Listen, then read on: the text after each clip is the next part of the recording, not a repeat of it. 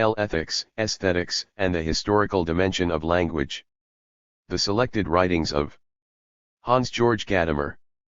Volume 2. By Hans-Georg Gadamer.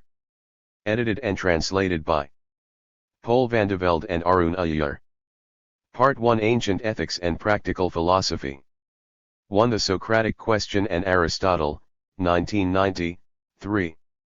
2. Aristotle's Protrepticus in consideration of the historical development of Aristotle's ethics, 1928, 9. 3. Heidegger and the Greeks, 1990, 27.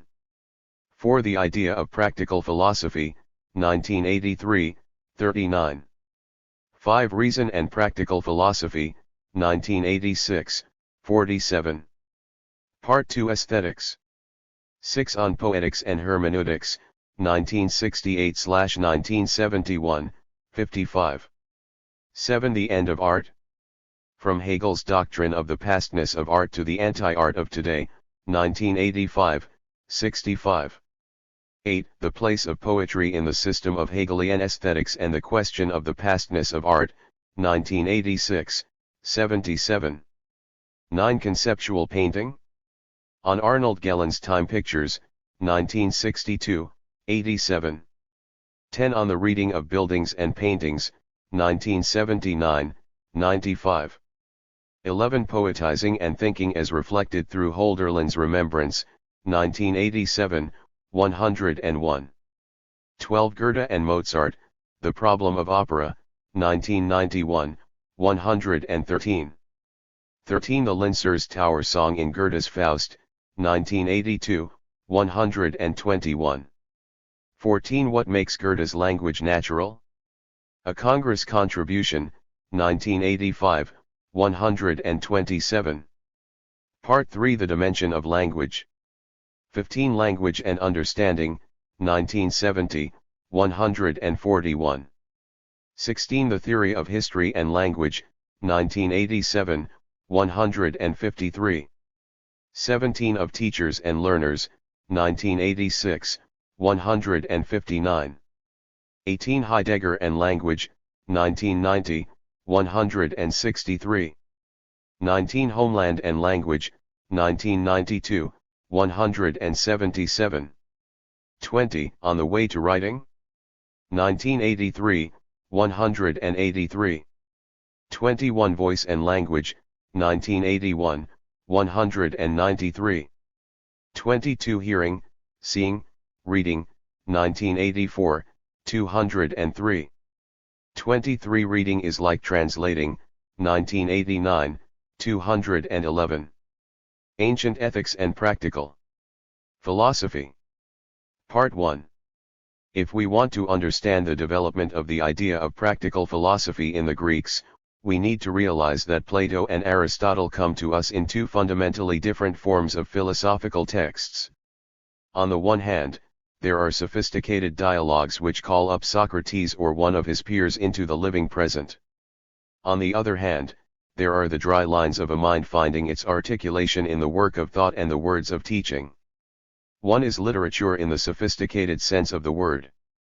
The other is a material which is hard to decipher, which first awakens us to a life of thought. Both present the same task. The two types of text, like two forms of speech, converge in the same effort to give an account and thus to lead the Socratic question to its truth. To each type of text there corresponds a specific kind of content. On the one hand, we have in Plato's dialogues the flow of conversation in the manner of a living anamnesis recollection, which awakens a foreknowledge and trains the mind to retain that which is known.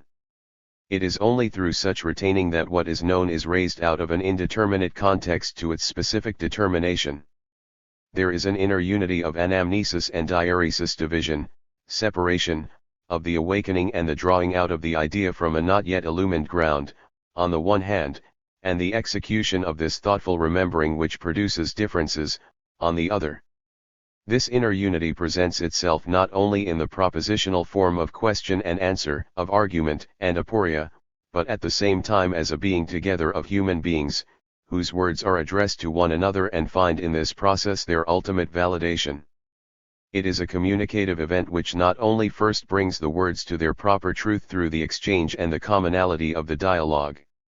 It also brings the human beings, who encounter each other in this manner, first into what is proper to them.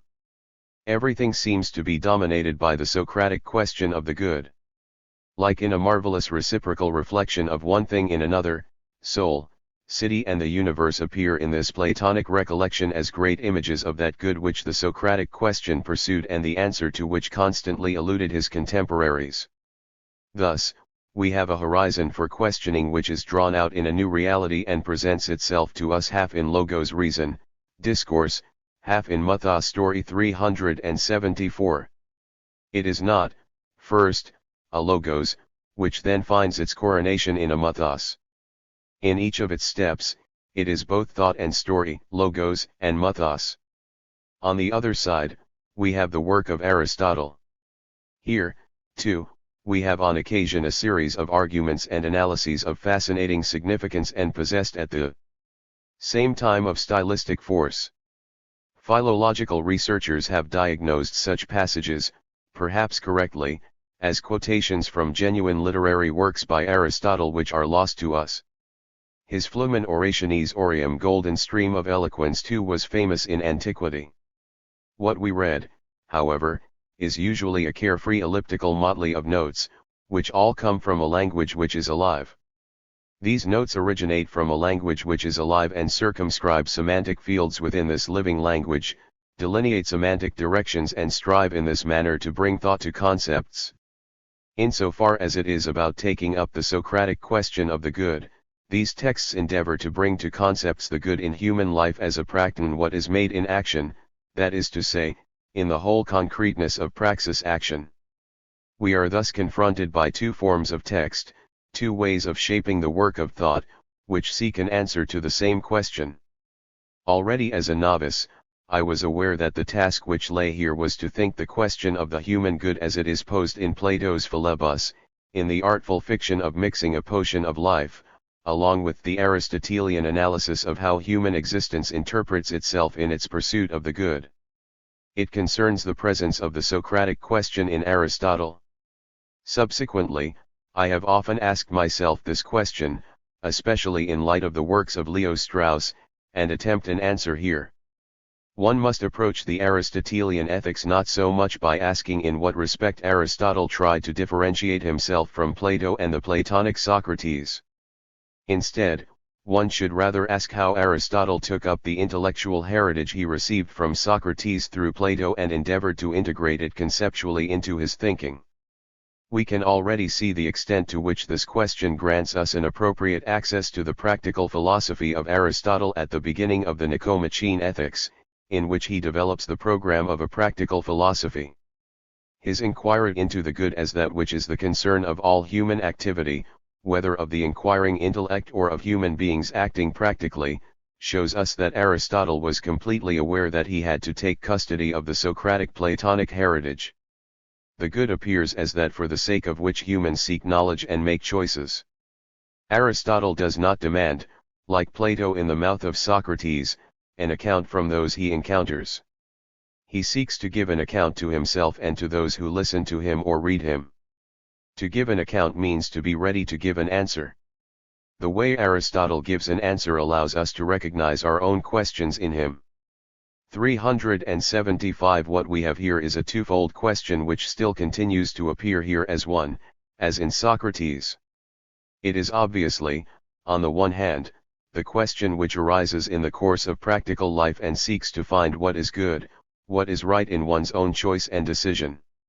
On the other hand, there is a kind of awareness of what right action and rational knowledge are at all, and what they alone can be.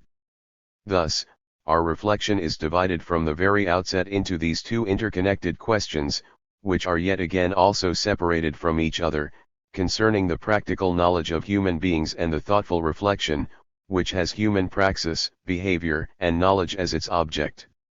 The latter is the business of a philosophical ethics. In contrast to human practice, the justification of the philosophical theoretical undertaking is a task which goes with philosophy. How can philosophy serve practical reason and, at the same time, be a knowledge of the universal? Or should philosophy merely satisfy itself in a conciliatory knowledge of life, in the way it became the signature of ethics later on in the Hellenistic period? We 5. Are thus prompted to return to Aristotle and request him for clarification about the sense of a philosophical ethics and a foundation or justification for such an ethics. For this, we certainly have to begin with the question concerning practical knowledge itself. The view that arete excellence, virtue is knowledge, has been taken to be a Socratic doctrine since Plato. What does Aristotle tell us about this? For this, we have to begin with the sixth book of the Nicomachean Ethics, or was it originally a text of the Eudemian Ethics which has been handed down to us only in such a garbled form? The sixth book sets itself the task of disentangling the conceptual structure specific to the element of logos, to which the more precise analyses of ethos character always boil down. 3. We can be persuaded that no universally applicable rules can be laid down when we are asking what the right life is for each of us and how we must act. Yet, it seems quite unsatisfactory that what emerges as the final answer is always only this, as the correct logos recommends it, or as the Spudeos honest person will say, or even OSDEI as it must, as it fits. What does logos mean here, and how does this logos relate to the ethos? The relationship between ethos and logos shapes the architecture of the ethics lecture. It is the result of an analytic work, as it seems, already through Plato and in the Platonic Academy, to have become the set range of their tasks. Aristotle explicitly refers to this Platonic preparation when, in the 13th chapter of the first book of the Nicomachean Ethics, he points to the ekaterikoi logoi exoteric discourses, in which the difference between the logon ekon having reason, having speech, and the elegon without reason, without the capacity to speak, is introduced by distinguishing two parts of the soul. In this regard, it is significant, what Aristotle stresses even more explicitly in another passage, 376, that this talk of the parts of the soul is fundamentally imprecise and inadequate. In fact, one may well speak meaningfully of parts of the body, although one must ask oneself whether it is appropriate here to say that one smells with the nose. One no doubt smells with the help of the nose, but it is not the nose that smells. Already in the Theaetetus Plato made this absolutely clear. In any case, this is still clearer of the parts of the soul that it is always the whole soul, the entire living human being, who is involved in one or the other of its existential possibilities. One is always wholly there when one feels, desires, or thinks. Even in the division of the soul into parts, which Plato justifies with artful vigor in the Politeia the Republic, it should not be forgotten that the possible division is subordinated to the citizenry which is ideally one and the city which is ideally one. This means that the ideal of a city fundamentally consists in the fact that, in the city, the parts, the classes, or however we may call that which constitutes the citizenry of a city, live in harmony and not in dissension and divisiveness, and in the horrors of civil war. It is precisely in the same sense that we must start from the harmony of the soul and from the unity of the human beings. This harmony can be interpreted conceptually in its normative orientations, on the one hand, along the lines of ethos and, on the other, along the lines of phronesis, practical wisdom. Here, too, what is essential is not the division, but the unity. In order to illustrate the pure aspectual character of these two aspects, Aristotle himself mentions the distinction between the concave side and the convex side of a curvature. The task which Aristotle has set for himself for the foundation of practical philosophy is thus, in the first place, to elucidate this inner connection which exists. 6. Between a knowledge of what is practically right and the ethos, the being which human beings have developed and which was already preformed. It is thus not a knowledge for everybody. It is not a knowledge which one can acquire through learning. We encounter this knowledge only in the situation in which we human beings always already find ourselves when acting and as those who have already been acculturated by society. To this extent, the distinction between the dianoetic and the ethical virtues is an analytical separation of what is not separable, and this is the real truth of the Socratic question about the being and the knowledge of the good. For if this is the case, then among the necessary distinctions in the way knowledge is acquired, which are the objects of focus here, we must make a twofold distinction. One is the distinction between, on the one hand, the kind of theoretical 377 knowledge, which knows how to recognize that which is in its unchanging truth, and, on the other hand, precisely the practical kind of knowledge where the very object of knowledge is that which one has to do. In this case, we must be dealing with beings which are susceptible to change. This is surely the first distinction between theoretical knowledge and practical knowledge. This sounds quite straightforward, almost like a new version of the classical Platonic distinction between being and becoming. But is this enough? Are we not led astray by this Platonic distinction? Is the practical knowledge which we are inquiring into really a knowledge of what is changing and changeable? Here one may feel pressed to differentiate the knowledge which we find so essentially fused with ethos, from that other knowledge, which concerns the production of something. Artisans make something by virtue of their knowledge and abilities in that they transform a material which is changeable. The one who acts has the good in mind. Thus, we see two main points crystallize, the distinction between theoretical and practical knowledge and the distinction between technical and practical knowledge. Both distinctions are developed by Aristotle on the basis of a stock of words which Plato himself certainly employed deliberately but still without making the real distinctions. To differentiate between them is the real task of the conceptualization which Aristotle undertakes here in the sixth book of the Nicomachean Ethics. We will see from the analysis itself the benefit conceptualization can bring. Perhaps we will also see what is to be given up and lost in the process. While keeping in view the goal of specifying what practical knowledge is, let us follow the precise analysis of the 5 forms in which the Greek language managed to speak of a perfect kind of knowledge.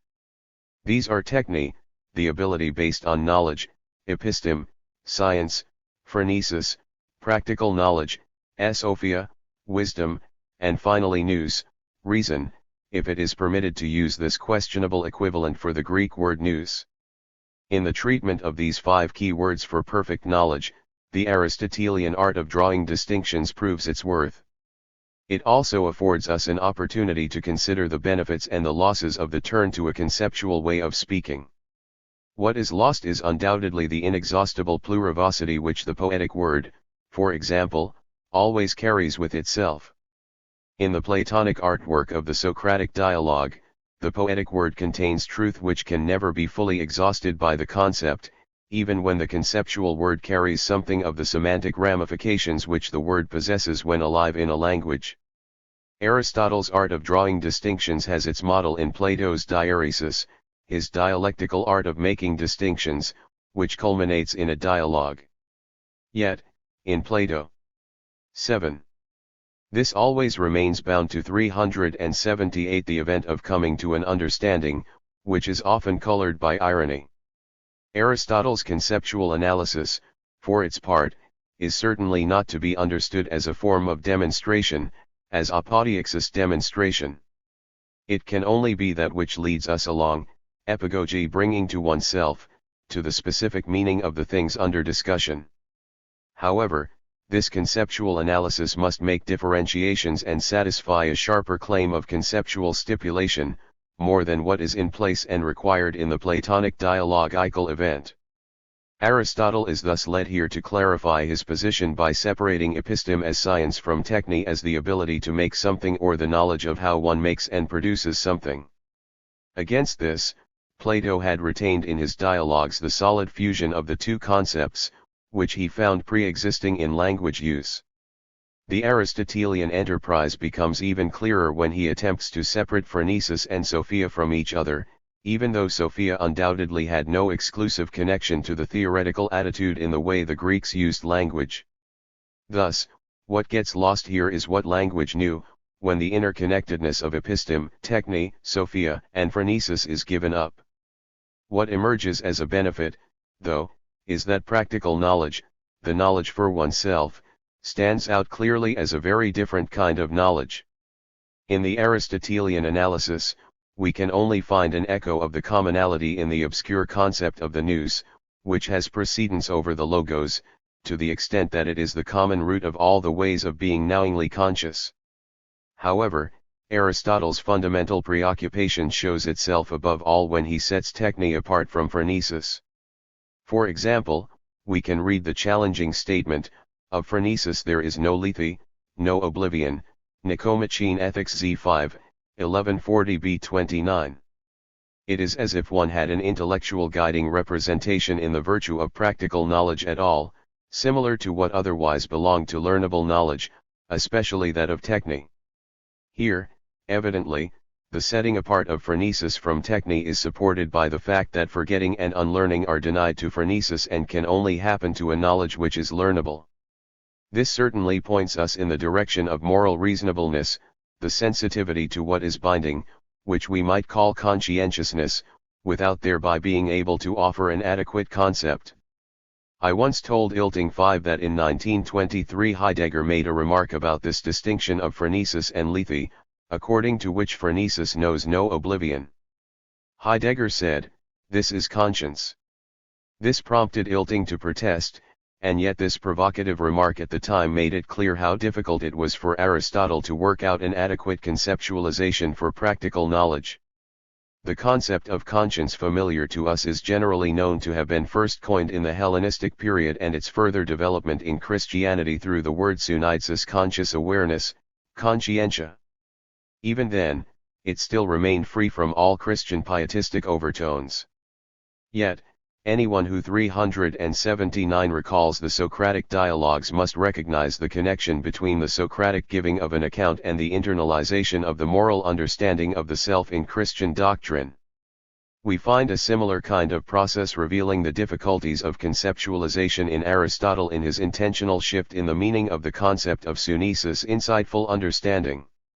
In this case, Aristotle manifestly seizes on an expression for a purely intellectual capacity, for learning effortlessly, that is to say, for the understanding which takes place in learning. Now, Aristotle shifts the meaning of sunesis in a completely different direction. It now means an insightful understanding. To show understanding when someone else needs it has its place in the field of phronesis and moral ethical relationships. This is what Aristotle wants to show. For this, the proximity of other expressions comes to his aid, namely, gnome right opinion and signome indulgence, forgiveness, which we can render in German roughly as Einsicht, insight, and Nachsicht, indulgence.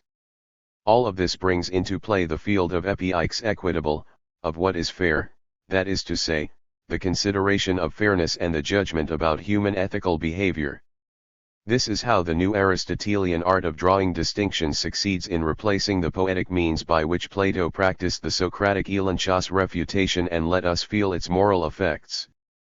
Aristotle succeeds in bringing everything to conceptual statements. The famous knowledge in Virtue 6 of Socrates is thereby brought to its true meaning. This becomes fully clear at the end of the 6th book of the Nicomachean Ethics, which is about phronesis.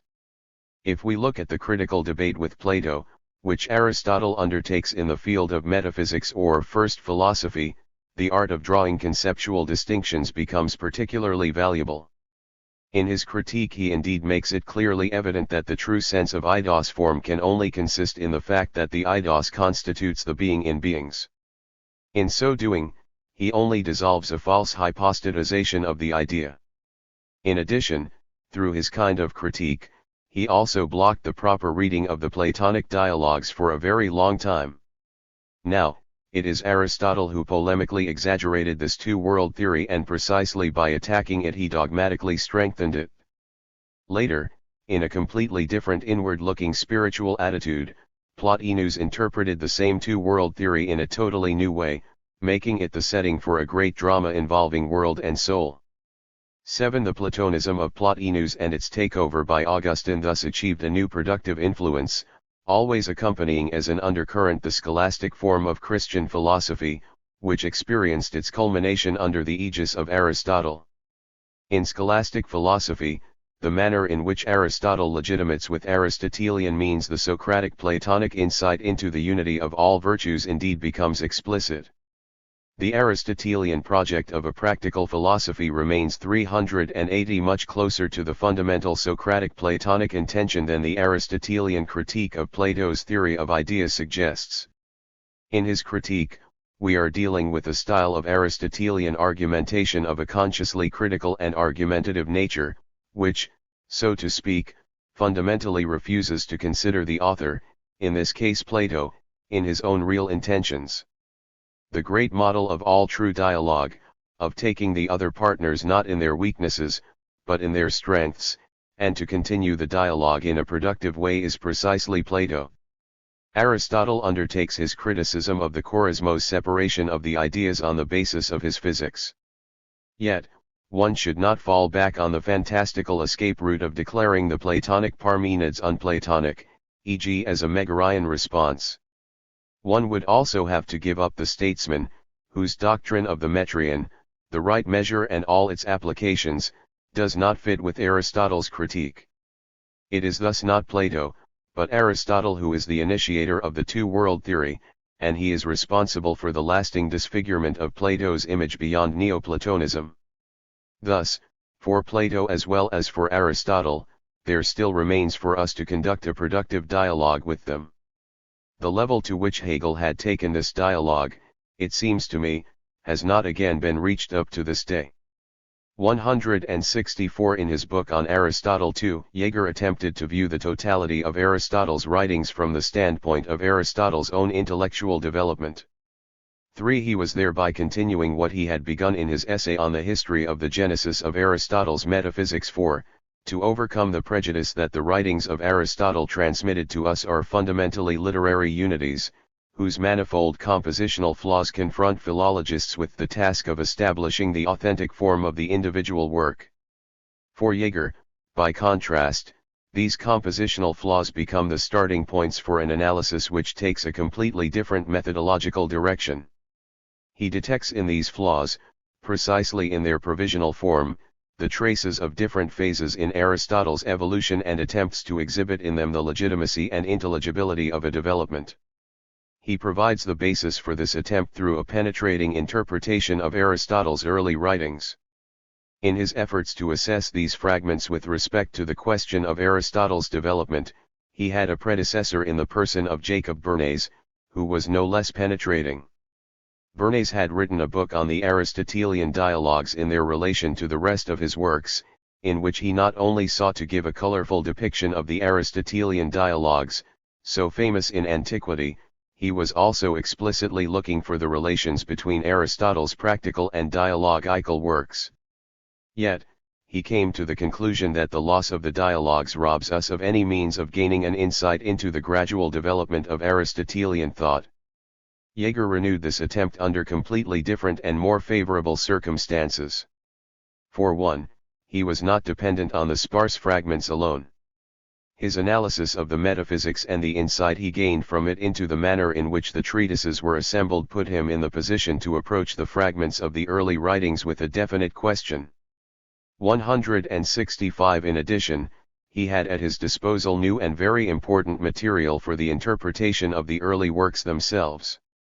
The discovery of large parts of Aristotle's Protrepticus in excerpts collected by Iamblichus, still unknown to Bernays, has unimaginably expanded our knowledge of Aristotle's early writings. 5. There is one question above all which has gained salience anew through this discovery. It is the question of whether we have to believe the ancient testimonies claiming that Aristotle had already battled the Platonic doctrine of ideas in his dialogues.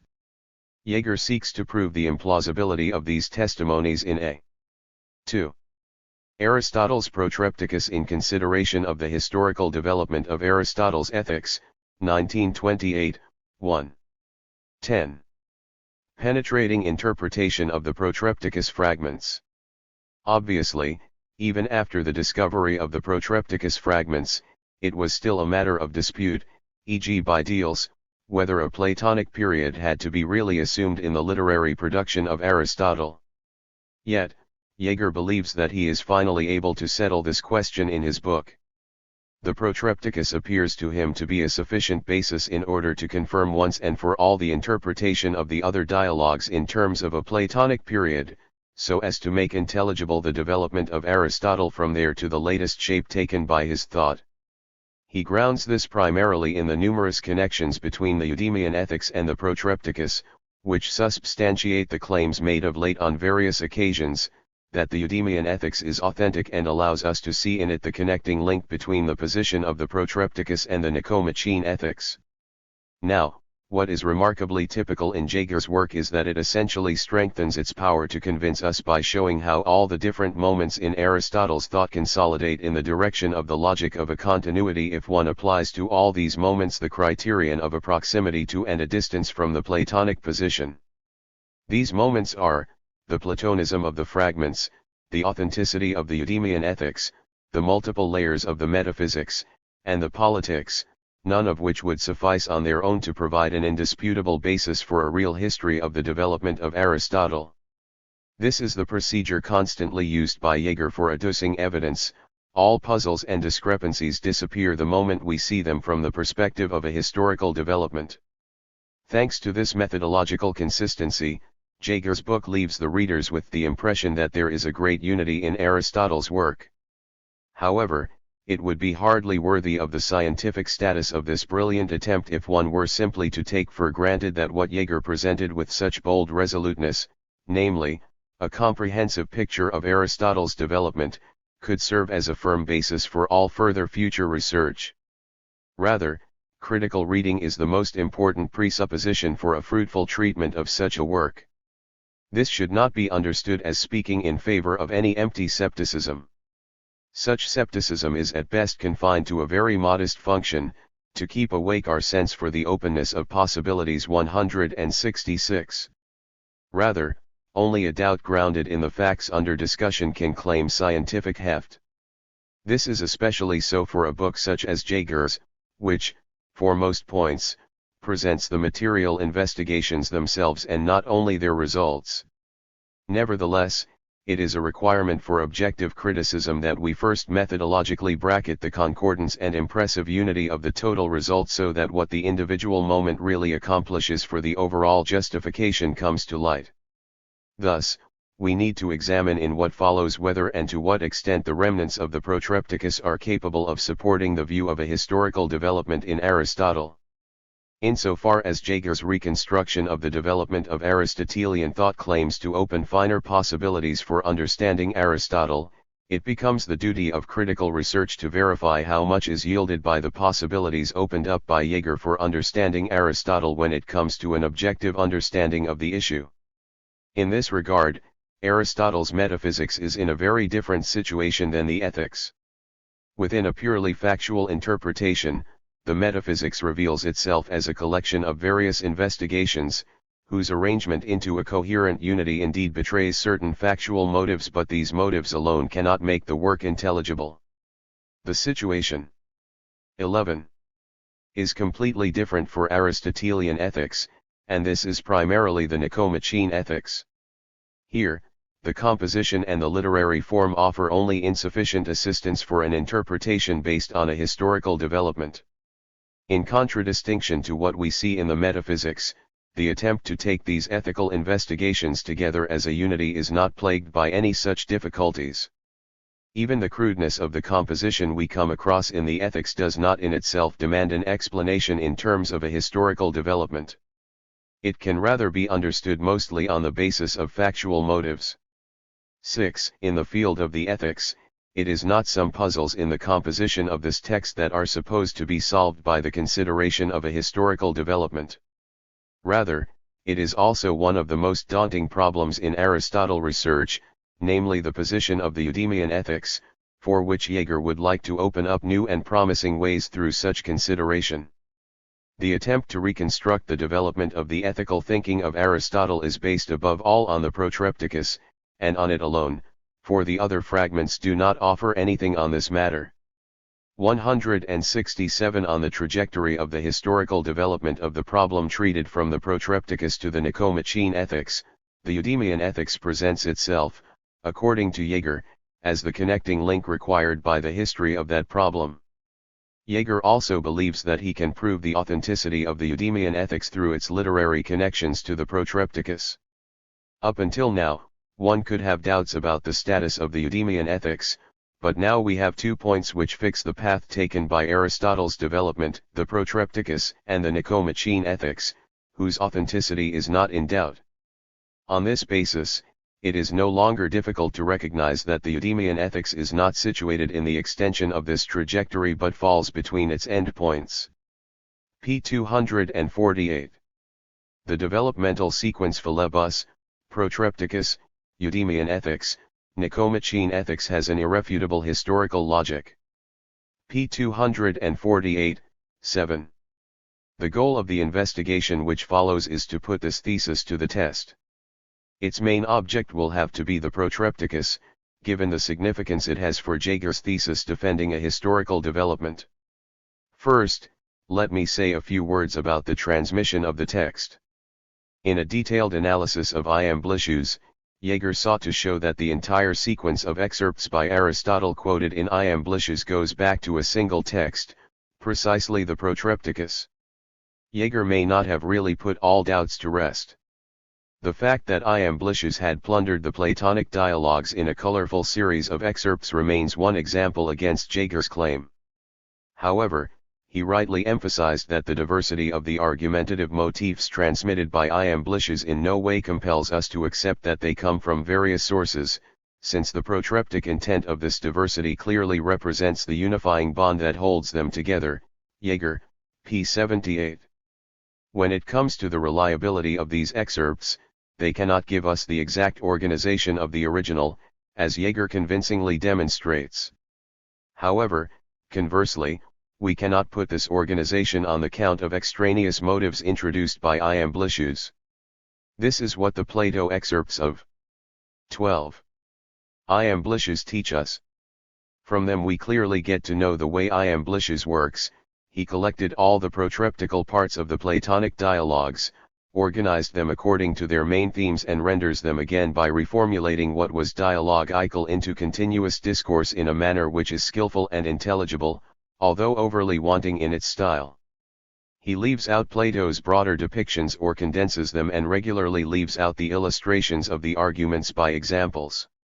168. However, he consistently sticks closely to the thought. 9. We thus have every reason to consider Iamblichus to be a reliable transcriber. This is also true of the excerpts of Aristotle, even if in this case we can often clearly sense the hand of the transcriber. Thus, I am not convinced by the reasons for which Jaeger, in some cases, is more inclined to trust another transmitted text than that by Iamblichus.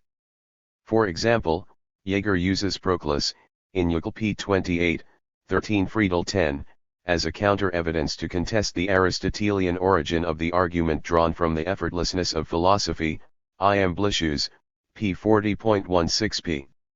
Is this rejection so certain? We have the following in favor of Iamblichus. 1. The fact that we are dealing here with a thoroughly protreptic theme. 2. The division of the section along the lines of ctisis acquisition and crisis usage goes back, factually speaking, to the Euthydemus. Thus, by its literary form it goes back most probably to Aristotle. What this proves for the disputed passage is that we are dealing here in fact with ctisis, and not, as Proclus citation gives us to assume, the kathauto hereton the desirable in itself. 3. If we indeed credit this theme as such to Aristotle, then effortlessness is not meant here in absolute terms, but rather relative to the incalculable worth of philosophy. See 37, 24 Pist 4. We find in Aristotle in the most diverse of contexts both the reference to radian effortless and epiponon laborious, e.g., De Anima 407-34, Metaphysics 1074b 28, and the positive connection between the acquisition of episteme knowledge, science, equals man they 9 to learn, and he done pleasure, example Nicomachean ethics, ETA 13, 1153a, 22. Jaeger's position on the original meaning of the allegory of the islands of the blessed, Iamblichus 53.3, Jaeger p. 73 ff, also seems to me to be incorrect. Iamblichus is as little in the dark about the methodological meaning of the allegory as Cicero. It is just that the methodological meaning is, For him, a different one. If we wonder about which nuance fits better in the context of a protrepticos exhortatory, persuasive, whether it is the emphasis on the omission of the ethical virtues, Cicero, Augustine, or whether we find there the authentic reward for our phronesis practical wisdom, namely, to be able to live there, everything speaks in favor of Iamblichus. Nowhere in the remainder of the Protrepticus is there explicit talk of the ethical virtues in opposition to phronesis. By contrast, Iamblichus' phrase 169 fits most aptly in the whole protreptic process of demonstration, whose concluding thought moreover is without doubt Aristotelian, 54.2 equals 40, 4 pist.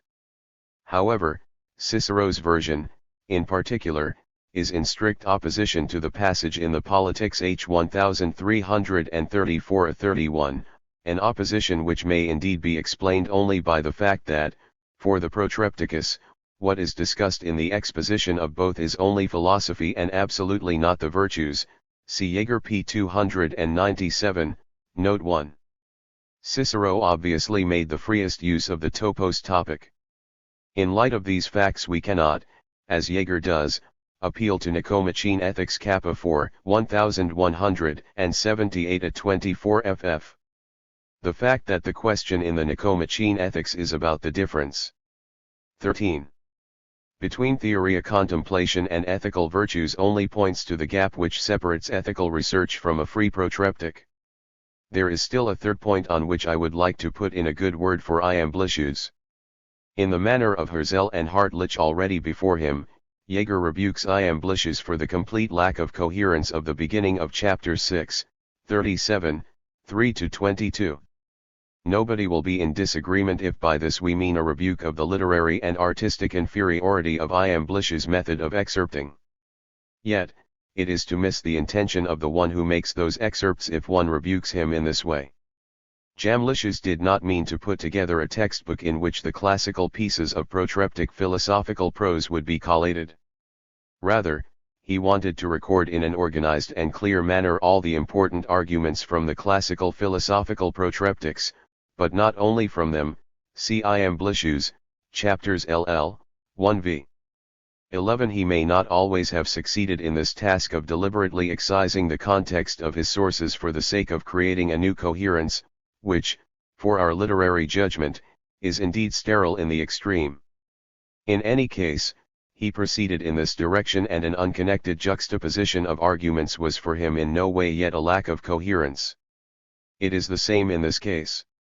What he found new in Aristotle beyond the Platonic Euthydemus, he put together and provided a clear enough 170 organizing perspective, the reference to the politikos kai praktikos bios the political and practical life, 37, 2 pist. This is how the first argument, 37, 2-11, ends with the proof of the necessity of philosophy for the politeus high to participate in the affairs of the city. The second argument, 37, 11-22, was for the crest hypocee, episteme, kai epidedion to make use of everything, all the sciences, and master everything, thus also for the praktikos bios. However, enough of those details. Jaeger aptly stated what is essential, that Iamblichus' series of proofs do not merely reproduce the organization of the Protrepticus but are organized by Iamblichus in his own way on the basis of Aristotelian themes. It should be added that Iamblichus overall contented himself with collecting only the positive steps in the protreptic process of demonstration, and omitted all the objections and counterarguments, whose existence is attested to us by the fragments handed down to us elsewhere. As favorable as our judgment may be about Iamblichus' reliability in regard to what he says, we still do not know how much he does not say.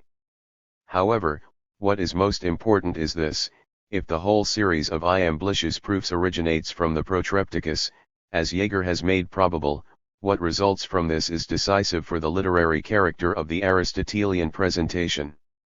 Neither the juxtaposition of the most varied proofs nor the absence of a uniform terminology, nor even the absence of an actually scientific critique is to be essentially ascribed to the form the transmission took.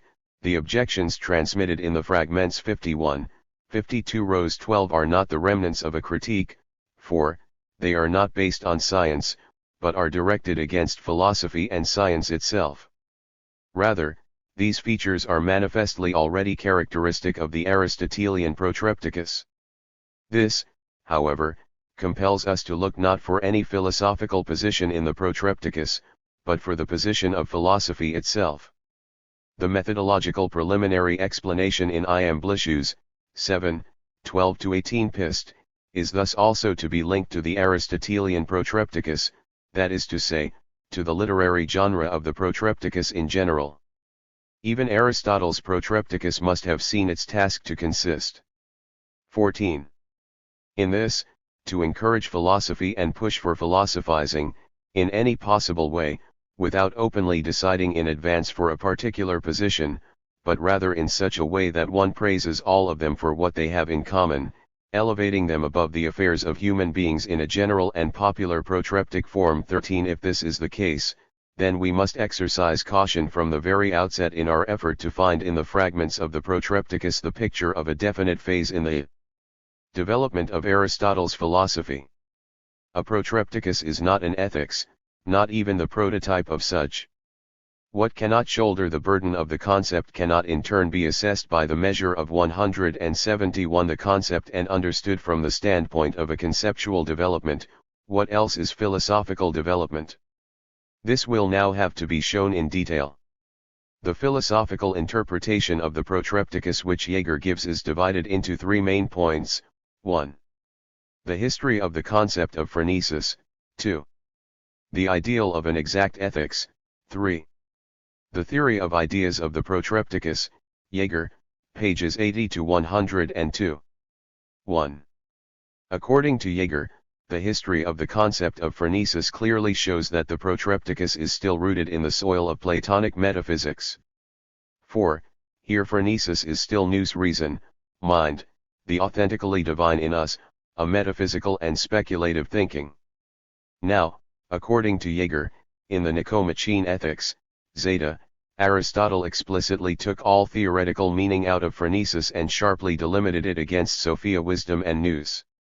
That is to say, he gave back to phronesis its customary semantic field as confirmed in the use of the language. The reason for this lies in the fact that for Aristotle, after he abandoned the theory of ideas, theoretical and practical reasons are no longer immediately one with each other. If in the Protrepticus the Platonic concept of phronesis in the theoretical sense is still dominant, this means that Aristotle has not yet given up the metaphysical foundation of the theory of ideas. This is what Jaeger argues. Is this extended meaning of phronesis really bound to the explicit presupposition of the Platonic theory of ideas? At first blush, already in light of the oldest history of the word, this is hardly likely. In poetic as well as philosophical speech, phronein to have good judgment and phronesis good judgment are mostly employed in a general sense, which cannot be confined without force to either a purely practical or purely theoretical activity of the mind. It is only in Plato, however, that this twofold use of the word is philosophically grounded through the project of the theory of ideas to the extent that ideas are as much objects of contemplation as they are the models for action. Ideas are thus the unity of being and of value, as Jaeger says. When Aristotle in the Nicomachean Ethics reserved for phronesis the narrower meaning of practical reason, we can indeed detect in this his rejection of Plato, that is to say, the separation of the ethical problem from metaphysics. If he limits a celebrated philosophical coinage in such a way to a purely ethical meaning, adopting in the process the prevailing vulgar use of phronimos having good judgment, it is because he is guided by an inclination to develop a specifically ethical conceptual language. And yet, what follows from this for the factual use of language in Aristotle? For him, language usage and scientific terminological determination do not coincide in any way. In Aristotle, as in any historical period when speech predominates over writing, what is terminological is not the established 172 form of common speech. Only what is thematic can always be terminologically fixed. Speaking in terminological terms as the 15. Sole manner of speaking is simply absurd, For it is precisely through semantic features which are not thematic and not limited terminologically that the communicative function of concrete speech is exercised. Thus, we see in Aristotle, not only in the Protrepticus, where, in fact, the practical meaning of phronesis is also not absent, but also, for example, in the Metaphysics and the De Anima, that phronesis is always again synonymous with episteme and nous. Yet, nobody would want to conclude more from this than an external influence of the Academy. We can see quite the same thing in other concepts, such as episteme and technicraft, technique, where they are treated thematically. In the Nicomachean Ethics, Zeta 3 and 4, we find them terminologically fixed and most sharply set apart from each other. In factual language, though, Aristotle does not submit in the slightest to these conceptual terminologies. These facts invite us to wonder whether the reasons, which allowed the Greeks to use the word phronesis in the broadest of senses, are not rooted in a factual context, which was generally determining for Greek philosophy and found in Plato's doctrine of ideas only a special philosophical justification. If it is so, then there is another obvious explanation for the difference in the use of phronesis in the Protrepticus and in the Nicomachean Ethics. In the Protrepticus, Aristotle does not pursue the goal of determining ethical concepts in their specifically ethical valence. Here he confines himself to generally recognized facts and employs the most general philosophical use of language possible for formulating the proofs he develops out of these facts. The factual context in which this broad use of the word phronesis is rooted is, briefly, the following. Before the diversity of the structure of the phronion in the domain of action and knowledge, the commonality of its ontological character predominates. Nous, phronion, logos, reason, speech are the distinguishing features of human beings in relation to animals. 14 Phronesis, in the narrower Aristotelian sense, as well as theoria, is one of the ways in which the nous, the divine in us, operates. The fact that both are nonetheless structurally different from each other, and not only through the fact that what phronesis accomplishes stands in the service of the pratine to act, was not and could not lie within the scope of research as long as the research did not seek a really 173 ontological determination of the difference between the being of the world and the being of that which human beings situated in the world achieve. When we consider the purpose of the Protrepticus, it is not surprising that it is similarly indifferent to these problems. A nice example of this indifference is 56, 2-12 Pist. Only a specifically ethical questioning can really determine this structural difference in knowing to think. Only such a specifically ethical questioning recognizes the particular and problematic ontological character of what human beings have to deal with in action and into which they inquire, because it really concerns the question of what we ought to do. Plato still spoke of the ideas of the agathon kalon dikaon, the good, the beautiful, the just, that is to say, he ascribed to them the same being of the universal, of the ever-present, as to the ideas of worldly things. Correlatively, the grasping of this ever-present was for him something unitary, whose application to concrete doing was certainly presupposed in the Socratic unity of virtue and knowledge, but was never seen as a real problem of application, never as the problem of how the knowledge of the good becomes concrete in practical decision. The position of the philebus within what is called Platonic ethics will have to be briefly touched upon below.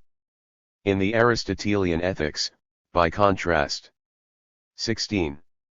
Precisely because it aimed at being a real ethics whose object was concrete human action and not something universal, it was to become an essential point to ask how and what kind of logos could serve the concrete task of finding out what was right in each case.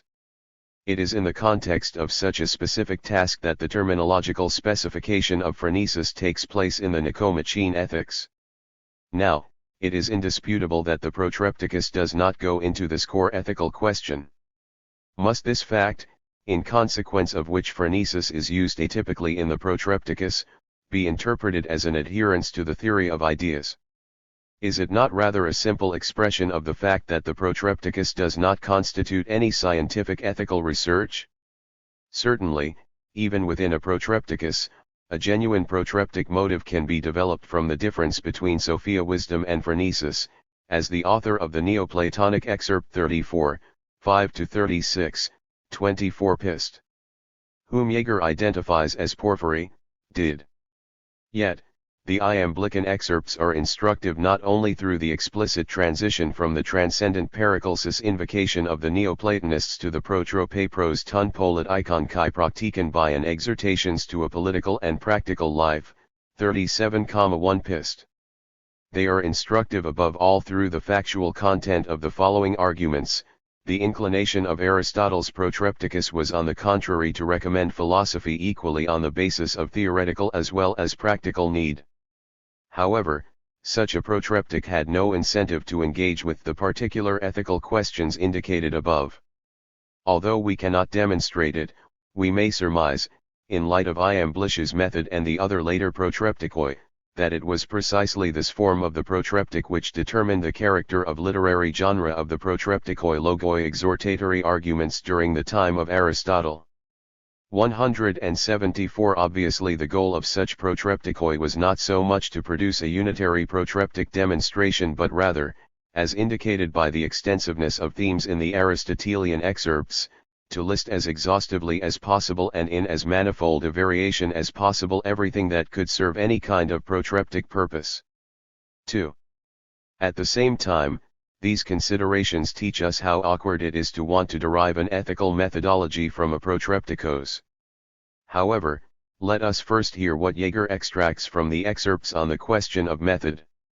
He believes that the old Platonic ideal of a mathematically exact method is still at play here in the Ethics, against which Aristotle explicitly turns later on, in the Nicomachean Ethics. In this view, we have at the beginning of Aristotle's ethical investigations the Platonic problem of measurability and the measuring standard of moral phenomena. Only that he later rejects universal norms and acknowledges no other measuring standard than the autonomous conscience of a morally cultivated personality, a conscience which is certainly not exact in the epistemological sense. In the Protrepticus, according to Jaeger, the position of the philebus still dominates entirely. The question is not about the greatest advantages of a techne, but about which techne possesses the greatest accuracy, clarity, and truth. Jaeger relies essentially in this regard on Iamblichus p. 1 ff. He believes to have found the formulation of the ideal of an exact ethics, against which the Nicomachean Ethics Alpha 7 turns later, in every way. There, ethical political science, in reference to the degree of exactness to be demanded from it, is explicitly compared, not with the geometer, but with the carpenter. The basis of this interpretation is irrefutable in its negative aspect. Chapter X of Iamblichus Protrepticus reveals nothing of the fundamental methodological. 17. Considerations in which Aristotle secures the peculiarity of ethical research in the first book of the Nicomachean Ethics. Yet, the protreptic process of demonstration which Iamblichus passes down to us can hardly be compared to a scientific methodology at the opening of an ethics. There, the interest in the degree of exactness to be required is motivated with regard to ethical investigations, which were to be characterized in their claim to a scientific nature. A similar methodological and critical motive is lacking in a protrepticos. Let us look at the rest of the Aristotelian Protrepticus in Iamblichus. Nowhere is the intention to link to the protrope exhortation a kind of introduction to philosophy with its scientific methods and disciplines. In a similar way, from the demonstration of Chapter X, it cannot be said that the theme of exactness appears in the full weight of its methodological and critical validity. To the contrary, the theme of exactness is at the service of the leading protreptic theme. It is consistent with this state of affairs that the opposition to the stance of the 175 Nicomachean Ethics, emphasized by Jaeger, does not openly extend to the relations of thought and language. Even in the Protrepticus the politician is not compared with the geometer, but with the tekton carpenter, and the intention guiding this comparison is absolutely not to show how much more exact a scientific politics is than the techne crafts.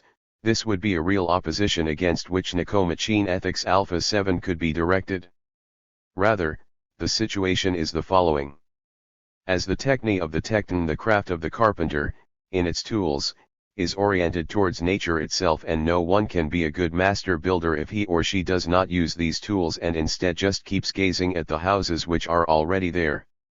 In a similar way, looking at nature itself is also required for politics, and not merely imitating existing laws and constitutions. Only in the manner of ausesis augmentation, how much more yet, is the difference in exactness used in this regard. In the foreground stands what is common, the requirement of a proper intuition of the object. Against the objective blindness of a purely superficial imitation and comparison, the intuition of physics nature itself is demanded of a properly philosophical politics. We can see most clearly how disparate the tendency of the comparisons with the Tekton here and in Nicomachean Ethics Alpha 7 is in this. Here in the Protrepticus, the Tektonik, the carpenter's craft, is just used as an example of a relatively exact techne, just as Plato uses it in Philebus 56b. By contrast, in the Nicomachean Ethics Alpha 7, the Tektonik is an example of a context-specific restriction of the ideal of mathematical exactness. Here, we have a comparison to less exact techne. There in the Nicomachean Ethics Alpha 7, we have, by contrast, a comparison to exact mathematics. Thus, we should not envisage a direct polemical relation between Nicomachean Ethics Alpha 7 and this passage of the Protrepticus. Nevertheless, the difference which Jaeger observed is in fact perceptible in a really common tendency here and in the Nicomachean Ethics. The passage in the Protrepticus shares the polemical tendency with the concluding chapter of the Nicomachean Ethics, Kappa 10. Both discussions are obviously directed against the sophists and rhetoricians, who see their political business in a cheap compilation of laws from existing constitutions. The Protrepticus counters the latter with the philosophical intuition of physis itself as a requirement, speaking of the heroi limits, which are taken from nature itself, pros haus krinia ti dikayan kai ti kalen. According to which, 18. To judge what is just and what is beautiful. 55, 3. Conversely, in the Nicomachean Ethics it is empiria experience which the sophists lack, dunas ti theory se kai krina ti kalos e taunantion, to be capable of studying and judging something as being well done or in the opposite manner. 1181 b8. If we set aside for the moment what the positive sense of the formulations in the Protrepticus is, it is in fact negatively still clear. The Protrepticus does not aim at the cultivation of the critical instinct in political praxis action, which the Nicomachean Ethics demands. It is required in the Nicomachean Ethics because what is presupposed for the fruitfulness of theoretical learning only emerges in the concrete engagement with things. The same difference becomes clear from the passage excerpted by Jaeger from the Politics Delta 1 1288 b40. However, even this passage still stands in polemical solidarity with the Protrepticus. Here as well as 176 there, working with actually existing model constitutions is rejected as objectively inappropriate. Additionally, we may hardly assume a direct opposition between the two passages, for the Protrepticus does not really reject this theory of the state because it is too close to empirical reality, Jaeger, p. 274, foot 1, but because this sort of transposition without objective philosophical insight is unphilosophical and practically unsatisfactory. Indeed, even politics stresses the necessity of philosophical expertise, the knowledge of the ida essences, but what is lacking here again in the Protrepticus is any emphasis on the empirical foundations with which any philosophical politics must reckon. 15. Thus, Jaeger's conclusion is reasonable enough. These clear differences between the Protrepticus and the later thought of Aristotle represent a significant opposition in terms of a historical development. The Protrepticus is still fully rooted in the soil of the Platonic ideal of the utopian state and of a geometrically exact ethics. However, let us ask which Plato it is, in whose direction these testimonies of the Protrepticus appear to point. Jaeger emphasized how for Plato science is measuring, and he accurately established the traces of this theme of measurement even in the latest formulations of Aristotelian ethics. Now, it is significant that this thought of the art of measurement was developed in Plato with the inclination towards scientifically mastering the realm of becoming. The parallel concept to that of measurement is the concept of mixture. In the statesman as well as in the philebus, we see the problem of the scientific mastery of factual existence formulated in the task of an appropriate mixture determined by a measure. It is in this manner that the late Plato sought to reconcile the theme of exactness, given with the ontological primacy of the ideas, with the recognition of the factual impurity of reality. What Aristotle later established about the theory of ideas and in particular about the idea of the good is that they are useless for concrete human action and knowledge. This state of affairs found clear expression in the formation of the Platonic dialogues. In those places where the statesman draws the image of the true and knowledgeable statesman in relation to political realities, what immediately comes out is how full of life this knowledge must be, how versatile and superior to a statute it is, how much it is oriented towards the kairos, the right moment, and the peculiar tasks of the constantly new reality.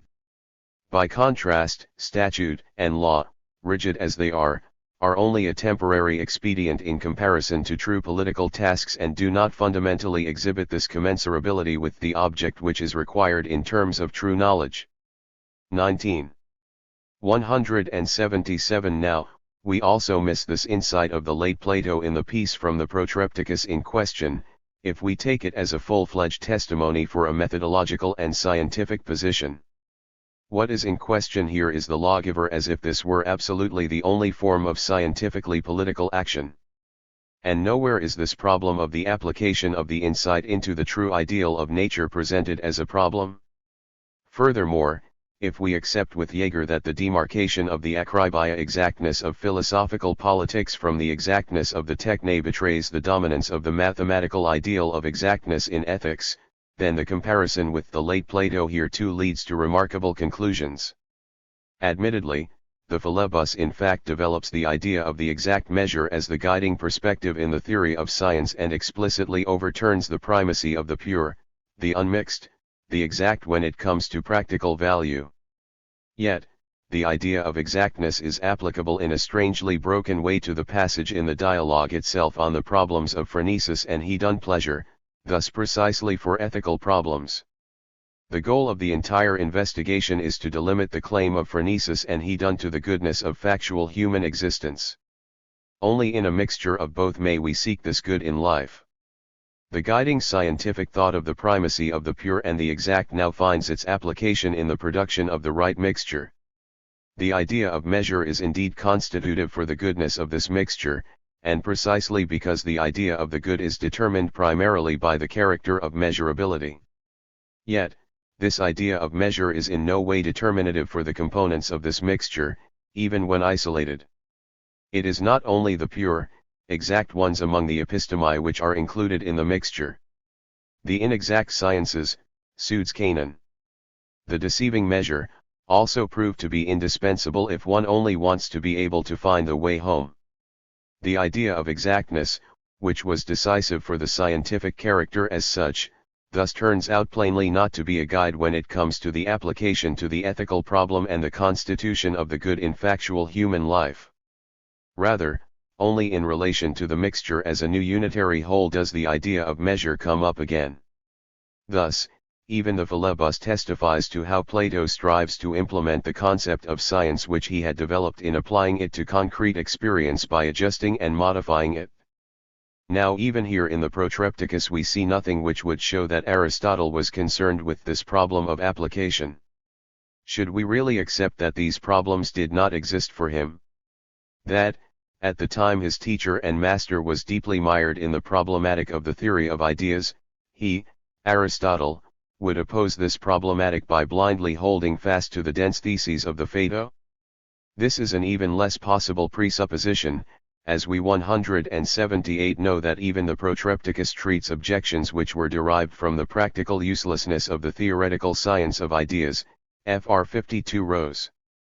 Jaeger, p. 91, thinks that these objections were handled in terms of the philebus in such a manner that the more precise has to be viewed as the higher without any consideration for practical value, that a little bit of pure white is more than a lot of impure white. This view is improbable not least because the context in which these Platonizing thoughts are found is determined by the title Ophelia Utility.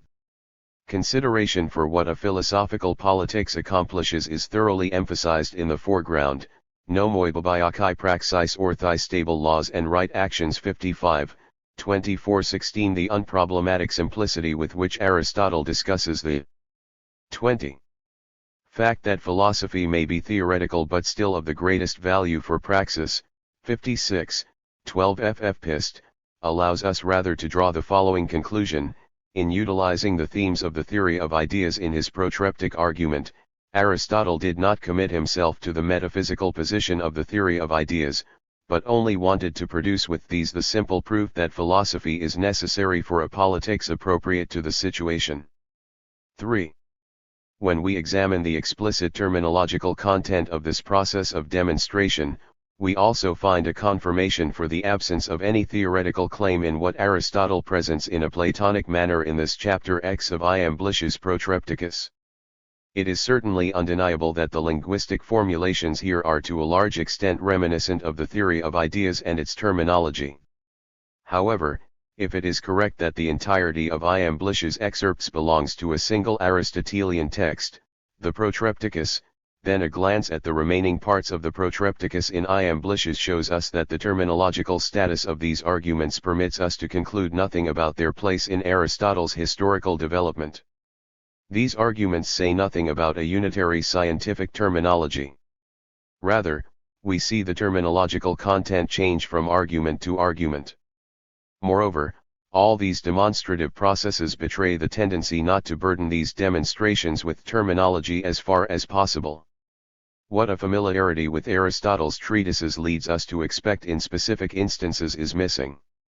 For example, in the main part of chapter 7, 42, 5 ff, Aristotle introduces the term energeia, being at work, actuality for the specific sense of ergon, work, task, which he develops there, the de autos ergon no task as 43,9. However, we find that the word energeia is used not only in the same chapter, but also in other contexts, chapter 11, as a specific terminological term. This precludes 179 us from giving this fact the significance of a historical development. What is lacking is simply the strong consistency of terminological usage. Furthermore, we see, for example in chapters 7, 9, and 11, trains of thought which are consistent with the Aristotle of the treatises, down to the smallest conceptual and linguistic turns of phrase.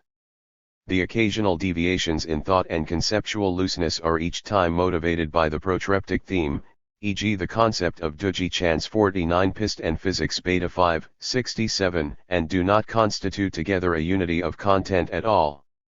What connects all those trains of thought in Iamblichus is rather the very diversity of their content in the pursuit of the same protreptical goal.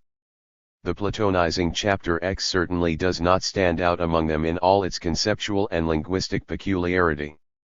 Thus, what matters is not, as the opponents of the Platonic period in Aristotle tried to do, to prove that the linguistic formulations, which here sound so Platonic, find occasional correspondences in the Aristotelian treatises 17. Rather, the question is whether this mode of expression is suitable for accentuating the peculiar meaning of the argument without, in addition, committing the author to specifically philosophical presuppositions.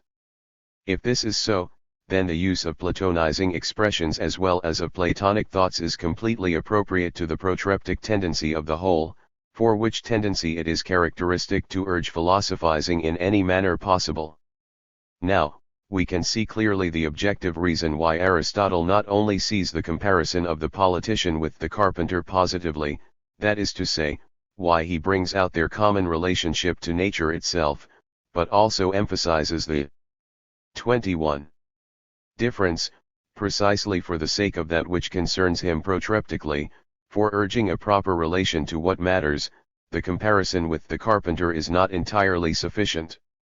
For, carpenters do not invent their tools themselves, and when they use those tools, they do not know and do not need to know anything about the specific properties of nature on which the tool is based, for example, about the fact that the plumb line always provides the perpendicular. If we ask carpenters, they always answer only in terms of their own practice, how to make it, how to handle it and how to calculate it. They do not have available to them the real knowledge, that is to say, the insight into the Aishe causes. Such a separation between real knowledge and knowledge drawn from praxis and confined to the needs of praxis does not exist for the true politician. Political technique must be philosophical, that is to say, its exercise cannot 180 be oriented towards empirical models but is autenton akriban mimesis imitation of the same exact ones. The fact that its performance is here called mimesis can be understood from the fact that this technique itself is no pure intuition, but technique, see 55.8 ton men olov technon. Of the other crafts, and, like all technique, it is an imitation of physis. Now, the ontological primacy of this proto the first is included in the expression audita akribe those things themselves which are exact, and even more in the Platonic explanation in the sentence which follows. However, this ontological primacy is essentially related to scientific knowledge in Plato just as here. These exact ones themselves are the Aishe and Arche principles, which, as the first, proto, make possible the most exact episteme. This fundamental structure of episteme, of bringing out of the arche that which follows from them, justifies the properly philosophical beginning of the investigation into these arche. In Aristotle all philosophical science is a research into arche. This is why we find the same thoughts in the second chapter of the Proemium to the Metaphysics. Jaeger showed us that it is such a close correspondence that we can infer a direct literary use of the Protrepticus. 18 Certainly, the specifically Platonic phrases, auta themselves and mimimita imitated things, are avoided. Yet, the fact that the ideas of the Protrepticus are suitable to the Aristotle of the Metaphysics teaches us precisely how secondary the Platonic features are, even for the protreptic core of the Protrepticos argument. To be sure, Aristotle, in his ontological speculation, denies an independent being to universal concepts and, even more so, the claim to depict authentic being. However, he remains true precisely to the dominant meaning of the arche for philosophical research, even in those places, where he does not grant them, as he does in the case of ethics, the character of the deity because, of the Aisha, as in Nicomachean Ethics Alpha 7. Even the universal significance of the arche of the proteron kai husteron what comes first and what follows for philosophical research is also described in chapter 6 of Iamblich's excerpt. Even there, in the illustration of the relation between the condition and what is conditioned, Jaeger wished to trace a testimony of the Platonic spirit in Aristotle. Aristotle illustrates this relation by the ontological dependence of the line on the number, of the surface on the line, of the body on the surface. Aristotle also cites this doctrine later on, but never as his own, and explicitly criticizes it in Metaphysics New 3, 1090b5. However, it is clear that even here this doctrine is used only for illustrative purposes, 181 as in Metaphysics Delta 8. This is clearly shown in the composition of section 38, 1-39, 8 of the Protrepticus. We have the announced 22. Line of demonstration peri ton dikayan kai ton sumpharon ton about what is just and advantageous, on the one hand, and peri physios te kai tes als aletheas about nature and all other truths, on the other. This is how it should be divided and not into three terms, as shown by what follows. Jaeger sees it differently, p. 86, note 1. 19. This line of demonstration is introduced by a general discussion of the more precise cognizability of what is better compared to what is worse, of what conditions compared to what is conditioned. Here is the controversial example. First, in 38,14 with ost in such a way that begins the application for the first term. Second, in 38,22 begins the application to the second term. Besides the purely physical theories, the Pythagorean theory of numbers and the academic theory of ideas are also touched upon there in 39.4, both as examples. The interpretation I have attempted of the Platonizing chapter X of Iamblich's does not wish to renew Bernays and Deal's efforts to explain away the Platonic element in the Aristotelian fragments. My interpretation rather seeks to show positively how even the Platonism of the controversial fragments serves a protreptic purpose, which is just as much Platonic as Aristotelian, because this purpose simply does not make any claims at the level of a scientific philosophy, at which there exists an opposition between Aristotle and Plato. Everyone will admit that Aristotle did not battle Plato's theory of ideas in all of his literary publications. It is obvious that he did not do so in the Protrepticus. Jaeger demonstrated that here, as in the Eudemus, Aristotle referred to the theory of ideas. However, we know nothing about whether he advocated the theory of ideas here or elsewhere. If we nevertheless make the unfortunate attempt, as Jaeger does, to carve out a scientific and philosophical dogmatics from the Protrepticus, such an outcome remains unfruitful for the proper context of the history of the problem, even if we set aside all doubts about the critical sources. No matter how we may acknowledge Aristotle's position towards the theory of ideas at the time he wrote the Protrepticus, what we can acquire from this work on this topic does not in any way reach the level at which Plato's late dialogues already treat the problem. For the philosophical development of Aristotle, especially of his ethics, a consideration of Plato's Philebus must be necessarily decisive because there, as in the Sophist and the Parmenids, we find the very critical motives already at work, which are familiar to us from Aristotle's critique of Plato. Now, one could nevertheless object that even the critiques of Plato in Aristotle's theoretical treatises did not appreciate the positive tendencies of the late dialogues 182. Rather they are always directed at that form of the theory of ideas, which is essentially known to us only from the earlier Platonic dialogues, the Phaedo and the Republic, but with which Aristotle was obviously familiar from the oral and written teaching of the late Plato. This fact shows us that the later dialogues, the Parmenids, the Sophist, the Philebus, with their dialectical discussion of the difficulties in the theory of ideas did not undermine the essential basis of Platonic metaphysics. However, this says nothing against the methodological demand to see the development of Aristotle's philosophy in line with these quite extrinsic works of Platonic theoretical labor. This is so not only because we do have these extrinsic works and not Plato's authentic teaching, but because it is the critical themes of these dialogues which, from the standpoint of the history of the problem, present the preliminary stages of the late critique by Aristotle. 23. Now, the problem of the development of Aristotle's ethics is complicated by the fact that we also have, besides the Nicomachean ethics, the Eudemian ethics, whose authenticity is disputed. According to Jaeger, the Eudemian ethics plays a mediating role between the Platonic normative ethics of the Protrepticus and the late form of the Nicomachean ethics. In the chapter on method in the Eudemian ethics, A6, the methodological position of the Protrepticus is indeed already criticized, but still not as radically as the Nicomachean ethics does later on, which explicitly combats the demand for the exactitude of geometrical treatment.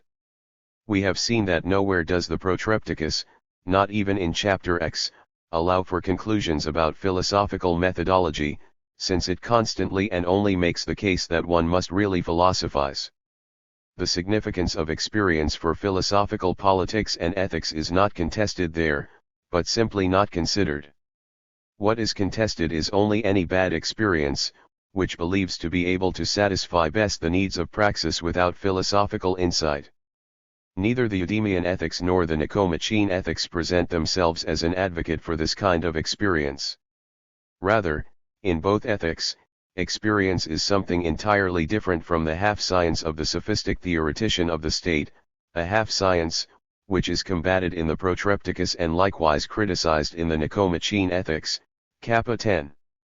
Experience is the ground on which the philosophical science of the practical realm is only possible at all. This is because it is only on the basis of experience that the validity claim of the philosophical view can be understood in the correct qualification. Now, if one compares the chapters on method in the two ethics with one another, it is absolutely clear that the Nicomachean ethics stands at a higher level with respect to its insight into the specificity of the ethical method.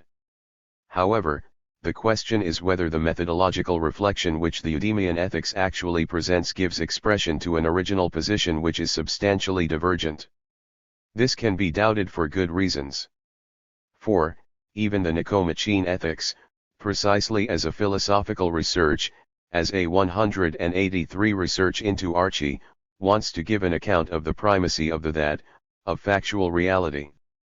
If what characterizes the Eudemian ethics as philosophical is questioning back behind the ti something towards the dia ti why this, towards the Asia cause, then this ethics is distinguished from the position of the Nicomachean ethics only in the methodological formulation and not in the method itself. The Eudemian ethic simply seeks to apply the general meaning of philosophical research in Aristotle to the particularity of the methodological situation of a philosophical ethics, to which even the Eudemian ethics is sensitive. For the limitation needed for its task, the Eudemian ethics makes use of a logical insight which it explicitly borrows from the analytics. The question still arises here as to whether this methodological discussion, which is composed of a series of well-known Aristotelian themes, has really emerged from a proper objective reflection, or whether it is only an attempt to grasp in a formally sharper way the scientific character of ethics, which the Nicomachean ethics described for the purposes of its own investigation. This is, however, a scholastic matter, to tighten and to formalize, without thereby really delivering the intuition of the matter. 20 Is the practical method of the Eudemian ethics thus really different from the method of the Nicomachean ethics in the manner in which the former is more strongly normative? This is how, in fact, Jaeger believes that he can describe the relation between the Eudemian ethics and the 24. Nicomachean ethics as a historical problem by using the protrepticus. He establishes a close kinship between large portions of the first book of the Eudemian ethics and the protrepticus. The conclusion that this kinship presents precisely the methodological and objective intermediate position between a Platonizing ethics and the Nicomachean ethics is fascinating. Yet, the matter looks different, it seems to me, if we adduce other parts of the Eudemian ethics, for example, the analyses of arete excellence, virtue in Book 3, for what stands out in the comparison between the Eudemian ethics and the Nicomachean ethics on these points is not a substantially deviating tendency, but the preference of the Eudemian ethics for tightly formal expression, antithetical formulation, schematization. The Nicomachean ethics, for its part, works with a view to what is substantially particular, which nowhere falls prey to an exaggerated schematizing, e.g. eidos shame here and there. One will hardly think here of a more mature recasting at the hands of the same author. Rather, we will find that 184 what is substantially new and precisely incomparable in the analyses of the Nicomachean ethics has been submitted to a reworking that systematizes and is at the same time unavoidably impoverishing. If this is the case with the analyses of arete, then one will not be able to see any substantially significant tendency in those features observed by Jaeger but rather the persistent sway of the same formalizing and schematizing hand. In order to prove the authenticity of the Eudemian ethics, Jaeger also leans on the literary relationships between the Eudemian ethics and the protrepticus. He believes in this way to be able to settle the much disputed question of the exoterikoi logoi exoteric discourses once and for all. This fact alone that the relevant passages of the Eudemian ethics can be related to the protrepticus seems to me sufficient neither to secure the interpretation of the formula as a literary citation, nor to support the authenticity of the Eudemian ethics, for Jaeger just cannot simply expect to interpret the passage in Physics Delta 10 in terms of the literary citation. There, the logoi follow by themselves. It is also striking that almost all of these alleged citations refer to entirely elementary diareses divisions, separations. Citations of this kind do not usually occur even in our bookish age. Furthermore, it would be strange if Aristotle really had in mind his published writings, which indeed had definite titles, in this general formulation. In this regard, Diels, in my view, has irrefutably shown that Politics 1323 at 21-35 corresponds to Nicomachean Ethics 1098b 9-18, which is characterized as talegomena what has been said, opinions. Similarly, De Anima 432 at 25 is to be placed alongside Nicomachean Ethics 1102 at 26, but this is far from relating these diareses of the psyche the soul back to an early Aristotelian writing. To be sure, Jaeger's observations speak against Diehl's interpretation. In light of the other numerous relations between the Eudemian ethics and the Protrepticus, this relationship is in fact also obvious for the citations. In fact, the form of this citation retains much that is remarkable. In itself, the formulation comes close to suggesting that the writings, which are alluded to with this formulation, form for the author a substantial unity.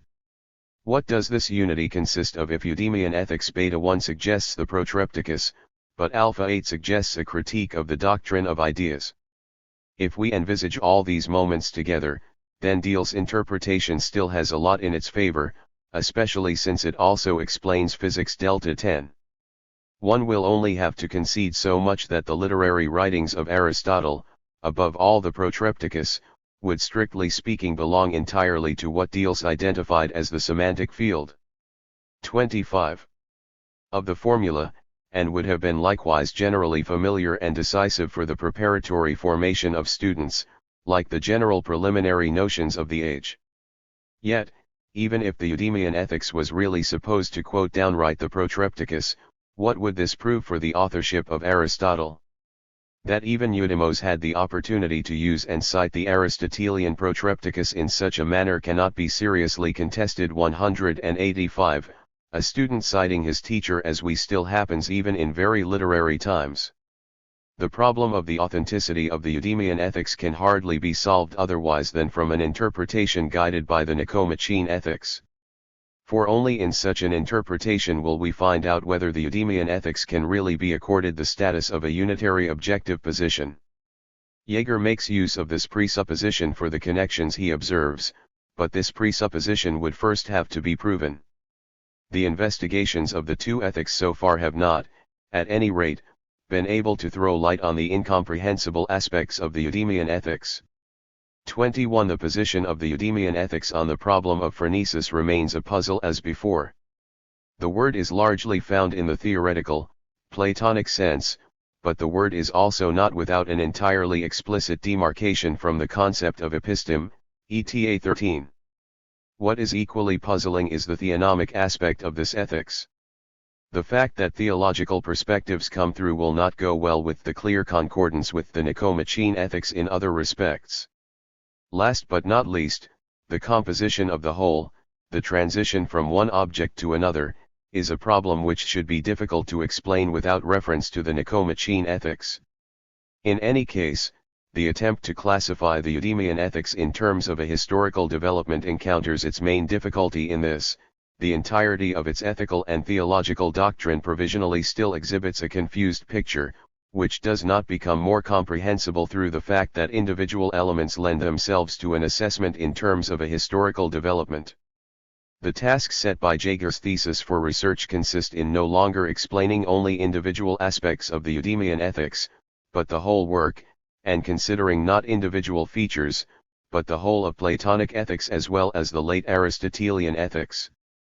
Availing of Jaeger's construction uncritically for this explanation would misperceive the fundamental difficulty of the task, which is this: it always depends upon the very delicate decision as to whether the affinity with the Platonic position is an originally substantive position or the expression of the very decline from the high point of the Aristotelian position and its opposition to Plato, characteristic of the course of Greek ethics in the ensuing period. Research in this direction has since resulted in the three Aristotelian ethics representing variations of the same 186 fundamental doctrine. It also appears as if the three books, 5 to 7, common to the Eudemian and the Nicomachean ethics originally belonged to the Eudemian ethics. See the great commentaries by Franz Dirlemeyer 22 and the newest correct analysis by Anthony Kenny, the Aristotelian ethics 23. The doubts I had about the authenticity of the Eudemian ethics seem untenable to me today, but not my doubts about Jaeger's construction of a historical development, which has found multiple followers. 26. 31. The topic Heidegger and the Greeks has consistently occupied me for a long time. This topic receives a very peculiar emphasis when I choose it before a circle of specialists who have pursued their studies to a great extent in other countries and have also lived with us as guests in Germany and in German universities. What thrusts itself immediately as a particular perspective is the following: what is it really about Heidegger which elevated him to such a privileged object of study in the global philosophical community at large?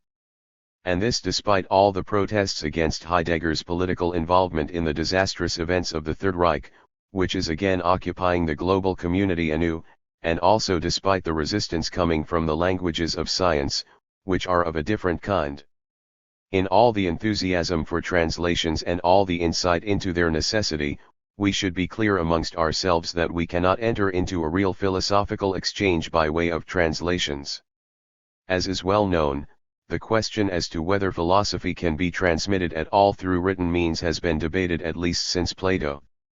At any rate, it is uncontroversial that we cannot reach any genuine exchange on the basis of translations when it comes to philosophical dialogues. What I would like to do is to try to conduct a dialogue. A gathering of such a kind with so many people always has its proper life in the arcades and in the garden or in other places, where we can isolate ourselves for individual conversations. Only then can the suggestions and points of contention which may arise in such conversations lead to real exchanges. I also do not imagine that the words I want to say can conjure up a genuine dialogical situation, in the way the great dialogical poet Plato, for example, understood how to conjure up Socratic dialogues. I last treated the topic Heidegger and the Greeks in the Festschrift for Dieter Henrich regarding Plato in 1986-32. Yet, if I have chosen to treat this topic again, it is not only because of the special occasion on which we gather here, but also because of a new motivation. Our knowledge and our points of access to this topic have changed dramatically in recent times. We can now discuss the topic Heidegger and the Greeks on a wider basis than ever before, and on the basis of authentic texts by Heidegger himself. Thus, I hope it will also be noted about me that I was able, given the changed circumstances, to put some matters in a different light. The change in the circumstances rests above all on the fact, deserving of our gratitude, that we can now read the young Heidegger from the 1920s, thus the beginnings of the maturing young lecturer, in 2 volumes of the complete works Gesamtausgabe. To this text there also belongs the lecture course. 3. 1. 28.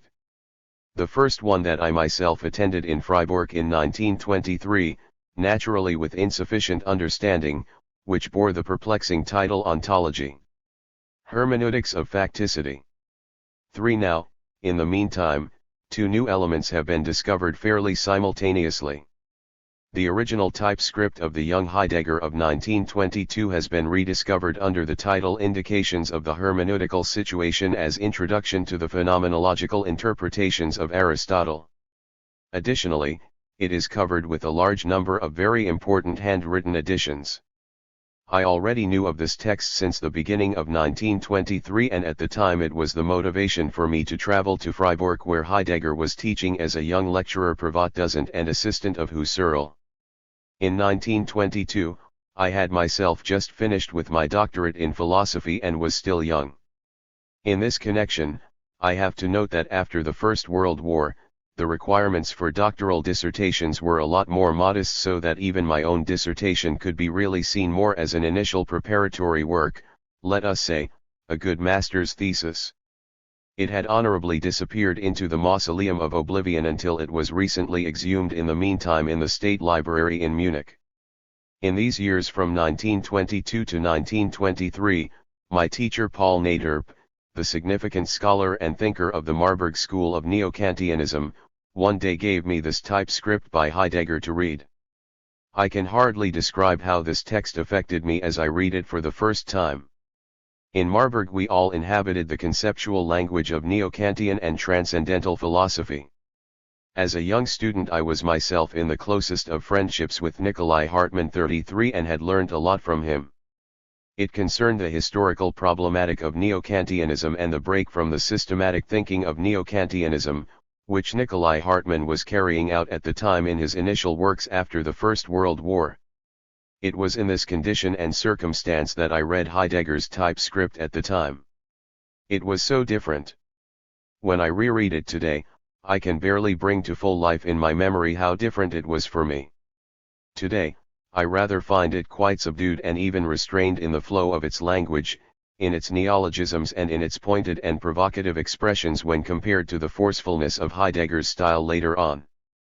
I had preserved all this well in my memory, and yet it sounds different to me in many respects, even when I recognize many passages of the manuscript word for word. This manuscript was rediscovered very recently by Ulrich Lessing among papers at the Dilthey archives. And now for the first time we have it in its complete wording. For until now, we were missing not only the last 7 pages, in my copy, which I must have read at the time. Now, it contains in addition a whole program for interpreting Aristotle, which Heidegger was preparing at the time, 1922. The manuscript was produced at the behest of Naterp, who wanted to become familiar with Heidegger's works on Aristotle. In fact, it is on the basis of this manuscript that Heidegger became professor at Marburg. Even today, I am completely astonished that Naterp recognized the genius of the young thinker in this text. For Naterp, all this must have been much newer and stranger than for me, an immature, curious and receptive young student. Naterp still lived entirely in his own linguistic world of Neo-Kantianism and had also studied Aristotle from such a standpoint. Obviously, he did not read Aristotle in the Thomistic scholastic manner, but rather in the style of modern philology. Naterp now found in these 50 pages a preliminary report on the interpretations of Aristotle. 29. Which Heidegger had clearly written in much haste and presented to Naterp. I have just reread this preliminary report for the first time. Truth be told, I have myself become another person in the meantime, and have moreover found support in the rich material which Heidegger shared in his later lecture courses and works on Aristotle. His interpretations of Aristotle, prepared at the time, have not yet become well known. They should probably be made available in the complete works, within the limits permitted by the manuscripts. What was really so revolutionary in these early texts by Heidegger, of which we now know? For me at the time, and I cannot say this forcefully enough, everything was new, but especially the language. This was 30 for a thinker who strove to carry out the movement of thought in the Greek text on the basis of the spoken living language. Since then, we have come to know the new style of Heidegger's presentations as a far too rehearsed Heideggerian German. Starting out at the time, Heidegger was still in transition, as he says in a handwritten preliminary remark on the manuscript. It attempts to hold a position in the middle. By this, he means a position between the conceptual language of metaphysics familiar to us and the language of facticity, facticitat. The word facticity is itself already an important testimony. It is a word which clearly is meant as a rejoinder gegenwart, a word against all that was fashionable in German idealism, such as consciousness, self-consciousness, spirit, or even the transcendental ego of Husserl. We immediately detect in this word facticity the new influence of Kierkegaard, who had been shaking up contemporary thinking since the First World War. We also indirectly detect the influence of Wilhelm Dilthey with his constant question cautioning against historicism, which he directed at the a priorism of Neo-Kantian transcendental philosophy. In this sense, the fact that the complete text of Heidegger's early writing had now been found among papers at the Dilthey archives is not a bad coincidence, but something well grounded in terms of historical influence.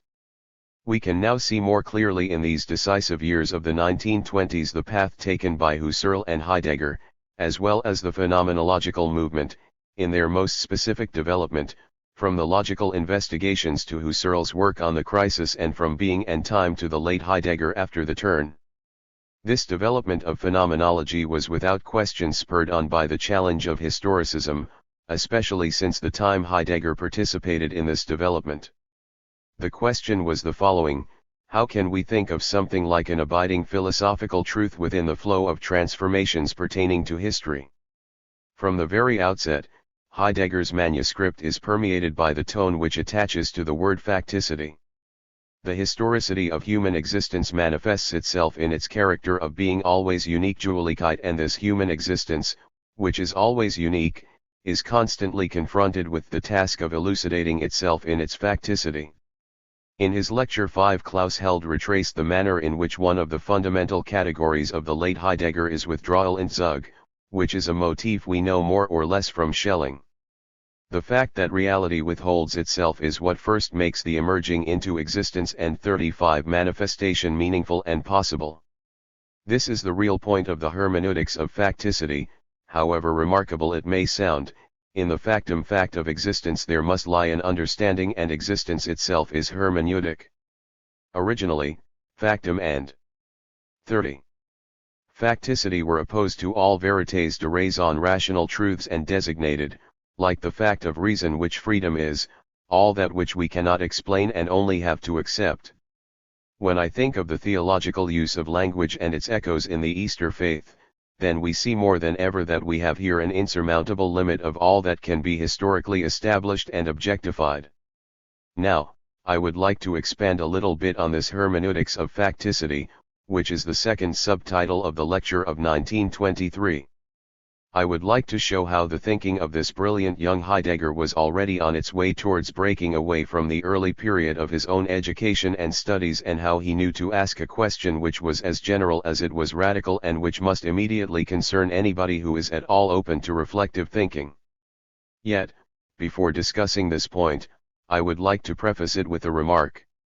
It is particularly important to me in this hour, and it has strengthened my resolve to come here, that we do not gather here only with representatives of the philosophical thought in the European cultural world, but also have among us partners from other cultural worlds, who do not belong to the Greco-Christian tradition of Europe and yet participate in our world as connected to us. They no doubt bring with them their own historical, social, moral, and religious experiences. They are themselves thus constantly on their own way, as we are on ours, when, from our own respective tradition, we are striving to raise our facticity to a more conscious and conceptual clarity. It is about time, I believe. In this society in which we live today, and in light of its planet-wide standards and global problems, even thinking must, as must all our conversations, lead us beyond the narrow limits of traditions and seek a worldwide exchange. As he expressed himself then, by hermeneutics of facticity Heidegger meant elucidation Erhellung. He means that existence elucidates itself, becomes clear. This is how he also occasionally characterizes the Aristotelian phronesis, practical wisdom, for instance. We will have more to say about this. Indeed, where do we begin? Where do we end? We could say one thing beforehand: what is a beginning here and what is an end? Are they not ultimately the same? For what is called beginning here certainly does not mean the beginning of our world in the sense of modern cosmology, but it means the beginning of our human questioning and reflection on the sense of life and on our history, on its beginning, its first problems and its deepest experiences, and 36 also on the impasses into which all this has led us, for we still do not know how we will come to terms with it and whether we will learn how to master the ecological impasse, for example. So much has happened in this connection which we have to accept as our destiny, as any factum. Heidegger wondered in the same way, what did this first beginning mean and how does it look? He addresses this point especially in the new volume, Contributions, 6, a text written in the 1930s, between 1936 and 1938, in which years Heidegger, after withdrawing from his political engagement, attempts to delineate a kind of program of his new thinking, the program of another beginning. Obviously, this is connected with the knowledge that a beginning is not something distant and of little concern to us. Here I must quote Heidegger himself: a beginning has always already gone over us and away from us. I have indeed my doubts whether the expression used by Held is appropriate when he says that we can set a beginning. In this, I am perhaps still more 31. Platonic and believe that anamnesis, recollection, the emergence in recollection out of a primordial knowledge, is the only form in which thinking begins. Inasmuch as thinking remembers, it remembers that which is reflected in a long history of morals, life, suffering and thought of humankind, which has taken many forms of linguistic expression in words and sayings, in songs and the configurations of the plastic arts. Now, any thinking, even if one is not informed of the Greeks or by a learning which comes from a good humanistic education, can gain enlightenment and conceptual clarity from one's own linguistic tradition. This seems to me to be a great possibility, and it is from this perspective that I would like to approach the Greeks in order to show how the young Heidegger attempted to develop his radical questions from the hermeneutics of facticity, that is to say, from the experience of his own life and in recognizing the experiences of his own life in the experiences of the Greeks. This was a bold and far-reaching enterprise. And yet it concerns our very own world. This is perhaps clearer today than it could have been for the young Heidegger in 1922. At least since his essay on the age of the world picture from 1938, which he could no longer publish then, Heidegger took up again and deepened the problems which Being and Time had left behind. When Being and Time appeared in 1927, there were for me some points on which I could not follow Heidegger. For example, I could never accept his etymologies without resistance. This was clearly the philologist in me who knew all too well that an etymology mostly has 37, a very short lifespan of perhaps 30 years at most. After that, it is already obsolete and rejected by science. This seemed to me an insufficient basis to answer Heidegger's questions, which were so radical. Heidegger conceded to me that etymologies are never supposed to prove something but that they inspired him and served as illustrations.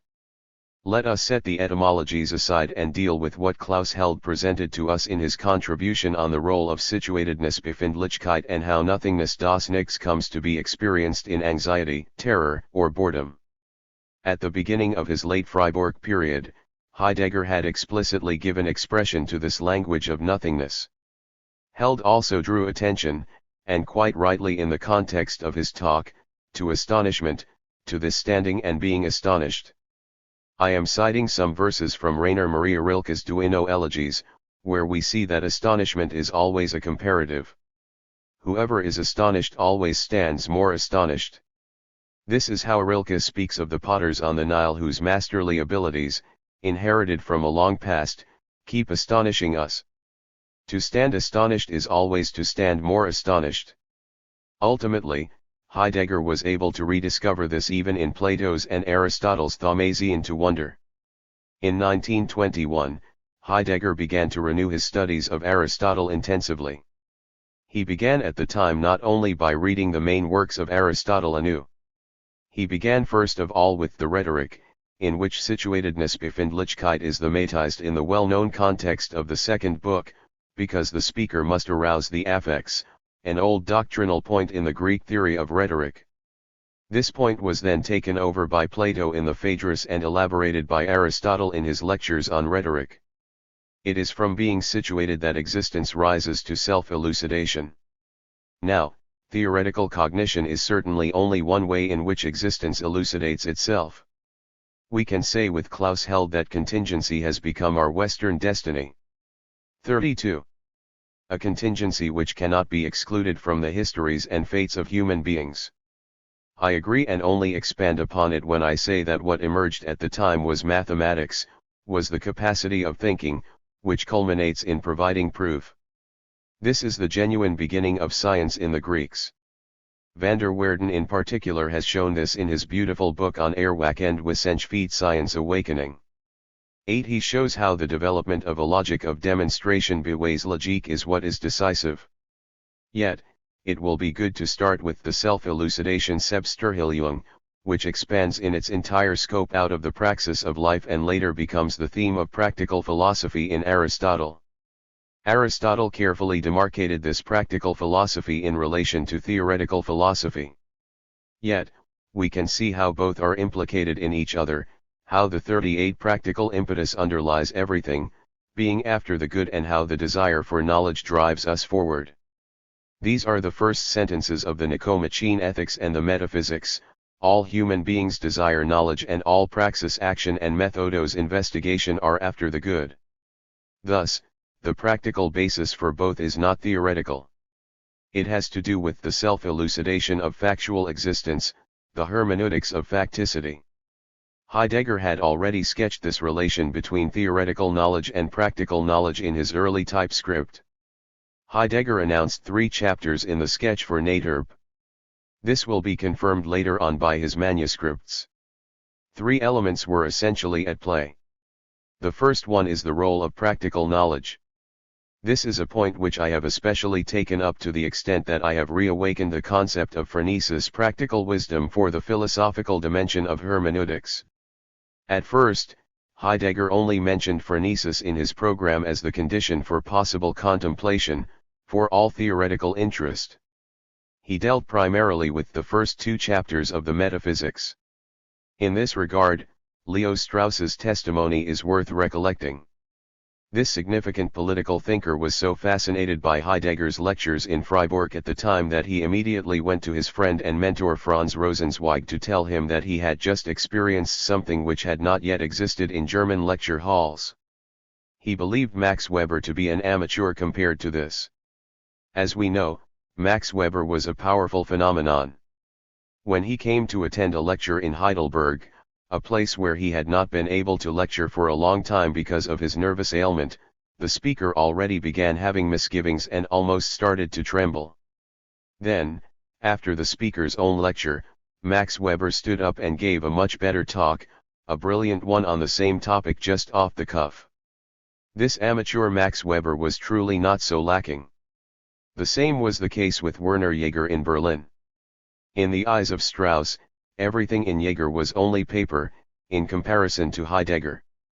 The relation between theory and praxis in Greek thinking possesses a most complicated structure and must be completely dissociated from the modern ways of speaking and the trivial problem of the application of theory to praxis. At any rate, it was a mistake to infer, for instance, from the concluding chapter of the Aristotelian Nicomachean Ethics, that Aristotle, despite his otherwise well-known pragmatic and political interests, was ready to concede to the Academy and to his teacher Plato, in placing the ideal of a theoretical life above the practical. If we for once interpret the conclusion of the Ethics really precisely, we rather see that the theoretical life as the highest form of life is a life for the gods. For human beings 39 there is only a life. 33. Founded on praxis, in which the elevation to the theoretical life becomes subsequently possible as a form of improvement. There simply can be no separation of theory from praxis. This is the reason why Aristotle can say, all human beings strive naturally toward knowledge. Here striving comes first and pure contemplation only develops out of it. This is what the young Heidegger saw at the time. Nevertheless, we have to pay attention to this. Heidegger, and even the younger Heidegger, indeed the Mathis, the foundation of facticity, grounding thereby the Aristotelian introduction to metaphysics in the fundamental role of praxis. Yet, even then Heidegger puts the emphasis on pure contemplation and eventually on what he will call later the question of being. Nevertheless, even this should not be misunderstood. The young Heidegger, who was troubled by his questions about Christian faith, had purportedly already at that time seen the limits of the Greeks in this turn towards pure contemplation. At any rate, even when he sought the beginning of our history in the Greeks, he did not do it as a humanist, not as a philologist or a historian, who follow their tradition without question. He was rather obeying his need to be critical, given his own existential distress. It seems as if he had already at the time divined the Feitgeschichte of the West in its entirety, as he formulates it first theoretically and provocatively in the Age of World Picture, in order finally to work out the general perspectives, which place the mere return to the Greeks under the glare of a critique. The step towards metaphysics was the first step on the path on which the history of the West was moving towards its present culmination. Heidegger described this culmination as an oblivion of being Seinsverlassenheit and an abandonment of being Seinsverlassenheit. He immediately recognized our destiny in the primacy we grant to the productive know-how with which we use the forces of nature in order to facilitate our own life. Yet, at the same time we have the other demand which, given this fateful direction taken by human civilization, today requires to be justified on the basis of the concept of management Haushalten and the virtues of management. We have all become aware of these matters and we all know this from practical life. We must learn how to manage what we have in terms of resources. There are limits here. These are the ecological limits which have been raised to consciousness universally today and which we have to defend. Professor Cho has recently laid this out in an interesting work on Heidegger. 9. As Heidegger grasped more and more clearly this beginning in the Greeks in its significance for determining all of our destiny, he also had to place the argument with Nietzsche in the foreground, for Nietzsche was the most radical critic of the step 40 Western thought took towards metaphysics. This is how Nietzsche shadowed Heidegger's later phase of thinking as a challenge. The first step led from the Greek beginning to Aristotle's metaphysics. This was subsequently followed by the turn brought about by Christianity as it formed its own doctrine of faith on the basis of the Greeks. The theology of creation belonging to the Jewish tradition and the Christian message of salvation were transposed from Greek into Latin concepts. This recasting of the Greek beginning by the dogmatics of the Roman Church then stands behind the broader fateful turn of the West, which leads from the Church to modern science. This clearly is not about science as such. What is at stake is rather that a mode of thinking, which is the hallmark of scientific research, is not the only one and cannot 34. Be the dominant one when it comes to how humanity takes care of itself spiritually. There is no question that the Greeks themselves were a nation of artisans of the first rank, great at invention, great at enterprise and great at accomplishment. In the way the Greeks use language, it is not even possible to express the difference between the so-called artisan and the so-called free artist. In both cases, we are dealing with the genius of technique, whether we call Archimedes a brilliant researcher or a marvelous artisan. Now, my thesis is that we all should see in the Greeks a kind of model for us as we philosophize in the age of science. Their thinking is not completely marked by the same aggressive spirit of construction with which modern science forges ahead. Thus, the way they think their orientation in the world 10 is not under the pressure of the methodological concepts of modernity, of its pathos for certainty and its ideal of finding proofs, which all animate modern science. The Greeks certainly knew these motivations. Yet, they developed their orientation in the world under the guiding thread of a language which still grew out of the more original praxis of life and had not yet been transformed into other languages and other realms of experience, such as the Latin of the Roman Empire and of the Christian Church. Their language was not yet marked by the abstract scientific culture of modern times. This is precisely the point at which Heidegger has been path-breaking for us. He loaded the words of our language with conceptual functions and refreshed the life of the language of thought in a new way. Consequently, by using these words from the standpoint of the linguistic experience of humans, a lot begins to speak, which renders vivid for us what a concept conveys. Let me give you examples. It was like a revelation for me to learn from Heidegger that the Greek word for being, ousia, which Plato and Aristotle use, in fact means the possession of farmers, their landed property and ouisin, everything 41 which farmers have at their disposal in their work and in their business. Now, it is not a discovery of Heidegger that ousia has this original meaning. This can already be found in Aristotle, the master of those who are there to know. The same can be found, for example, in the Catalogue of Concepts in the Metaphysics, Book Delta. However, Heidegger was the first to grasp again what was still self-evident for Aristotle, namely that our concepts develop out of the words of our language and thus carry, like a mark on their forehead, the hour of their birth into the life experience of human beings. Thus, we have learned to see through Heidegger that ousia substance means coming into presence and Wesenheit and involves a temporal sense. In fact, we can especially see in other languages, and above all in the languages which do not belong to the sphere of European culture, how the natural use of language always echoes in the realm of utterances belonging to poetry and meditation. In an interesting exchange here we have discussed, for example, how in Chinese Tao actually means way. All of a sudden, we are not separated from present-day China by a continent and by centuries or millennia if, for Tao, the Greeks use the word methodos, which means the way one has to pursue. This Greek word is obviously not for the Greeks the modern concept of scientific theory. Heidegger liked to say ways wedge instead of works werke. Now, Heidegger is certainly not universally admired for the linguistic style of his thinking. He is in this regard often mocked, ridiculed, or at least criticized. As news of Heidegger's death reached Oxford, a leading English scholar, 35, said, "The clown is finally gone." Nevertheless, Heidegger's style of thinking found a historical resonance in the world, as we could all testify by our presence here. Even such a resistance against his manner of speaking is a testimony to it. Conversely, for the present, many of the works coming from abroad incite a resistance within us when we see them working with concepts such as realism and idealism, as if there were only the world of modern science and the theory of knowledge belonging to it, whether it be understood as nominalism and eventually positivism or as a transcendental philosophy grounded in the fact of science. Many of the conceptual words in which the tradition of philosophy expresses itself have also been primarily transmitted in a Latin reformulation, despite their Greek origins.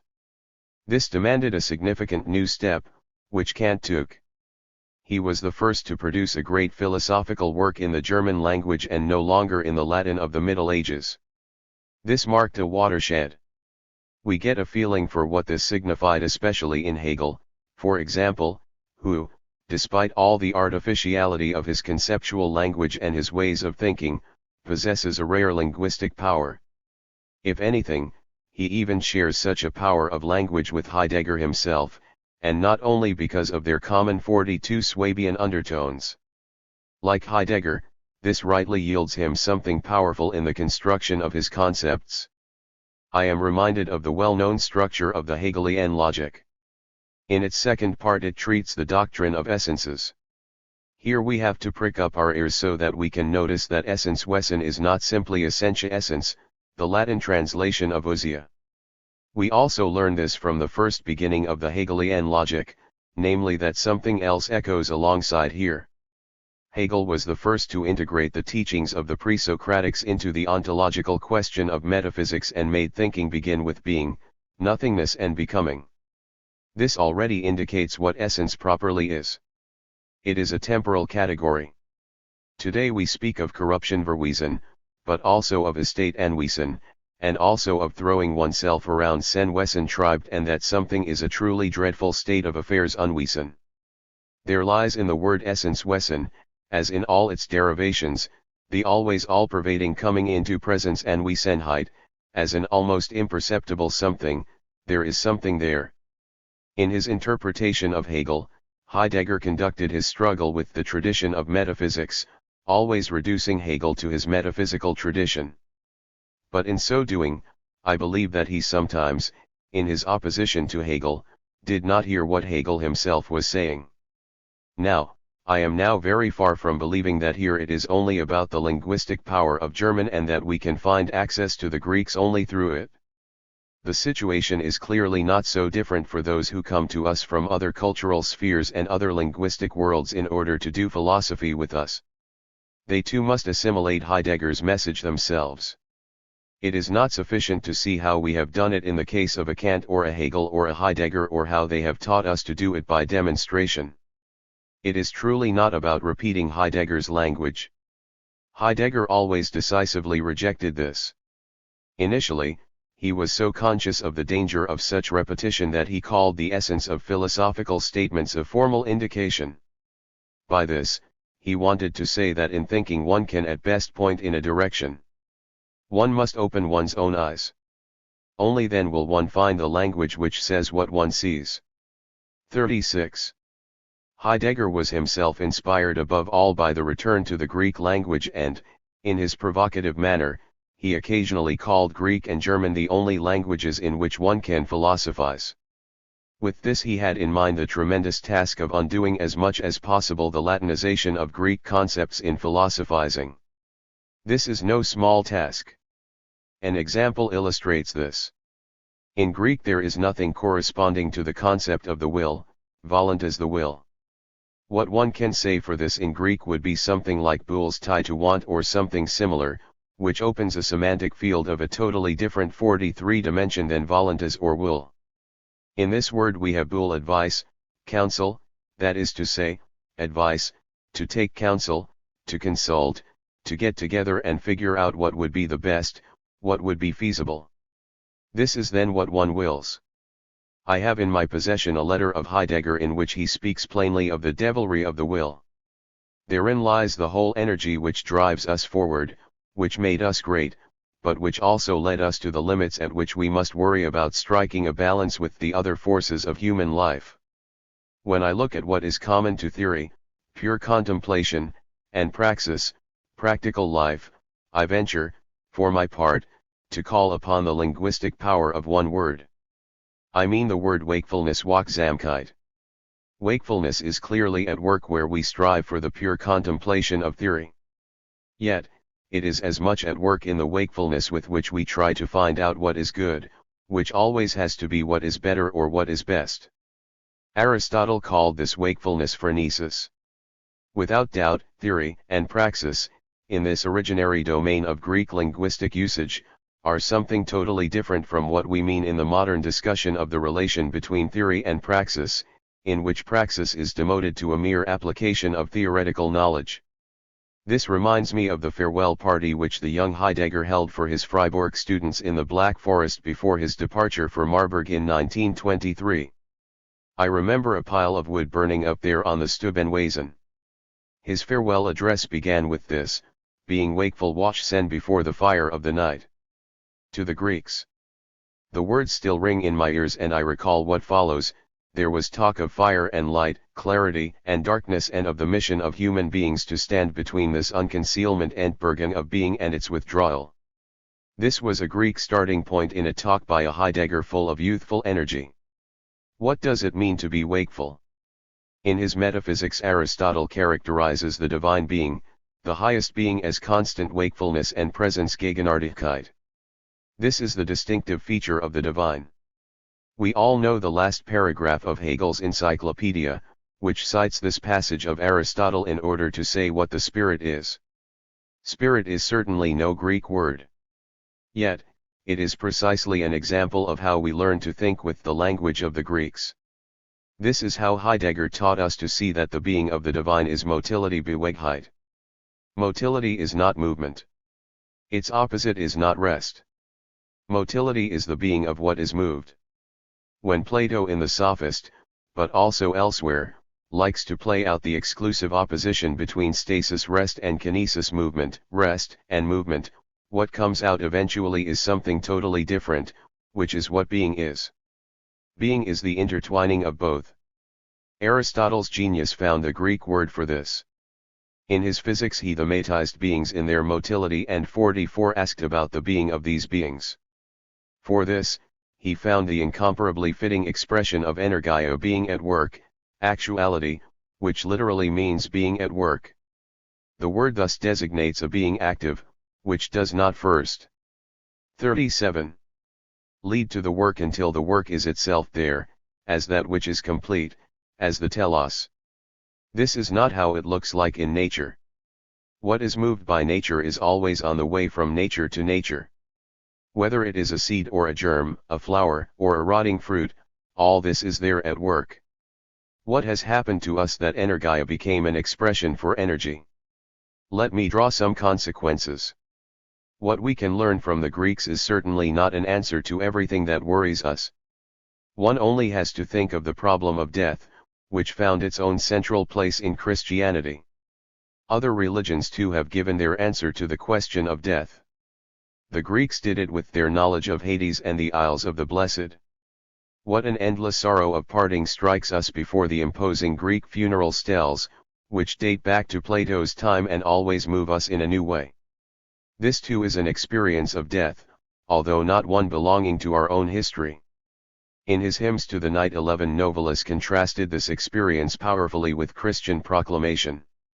Nevertheless, any language is a self-interpretation of human life. Heidegger had this in mind from early on with his project of a hermeneutics of facticity. Such elucidation is always gained from an existence avoiding itself, which is what we are. This happens in all languages. To that extent, we all have the same situation as our starting point for thinking. It is problematic, for instance, when in several countries in Africa the French language offers the only possibility of bringing the thoughts developed in European philosophy to the people living there.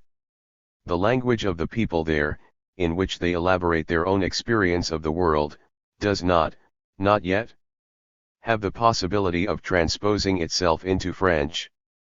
Perhaps one day, technological processes everywhere will more or less merge into a uniform language of communication. This will not be of much help. Philosophy is not a mere system of communication. It only begins at the point where we move beyond what is only the formal aspect of signs, symbols, and conventions. This holds true even for us. In the heart of Europe, we must move beyond the formal use of our conceptual words if we want to bring our own experience of the world to concepts. This insight was the basis of the journal Archiv für Begriffsgeschichte, Archives for the History of Concepts, which I founded at the time together with Joachim Ritter. The goal was not to increase our erudition, but to sharpen our sense for the tones and overtones which resonate in our conceptual words when they gain a voice. In my view, Heidegger was the greatest when it came to understanding how to hear words 45 according to their secret provenance and concealed present. When he had to interpret texts, then I often had difficulties with it, because he violently bent the texts to fit his own intentions and, in the process, gave voice to the background knowledge of words. Yet, what appears to me to be the lasting heritage he left us and what unites us all here is the fact that he simply knew how to liberate the plurivocity of words and the inner gravitational force of the living use of words with its conceptual implications, while also sharpening our sense for them. This was the positive sense of the word deconstruction-destruction, in which there are no echoes of Destruktionszerstörung. Anybody can detect this, even if they have only learned German with difficulty or master Greek only imperfectly. It is not about adopting a vocabulary or following rules, but about a constant construction of a horizon and an openness to the other, which any language enables. 38. Every time we seek to come to an understanding in it. In this regard, Heidegger initiated something truly path-breaking by revitalizing all at once the capacity for thought and the linguistic imagination. In my view, this compensates for all the weaknesses in light of which philologists often feel superior to Heidegger. For example, 24 translation mistakes were discovered in a Heideggerian translation of a Greek choir song. Nevertheless, these mistakes, while causing real distortions in the texts, have produced more for the understanding of the text as a whole than what professional research has ever done. This is what I indeed experienced in Heidegger's interpretations of Hölderlin. I have probably found this or that unacceptable in them. Yet, the proximity, the density, the immediacy with which Heidegger made these verses of Hölderlin speak to us were something to learn from. Not to imitate what Heidegger did, but to use language in such a way that it brings its wisdom to expression. Here is an example. It is a poem by Stefan Georg, which he addressed to his friend, the Dutch poet Albert Verwey. The poem celebrates the Frisian landscape and speaks of the sound of the tremendous sea Geräusch der ungeheuren See.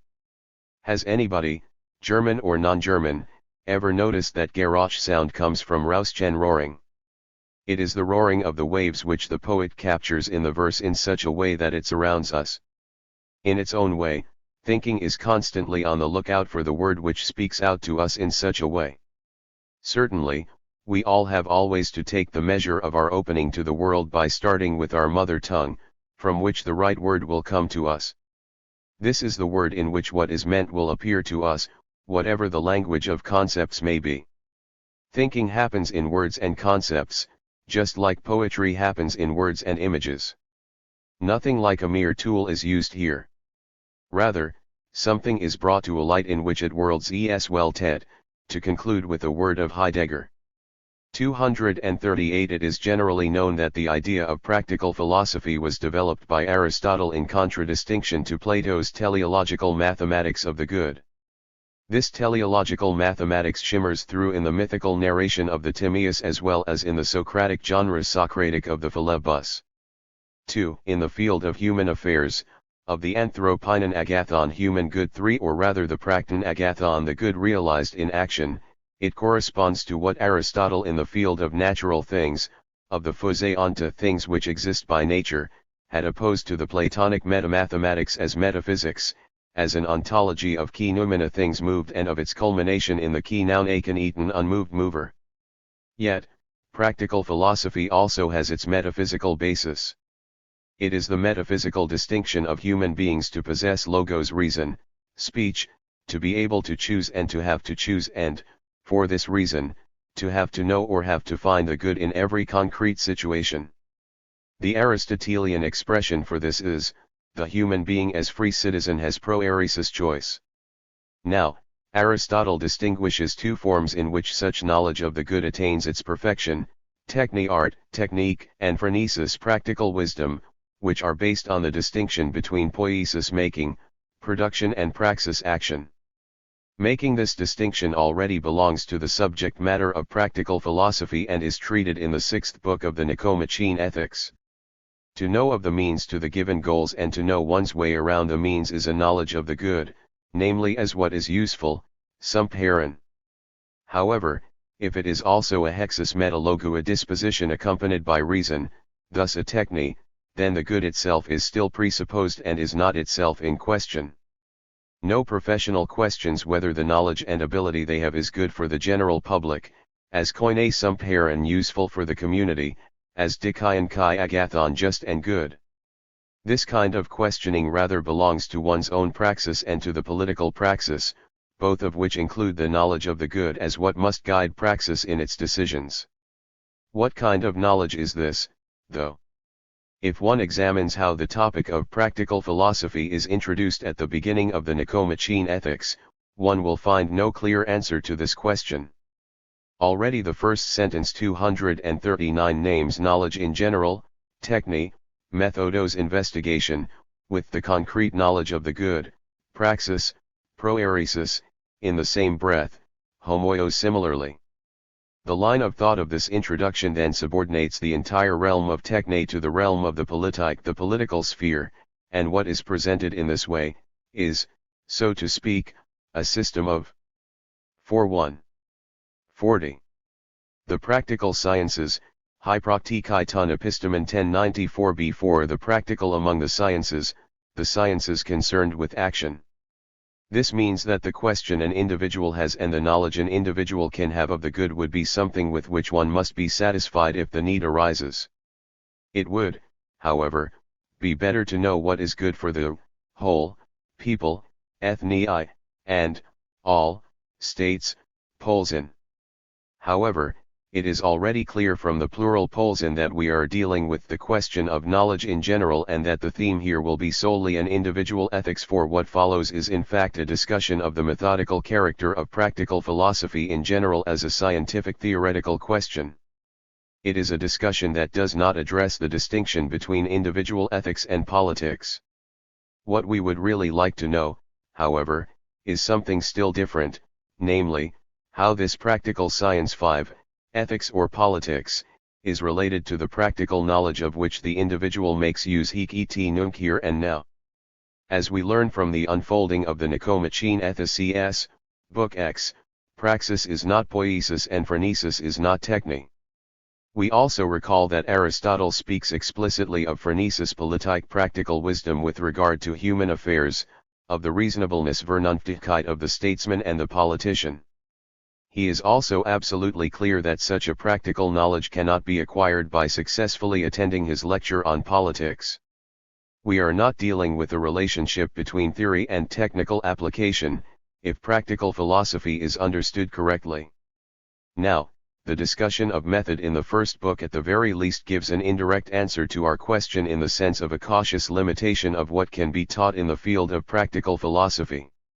This already presupposes education in the learners, as well as in the teachers, that is to say, a habituation and a matured cultivation of modes of behavior, ethos. 6. As we learn in what follows, there is no ethos character without logos reason, speech. This is indeed the point of the whole structure of the Nicomachean Ethics, namely that ethical virtues are inseparable from the dianoetic virtue of phronesis. We will later see that the inseparability from phronesis even 240 applies to the other dianoetic virtue, Sophia wisdom. This is all presupposed in Con Siri 2 concretely if a practic methodos practical method, method of action is to make sense at all. The beginning and the principle, archi, is here the that, the Hoti 7 all conceptually universal philosophia philosophy can at most facilitate the individual in reaching the goal, like a tag that is pinned to the goal, scopus, a goal, a pin, Old German, a nail, which helps archers in hitting the mark, so that they hit the black center of the target board. 8. One will perhaps still continue to ask, how can practical philosophy, which is still theory, facilitate that? Does morality, to speak with Kant, the feeling of duty, or to speak with the British, the moral sense 9, need philosophy at all?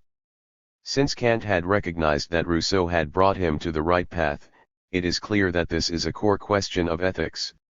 Aristotle does not pose this question explicitly, as Kant does at the end of the first section of his grounding for the metaphysics of morals. 10. Yet, in the end an answer to this question is implied even in his practical philosophy. We need only to rid ourselves of the prejudice that Aristotle had given us the choice of an alternative with his doctrine of the two dianoetic virtues 11 when he put the theoretical life, kappa 7, before the second-ranked practical life, kappa 8. We are not placed before a choice of whether we want to be gods or human beings.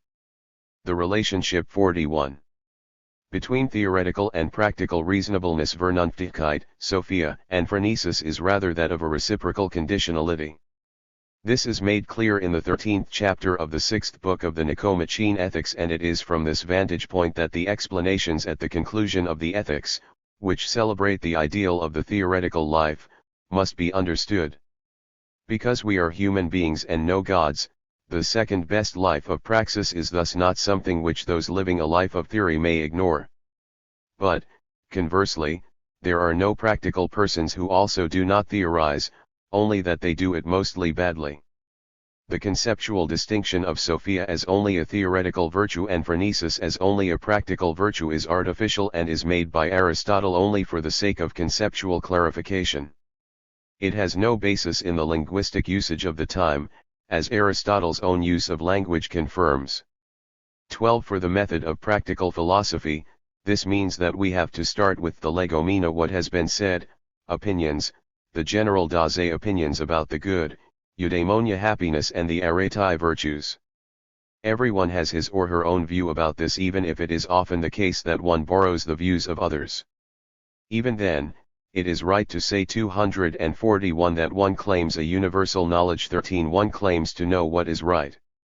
One claims to be sophos wise or to think what the sophos says. Philosophers can clarify and arbitrate the conflict over these things, the amphispatean to have a disagreement by means of their theoretical aids and instruction, by means of conceptual thought. This is the sense of practical philosophy. Surely, all theoretical instruction about the practical already presupposes arete, whose typos outline can be grasped in concept. Here, I am in complete agreement with Kurt von Fritz. The question is not about imprecise concepts but about concepts which are imprecise in their very essence. It is well known that Aristotle had repeatedly warned against the illusory precision of arguments in the realm of the practical, which do not do justice to the Hoti that, the fact that it is only a matter of the oikios logos germane argument alone. 14. Only those who themselves have a place in society, and this means in their policity state, are in a position to see through spurious arguments in their untenability. Only they can learn it and become apediamenos educated and avoid apediasia lack of education, that is to say, they can be critical, crinion kalos to judge well. Aristotle goes so far as to hold it explicitly true even for politics. Those who have not cultivated their political reasonableness as citizens of a state cannot use the knowledge of the universal reasonably, for example, the ideal of a state constitution or a broad collection of political constitutional forms. Aristotle says this in a notable passage, 15 at the end of the Nicomachean Ethics, before he makes the transition to his Politics 16, Nicomachean Ethics Kappa 10, in order to ward off the professional, sophistic, theoreticians of the state. I cannot discuss the difficult question of this transition here. The mass of manuscripts collected under the title Politics itself presents multiple compositional problems. It also does not fulfill the announcement that is to be found at the end of the Nicomachean Ethics. However, there can be no doubt that the limiting conditions which Aristotle discusses there for the art of lawmaking are also valid for politics. For the modern theory of science, this is something hard to swallow. What is presupposed in the ethos, character, habit, and the logos of the life lived here and now is supposed to be taken for knowledge. What a terrible threat of subjectivism. 242. 42. Relativism and historicism. And yet, how does the situation in the so-called human sciences, the humanities humaniora, truly look? If we were to apply the concept of science taken from the natural sciences rigorously to the historical sciences, there would be nothing much remaining of the latter. This has been very well illustrated by the Viennese Victor Kraft 17 when he granted the historical sciences at most 10% scientificity without any consideration to what he may be missing. The modern social sciences would not think differently if they themselves were only able to satisfy better their own ideal of science, without remaining, for good reasons, on the general level of scientific prognostication which, for instance, long-term weather predictions in meteorology possess. Here, just like there are too many marginal conditions for applying a universal lawfulness. In the long run, a compensation for the current situation cannot fail to appear, and it seems to me that Aristotle's practical philosophy is the only model that remains available to us for this purpose. In their opposition to the modern concept of science developed by Galileo, Huygens, Kepler, Newton, and conceptually formulated by Descartes, humanistic studies have indeed found support in the tradition of rhetoric and its arsenal of topics, of plausible arguments, Vico. Later on, psychology, Spinoza, Schleiermacher, Dilthey, took their place. However, I believe we have done well in limiting the validity of these adaptations of the historical method to the methodology of the natural sciences, as well as restoring its epistemological right to the tradition in which we stand, in which all thinkers stand, whatever tradition it may be. For the tradition of rhetoric, this standing in tradition was self-evident. It constituted the sense of the topics, of the use of loci communes, common places. We, by contrast, must justify this through explicit hermeneutic analysis. We will thereby grant to the critical rationality, which is common to all the sciences and all the rational comportments of human beings in the world, its complete right. However, we must remind the theoreticians of this critical rationalism, as well as the logicians, analysts of language, and the information theorists, that their rational procedures, and especially the methodological instrumentation which they polish and constantly refine, are only able to exercise a secondary function. Their procedures and instrumentation do not help at all to pose the questions that occupy us as mortal humans, as bearers of cultures, as representatives of traditions. Even less can they deny these questions their legitimacy, eliminate them, or reduce them. They arrive too late for this. Preceding all this, there is the hermeneutic dimension, within which the dialogue of humanity has proceeded since its historical beginnings, and which today opens into the culture of human beings growing together on a global scale. 243. This dialogue confronts us all constantly with the other, with what is alien, with the foreign and the new. Now, precisely because we ourselves are not anybody and anywhere, but are ourselves who we are, it first makes us aware of who we are and what can become of all of us. Aristotle does not seem to me to belong only in the more general sense to the great dialogue of humanity, which is true of all the great classical thinkers. Rather, even his practical philosophy, the masterpiece of this genius of reasonableness, Vernunftigkeit, leads us into the open. He intentionally separated practical philosophy from theoretical philosophy, but precisely in doing this he opened up theoretical perspectives to which we should today devote our attention again. We should do it today, in the critical 43. Situation of a human culture seduced by our all too unbridled application of our scientific and technical abilities. The fact that THIRD, can be a beginning, principle, alongside other beginnings of the highest universality, such as the principles of logic and metaphysics, binds human beings back to the ordered patterns of life, human beings who see themselves exposed to the risks of the will to know and the ability to do. As beings who are social and build states, human beings have created and constantly create anew for themselves such ordered patterns of life in rational ways. 4. Human beings are rational vernünftig, even if they are often unreasonable unvernünftig. However, as reasonable vernünftig beings they know how to choose, that is to say, they use their critical faculty in small as well as in large things, and in this way produce a constant transformation of the ordered patterns of their life. It is not just ethos which determines them, it is also logos, and that means their knowledge and thought. Aristotle had granted nous reason, mind the last word in both directions, that of the highest universalities as well of the ultimate particularities. In both forms of the logos, the highest will to know and the rational having to choose, the nous holds sway.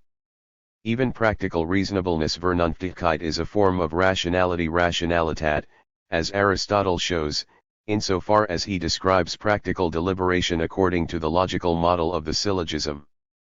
Anheim Perlman, whom we miss today, in his works on rational vernunftig argumentation had also adduced present-day experiences of the legal system as evidence. He was able to take recourse to the way the French language is employed, as it aptly distinguishes between rationalite rationality and raisonnabilite reasonableness. Even the way we use German, there is something that sounds similar for what matters to us, what I paraphrase with reasonableness Vernunftigkeit. What is revealed here is the wisdom of spoken language in not letting itself be confined to the alternatives of rational and irrational shaped by one-sided presuppositions. In order to do justice to the accomplishment of the Greeks, we must first and foremost visualize clearly the conceptual exigency in which 244 philosophy found itself when it was beginning, for it wanted to acquire from spoken language the appropriate concepts for theoretical and practical knowledge and for the relationship between nous and logos in both realms.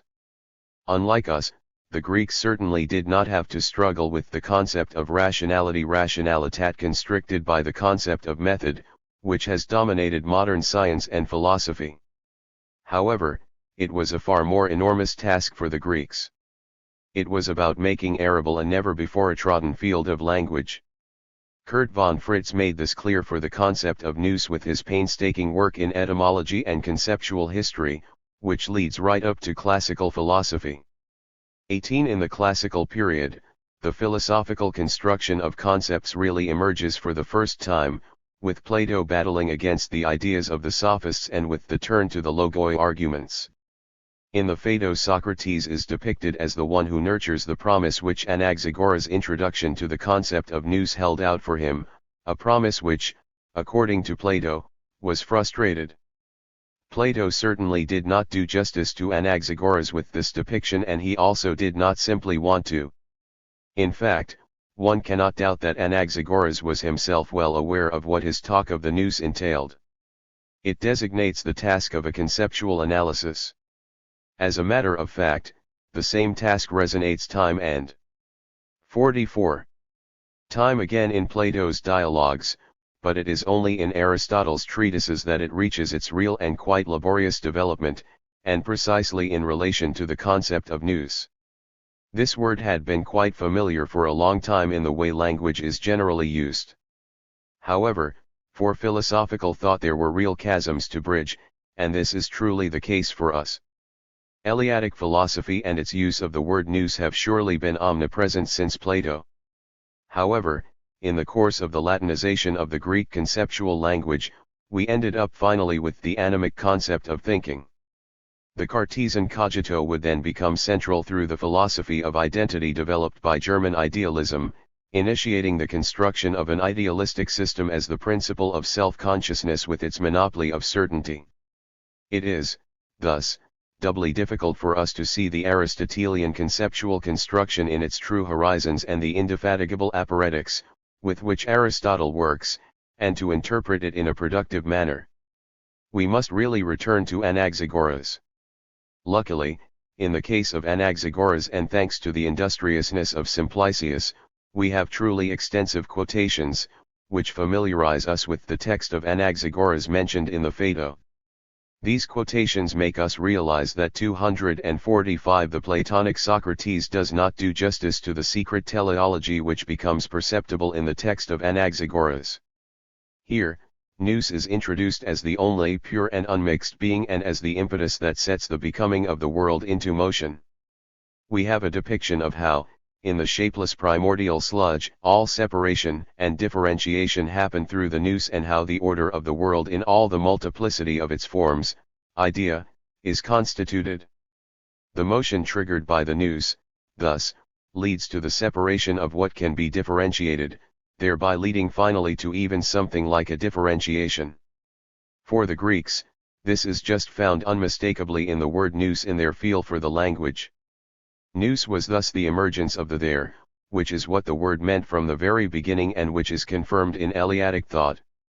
From there, Plato manages to draw out the noetic dimension of numbers and figures, and to arrive at the ideas and the good itself. Now, Aristotle develops the conceptual implications. Psyche, which means the being animated Lebendigkeit of what is living, has the distinctive feature of separating, krinein, and moving, kinein. Thus, separating already merges into differentiating. Herein lies a problem which has remained fundamentally unresolved and is constantly present in Aristotelian thought. It concerns the transition from physics to metaphysics, which is expressed in the sense of nous.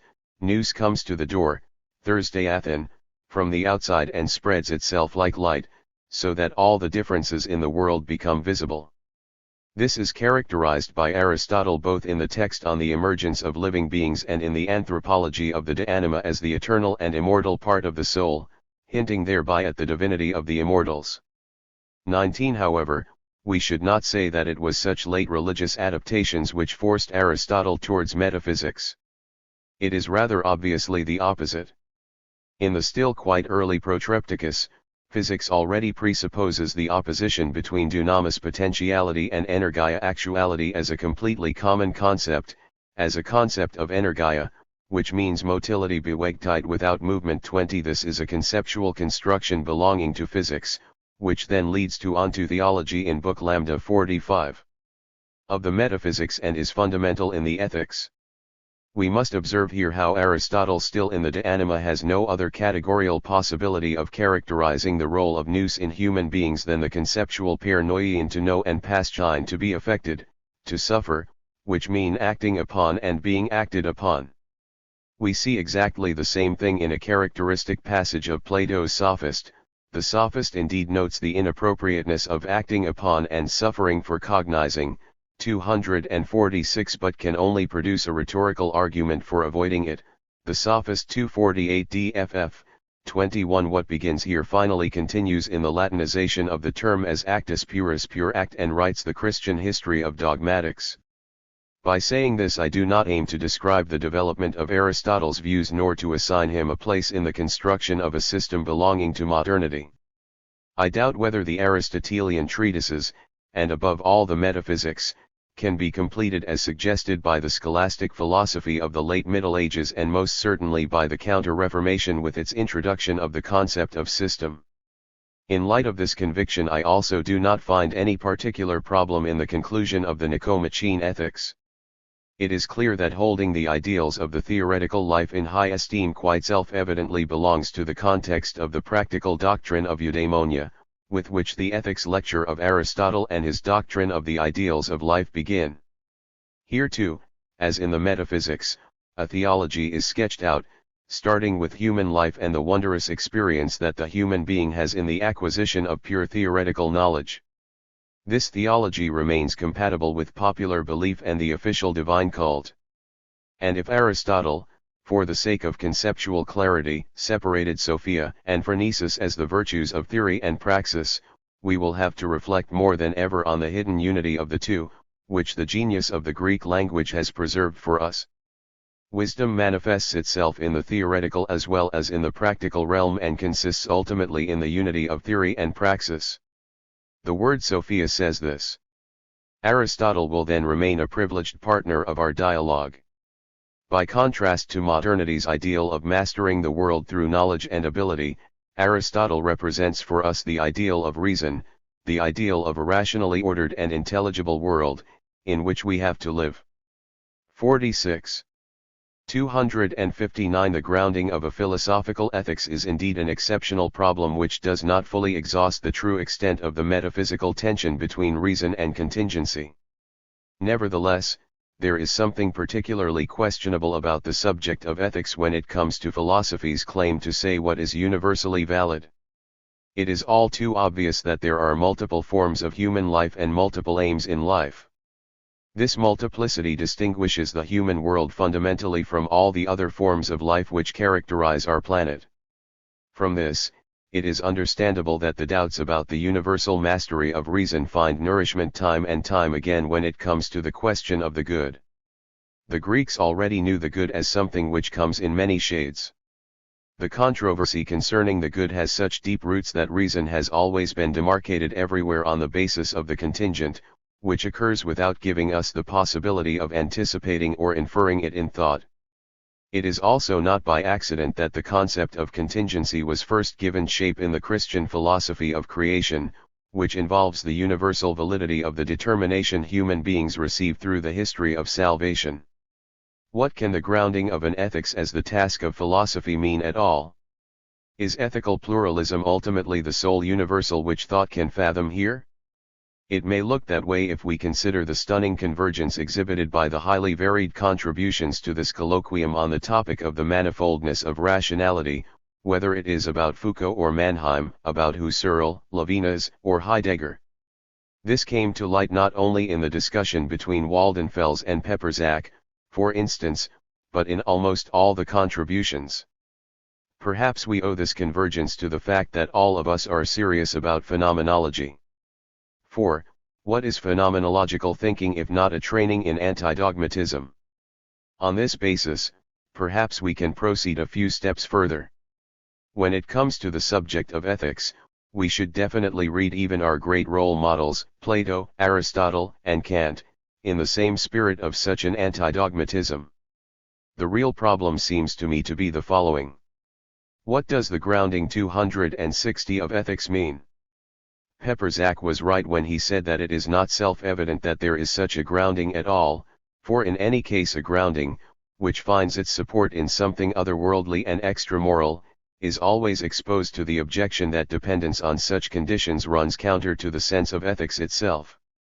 This is why I would like to begin from the fact that no foundation of morality can be meant by all that we find, for example, in so-called metaphysics, whether it is the theory of the self-realization of the human being in Aristotle or the Kantian theory of the crossover of moral philosophy. 5. Reason and Practical Philosophy, 1986, 1. 48.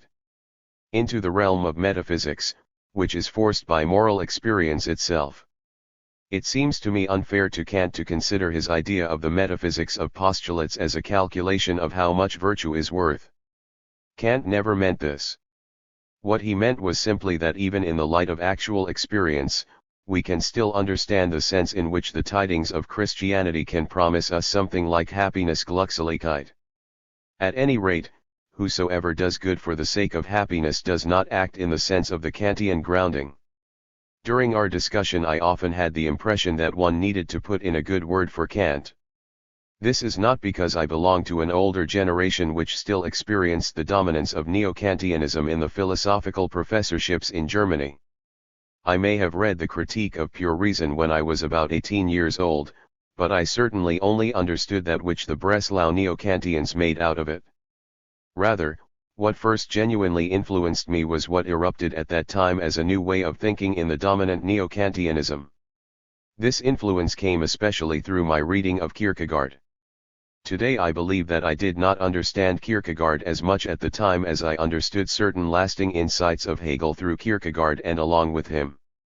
Nevertheless, Kierkegaard's fundamental motif, his critique and polemic against universal mediation, which found its sharpness in the either-or of the ethical stage, was decisive for me.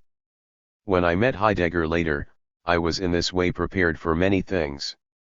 Everything was up in the air. Those returning from the war brought an experience with them, which at the time lent Kierkegaard's claim against Hegel a new relevance. My personal encounter with Heidegger was for me a particularly fortunate stroke of fate. He was himself inspired by the sharpness of Kierkegaard's critique of idealism, and he was at the same time himself a master thinker and a master teacher who was in a position to bring students to other master thinkers. I realized this again at this conference in Trier. The questions, which we have discussed with one another, take their departure from fundamental presuppositions, which Aristotle had famously made. I mean this only in the sense in which Levinas emphasizes the concept of le dire, the act of saying, for example 261, one cannot renew the concrete contents and the atmosphere of the time as such, in which the conceptual presentation is embedded, but one extracts the intention lying in what is said. On many grounds Aristotle was a particularly appropriate guiding thread. In the end, as we all should have noted, philosophical ethics begins with the Platonic Aristotelian answer to the Socratic question. In fact, the Socratic question came with a rather unbelievably challenging assumption, namely, that no one knows what the good is. No one could seriously concede not knowing what the good is. Yet, this is precisely the foundation and presupposition of the whole Socratic Platonic dialectic. Everyone claims to know the good. We must therefore be able to draw it out from each other insofar as, by refuting opinions, we unmask false and hasty dogmatisms and assumptions. What is carried out in a dialogue is an act of awakening recollection, anamnesis recollection. No one can escape this, whether in metaphysics or out of metaphysics. Now, Plato's Phaedo certainly offers something like a program for metaphysics. I am thinking here primarily of the famous passage in which Socrates explains, let us say, someone were to explain to me that the reason why the earth stands in the middle and Reason and Practical Philosophy, 1986, 49. The stars revolve around it is that it is better for it to be so. Now, if I were to understand this in the same manner I understand why I am sitting here in prison, having rebuffed all proposals to escape, then that would be knowledge to me. The physics of Aristotle, upon which the metaphysics is constructed, is in fact the execution of this program. Does this not ultimately mean, though, that the priority does not lie in metaphysics but in the Socratic question and the answer to this question provided by the life and death of Socrates? I would like to say this first as a preface to all our reflections on metaphysical thought. Perhaps, MacIntyre is indeed right, although the way he presents the argument does not satisfy me, when he reminds us that this question arose not quite in the tragic age of the Greeks, but only after the birth of tragedy. The momentous breakthrough of Greek tragedy consisted in the fact that Helios and Phobos, pity and fright, which seize human beings, brought them to the shattering experience that they are humans, hence mortals, and not gods. It was only afterwards that the Socratic question was ignited by the fact that this fundamental human experience was covered over and distorted by a new pseudo-cultivated knowledge, a new paideia education. I thus begin my reflections with the thesis that all real thinkers who have something to say to us in the area of ethics, and whose words we can transform into a dire, have presupposed the autonomy of ethics and thereby its independence from metaphysics. In the case of Aristotle, this is completely unambiguous. We may ask how far this autonomy of ethics in the age of metaphysics can continue to be preserved. 262 However, it seems to me undeniable that ethics, even as a metaphysics of morals, cannot seek its grounding anywhere else than in the self-interpretation of the life through which we all live. Here I would like to recount an autobiographical story. When I came to Heidegger inspired by my reading of Kierkegaard, I learned to read the Nicomachean Ethics like a Kierkegaard come to life again. The Nicomachean Ethics is indeed really a critique of a dogmatic concept of the universal good and of a metaphysical system. In the eyes of Aristotle, it is in such a system that the good in Plato was mediated through mathematics and cosmology. This is just like what in Kierkegaard's eyes happened in Hegelian thought. If we begin here, then it means that the practical philosophy which Aristotle developed has been rather constituted as a counterpart to theoretical philosophy.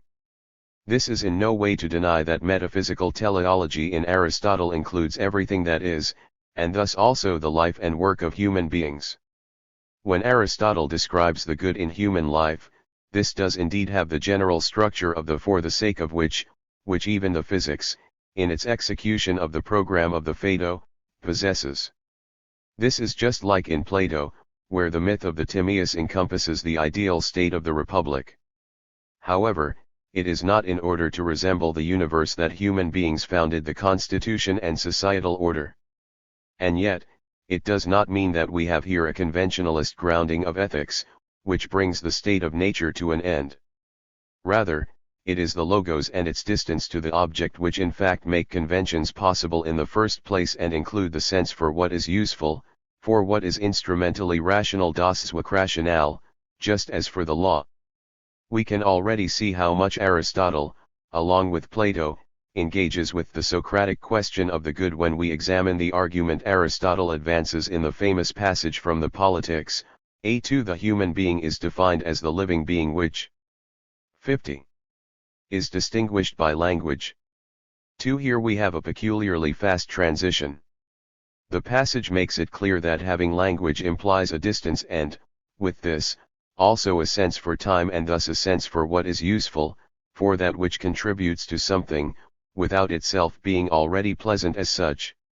Now Aristotle continues. And for what is just and unjust. Aristotelian ethics has attempted to show how this transition from the useful to what is right can be really carried out and made undeniably clear. One does not have to put everything on the shoulders of phronesis practical wisdom in the sense of an instrumental rationality. The doctrine of phronesis stands in ethics and ethics is the doctrine of ethos character. Ethos itself is a hexis disposition and hexis is a comportment, which withstands passions, sufferings. This is the anthropological basis of Aristotelian ethics. In my view, it is nothing but the demythologizing and conceptual elaboration of the Platonic utopian state. In that state, 263 as we know, everyone follows the logos reason because the establishment of the whole is so wise that no one can do something wrong. With this, what Plato really showed us is that ethos is the basis from which alone we can develop the sense for rationality in our human existence. The same holds for Aristotle. Even the life dedicated to theory and its highest actualization, Sophia wisdom, depends upon it. The sixth book of the Nicomachean Ethics is well and truly, as Aristotle explicitly says, nothing other than the interpretation of what it really means to say that we, as a human society, live in an ethos, that is to say, in an agreement that is binding. When we are dealing with the distinction between ethos and dianoia thought or, to put it differently, with what is determined by the emotions and what is illuminated by reason, we find that they are two aspects of the same thing, which are most closely connected and inseparable. Whether one calls it dianoia orectica thought involving desire or orexis dianoetica desire involving thought, according to Aristotle they are equivalent. In the case of phronesis we are not dealing with the rational process of following rules. Even the rule of the golden mean and its grounding is a pure description of what the human being, who has to choose the good, does. This is precisely why what is at stake is the fact that the good cannot determine our action in rational pregivenness, but only gains its concretion in this inseparable unity of ethos and dianoia. This implies that the pluralism of the forms and configurations of ethos in fact belongs to the essence of the fundamental constitution of human beings. This is not first a consequence of modern relativism, historicism, fragmentarism, or however else we want to characterize the undeniable fundamental features of our own situation in the world. In establishing the theoretical foundation of that which alone can be practical philosophy, the Greeks already thought about the multiple forms which the concretion of the good can take as well as about the commonalities among these forms. In the form of mores sitten, these commonalities are the results of the task of choosing the good. If one takes these matters seriously then one must limit the common talk of the intellectualism of Greek ethics, at least in the case of Aristotle. Indeed, one will also see the doctrine of the parts of the soul developed by Plato in a different light. As I have sought to show, 3. Aristotle must also have had a retrospective influence on our understanding of Plato insofar as he explicitly modifies the discussion of the parts of the soul in his text De Anima. More precisely, he pushes the difference between reason and practical philosophy, 1986, 51. The parts of the body and the parts of the soul to the limit where the concept of part cancels itself out.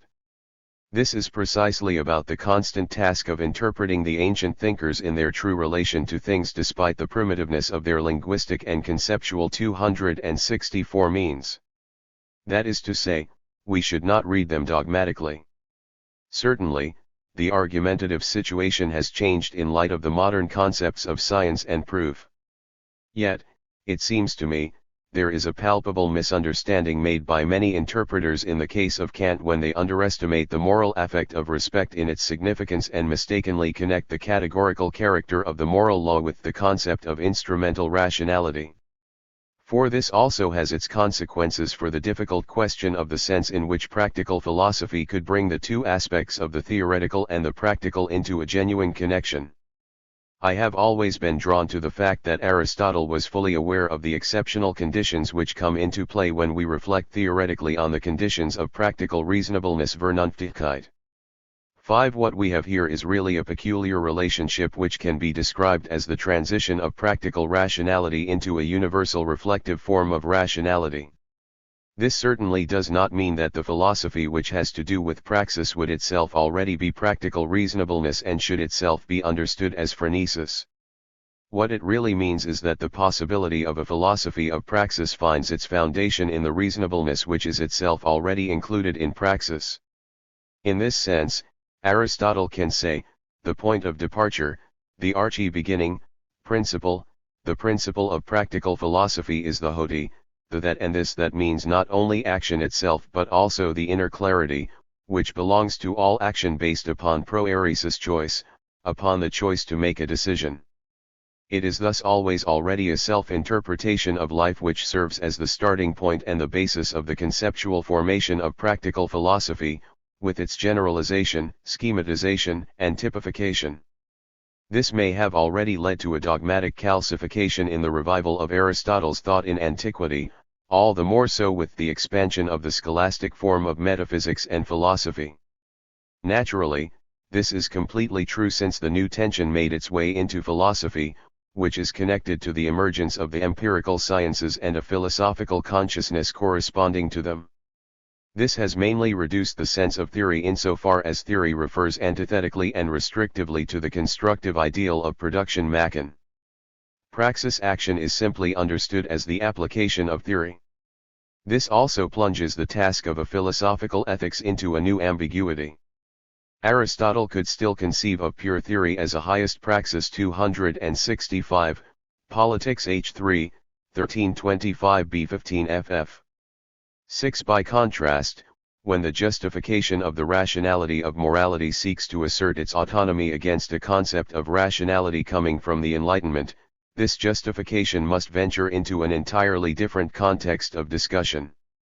It becomes a critique of any dogmatic moral philosophy, which forces itself into moral consciousness and into the philosophical justification of morality. From there stems the well-known tension between reason and sophistry as well as between moral and technical consciousness, on which Kant's grounding of the metaphysics of morals had to reflect. As much as Kant himself stands on the ground of the Enlightenment, he still provides a critique of the Enlightenment on this point, which is decisive for ethics. It always amazes me that we have not managed to appreciate 52. This achievement in its true and valid extent in present-day discussion. Well before the 19th century introduced particularizations along the lines of national states, it was the late 18th century which developed a sentiment for humanity in its fundamental right. On this point, going beyond Kant seems simply incomprehensible. Obviously, we need more thought to clarify what it means that there are many configurations of ethos in the field of practical philosophy. I cannot persuade myself that the emergence of historical consciousness, which turned out to be the greatest corrosive force for the tradition of metaphysics, possesses a corresponding significance for moral consciousness and the legitimacy of practical philosophy. In this field, the manifold configurations of ethos are rather visible from the very outset, as I have already tried to explicate at the beginning in the discussion of the concept of the good in Greek philosophy. It is true that Aristotle himself had only occasionally, especially in the question of natural right, of the physi dikaion what is just by nature, made some mentions about the distinctiveness of legal systems in relation to what is right, both of which are included in the concept of dikaion just. Still, as things stand, there can be no doubt that his description of the essence of ethos is indeed informed by the world in which he lived and which delineates the horizon around him. Yet, any possibility for a practical philosophy is based on the space which has already been opened for philosophical thought, a space which is grounded upon the existence of ethos, of solidarity, of a commonality which is beyond question and has no need of grounding. In this sense, it seems to me that our discussion about the fragmentary character of all language games and discourses is also only the proliferation of an experience, which has always already found consideration within practical philosophy and which must resist the false claims to absoluteness which is connected with the concept of science in the modern sense. The rationality of human praxis and the rationality of practical philosophy do not come up against the contingent 266 as if it were something other than these rationalities. Both rationalities are grounded in the facticity of praxis, which is the reality of our life, and not in the derivation from a principle, as it corresponds to the logical ideal of proof in science. Aesthetics. Part 2. 54. 58 Lyric poetry as the paradigm of the modern two. In its first volume, the research group on poetics and hermeneutics discusses in a very informative way the emergence of the realistic novel, an event of epical significance. This has been done predominantly through the lens of the theory of the novel and of the transformed concept of reality reflected in it. The impressive second volume treats lyric poetry as the paradigm of the modern age. This is again an event which clearly stands out and gives the theory and praxis of hermeneutics its task. In terms of the radicalness of its break, this event is hardly behind the turn manifested by the transition from the 18th to the 19th century as seen through the lens of the novel. This time, we are dealing with the transformation of the lyric poem, which has been so abruptly pushed out of the Western tradition of art in the last 100 years that it drives the interpreter to the edges of hermeneutic nihilism. Can we still understand modern lyric poetry at all, or better, can we understand it unambiguously? Or are different equally justified interpretations available in such a way that they all coexist with each other, are even intertwined with each other and precisely with the intention of dazzling us hermeneutically? For the point here is not what is ultimately the case with any work of art, namely that its interpretation is infinite, the standard for a correct interpretation uncertain and all interpretations one-sided and susceptible to being superseded. Rather, the question is whether one may proceed in such a way as to seek or presuppose a standard of correctness, or whether the hermetic lyric poetry of the modern age strives after an inconsistency of meaning, which turns interpretation into an entirely new kind of enterprise. It belongs to the particular appeal of this volume that it attempts to test the theoretical discussion with a practical example, which is best possible precisely in the case of lyric poetry. The collective interpretation of the poem Arbitrary by Apollinaire III brilliantly brings to the fore the theoretical anticipations guiding the interpreters in their hermeneutic praxis. Two camps become apparent. One side believes 59 that understanding and interpretation are unchanging tasks and is only skeptical about the possibility of fulfilling these tasks. The other side goes so far as to elevate plurivocity to a methodological principle. Hans Blumenberg's theoretical contribution about the poetizing of language would not contradict this if we concede what is anyway necessary, namely, that this description of poetizing by means of multiplying meanings only focuses on the extreme case of 1. 56. The modern and the leveling of language which it discovers. However, we are still led to doubt whether starting with the polished common language of everyday life and rising over it by poetizing can ever lead to the word of lyric poetry. Blumenberg's description seems to me to overlook the fact that the tendency to univocity, which he ascribes to scientific language, is not at all true of a language, but only of the tiny part of a vocabulary which is called terminology. The limit event of incomprehensibility, which he describes as the opposite pole, is conceived from the standpoint of the fictional concept of a univocal language. Is this really the limit event?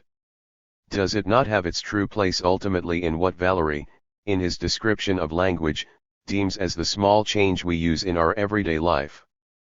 For in its scientific function, language approaches the lime's limit of an exchange of signs and gestures deprived of speech and is barely a language. It seems phenomenologically illuminating to me that if we take our departure from the language of exchange, whose function is carried out jointly by a whole host of factors pertaining to the process of coming to an agreement, the proper essence of language remains underdetermined. Obviously, this does not mean that now we could simply presuppose poetry as the original language, as Vico did, without falling into an inverse unphenomenological dogmatism. However, we are methodologically required to seek out such ways in which language functions, which cannot appear in mere behavioral relations and mere transmission of information. As examples of such ways, we have cursing and blessing, perhaps also invocation, not only the invocation in prayer, but as an invocation directed towards the invisible. Let us note that the visible can also be reached by making a sign. Where language is like this, it is free from the function of referring to something, which can also be presented in other ways, and language manifests itself in its genuine function. Herein lies, it seems to me, our access to poetic language. Everything we emphasize about poetic language by comparing it with everyday language may be true, particularly its plurivocity. Yet, everyday language does not become poetic by stripping away the specific impurities of everyday life and surrendering its pragmatic univocity. It is the other way around. Language does all of this because it is poetic, that is to say, because poetic language performs its own self-presentation, it asserts the polyvalence which in itself belongs to language. In fact, it is rather only from here that we can appropriately describe the modern poem. This is because, from the prosaic to the reportage pieces, the word material of a modern 60 lyric poem can be truthful and sometimes possesses a rather crude univocity. Yet, we ultimately have a linguistic structure in itself standing before us, inimitable, harmonious with itself, presenting the understanding with an inexhaustible but unambiguous task despite all polyvalence. If we think of the poem by Apollinaire, it is clearly exasperating that we cannot even figure out, for example, whether it is the friend, the tree, or perhaps an alter ego which is addressed with the you. The fact that we should not superficially understand the elements of composition, which include Lyon, Leipzig, the Trans-Siberian, and the beautiful Negro, does not mean that the poem is as plurivocal as it appears in the interpretive contributions presented in the volume. What I find missing in this discussion is an attempt that goes against all these different contributions and specifically presents that about which there was no disagreement. This is, in my 57 view, what Henrich's remark most definitely accomplishes, without thereby granting a hermeneutic primacy to the prima vista first glance. Jaws has this critical expression, as if we were dealing with a classical art form, and what if we were dealing with it? Or better, even if the flight from pre-existing forms begins to play out with the limit event of incomprehensibility and if the twilight of interpretive possibilities clearly strives after Baroque effects, is this really the case of modern lyric poetry and would it make its essence known? This would be exactly similar to declaring Vasarely as the modern painting. Even then, the stimulation of such discombobulating overlapping phenomena, as constituted by Vasarely's alphabet, 5 does not yet make up a painting as such. Otherwise, a textbook of Gestalt psychology would offer an aesthetic pleasure.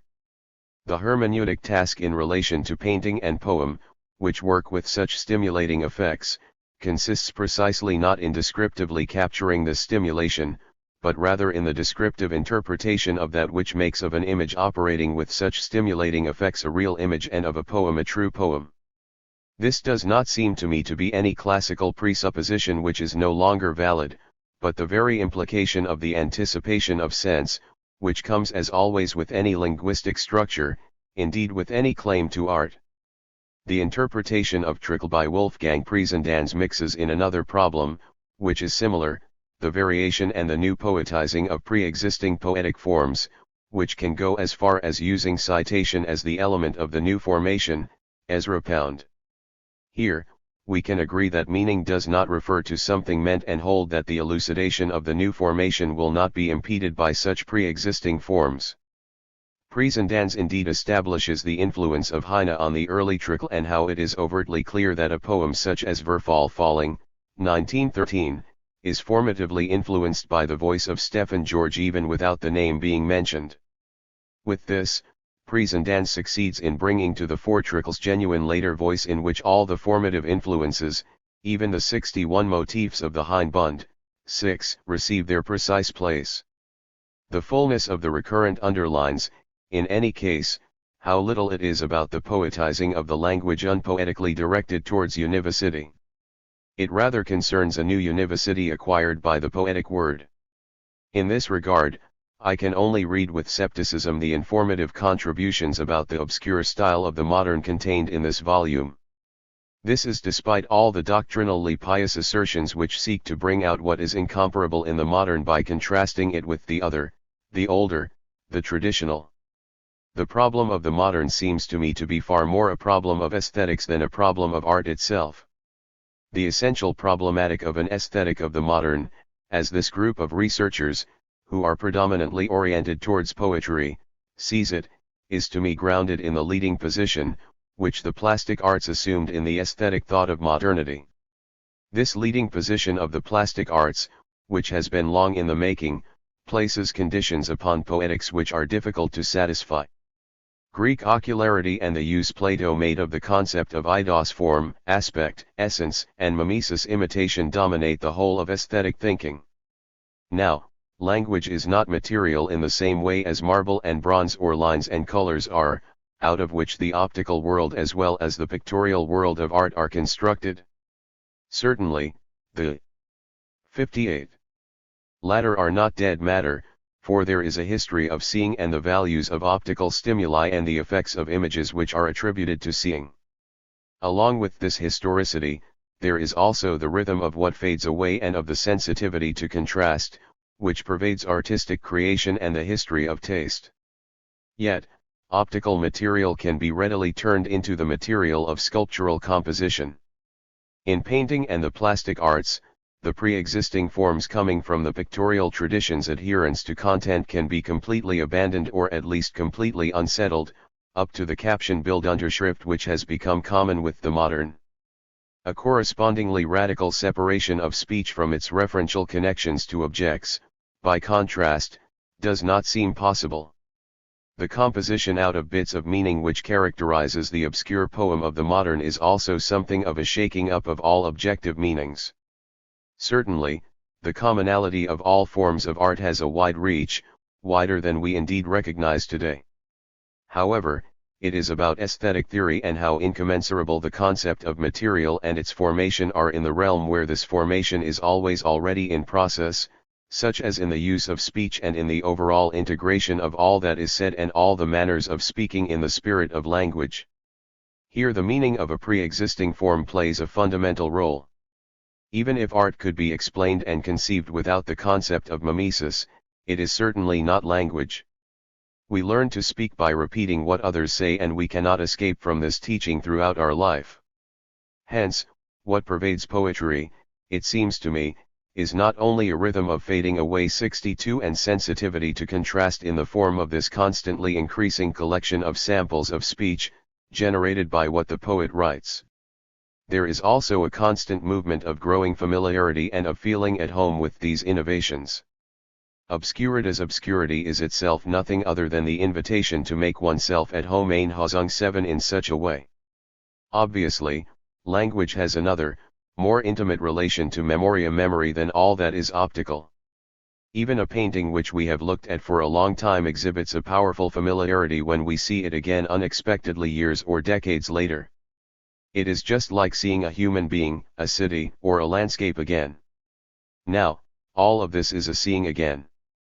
By contrast, the poem, and the linguistic work of art in general, as a text which is heard or read, are always already something like a remembrance with regard to each individual word, even when it is read or heard for the first time. This means that the word is always already at home in the treasure house of memoria and has its place there, which it never abandons, the place of thought. Poetry, as the art of the word, is a different kind of art from the other arts, and poetics is a theory of art in a different sense.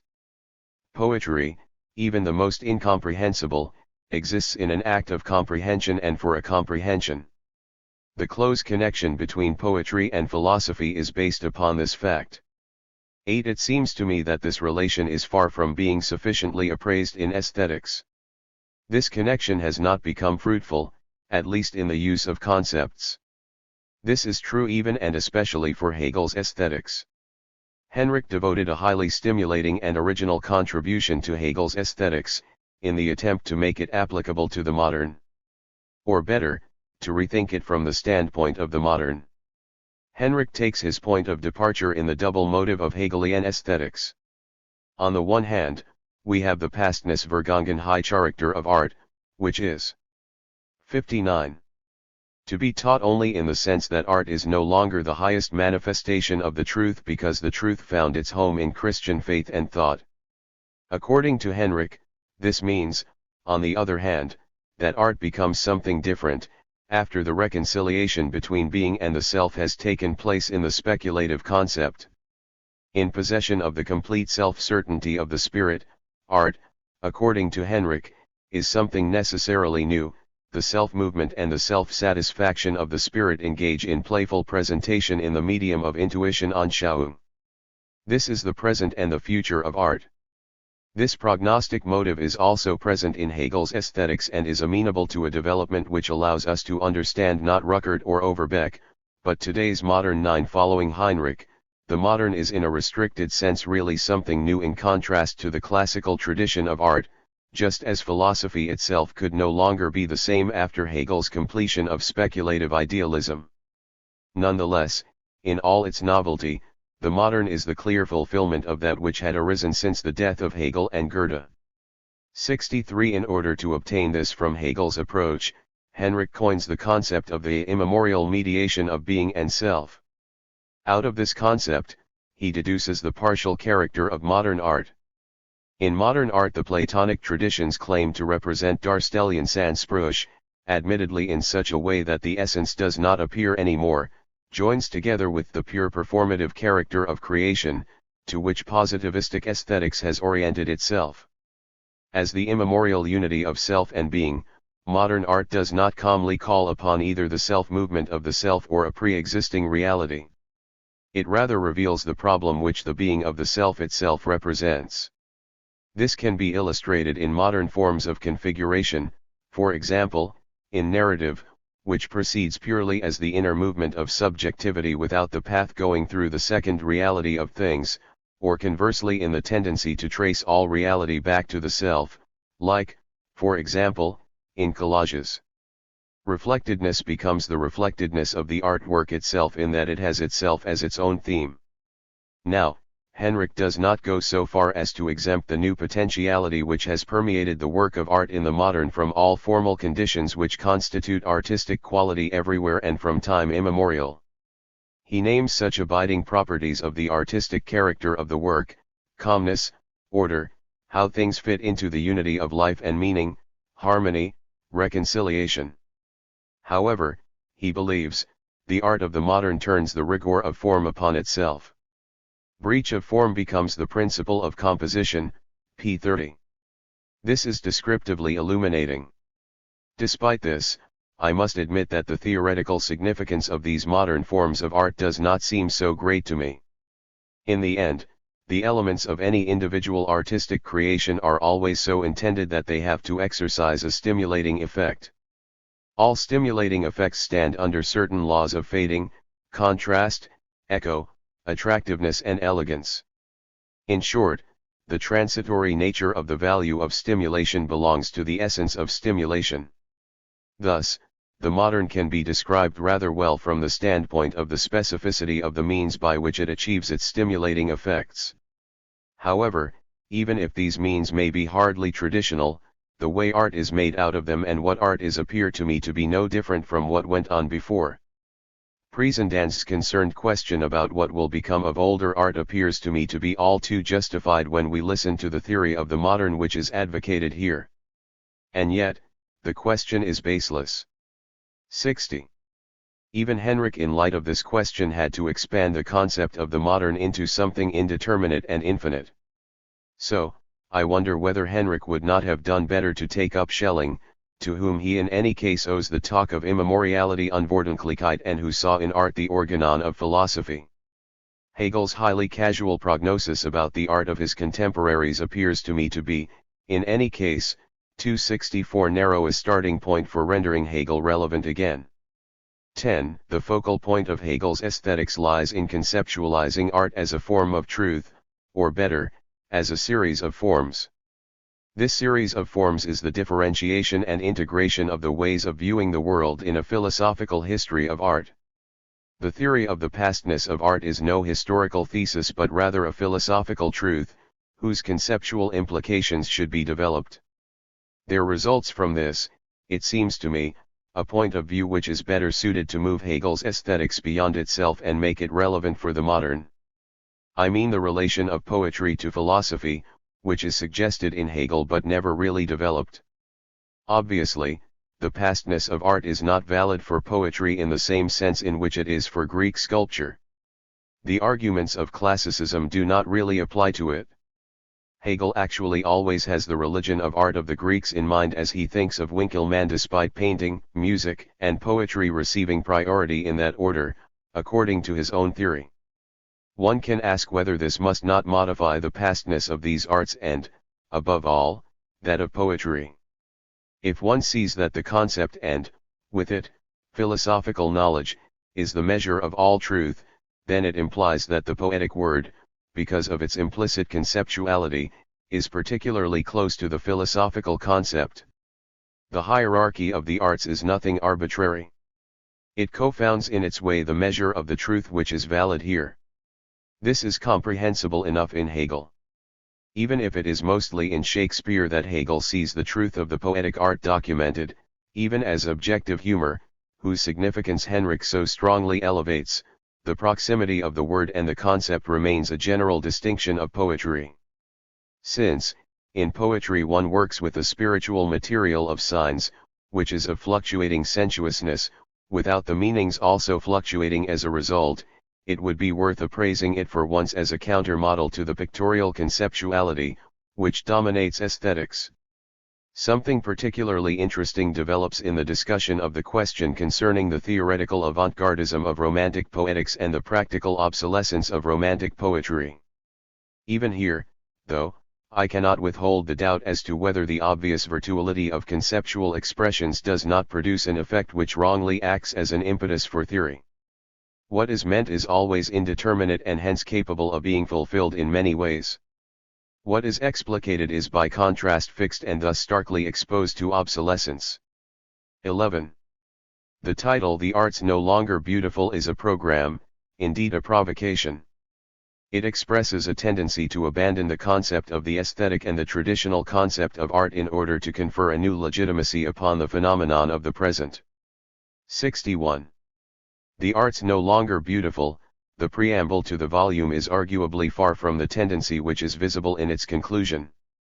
Two scholarly essays by Gerhard Müller and Manfred Furman investigate the ugly, in particular the disgusting and the gruesome in ancient literature.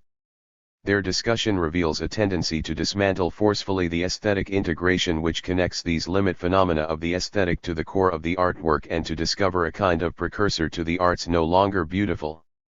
In fact, in the case of the classical authors, such as Homer, Aeschylus, Sophocles, it is highly noteworthy how great a space of play there is within which the canon of the beautiful, the noble, the heroic, or the divine can be grounded and diversified by the ugly, the cruel and the gruesome. As we know, this is even more so for ancient comedy, which conjures up divine joviality from the ugliest. Manifestly, in order to understand these phenomena, it is necessary to strip away the Platonic Aristotelian moralizing, and what corresponds to it by way of the Christian heritage. That was Gerhard Müller's specific claim, and the discussion proceeded accordingly to the theological sense of Greek poetry and the question of how the liberation of what is realistically ugly comes about. The more detailed theological interpretation of the problem remained richly controversial, primarily between Blumenberg and Taubes. The second contribution made by Manfred Fuhrmann, consisting of solid individual studies devoted to the Silver Age in Latinity, presented well thought-out observations on the disgusting and gruesome, as encountered mainly in Latin literature. Yet, this seems to me to provide nothing for the problem of the arts no longer beautiful. It can only mean that a die-hard classicism and a corresponding deformation of the Christian element reveal their difficulties here. One can formulate an alternative: either everything is meant theologically, and this means social critically, for example, Lucan's Pharsalia or the Christian horror of martyrdom, or it is aesthetically integrated. In either case one gives up on any rational insight.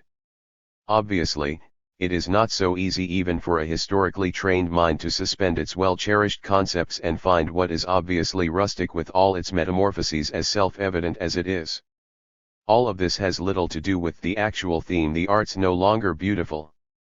66. The second theme was the illegitimacy of the didactic poem.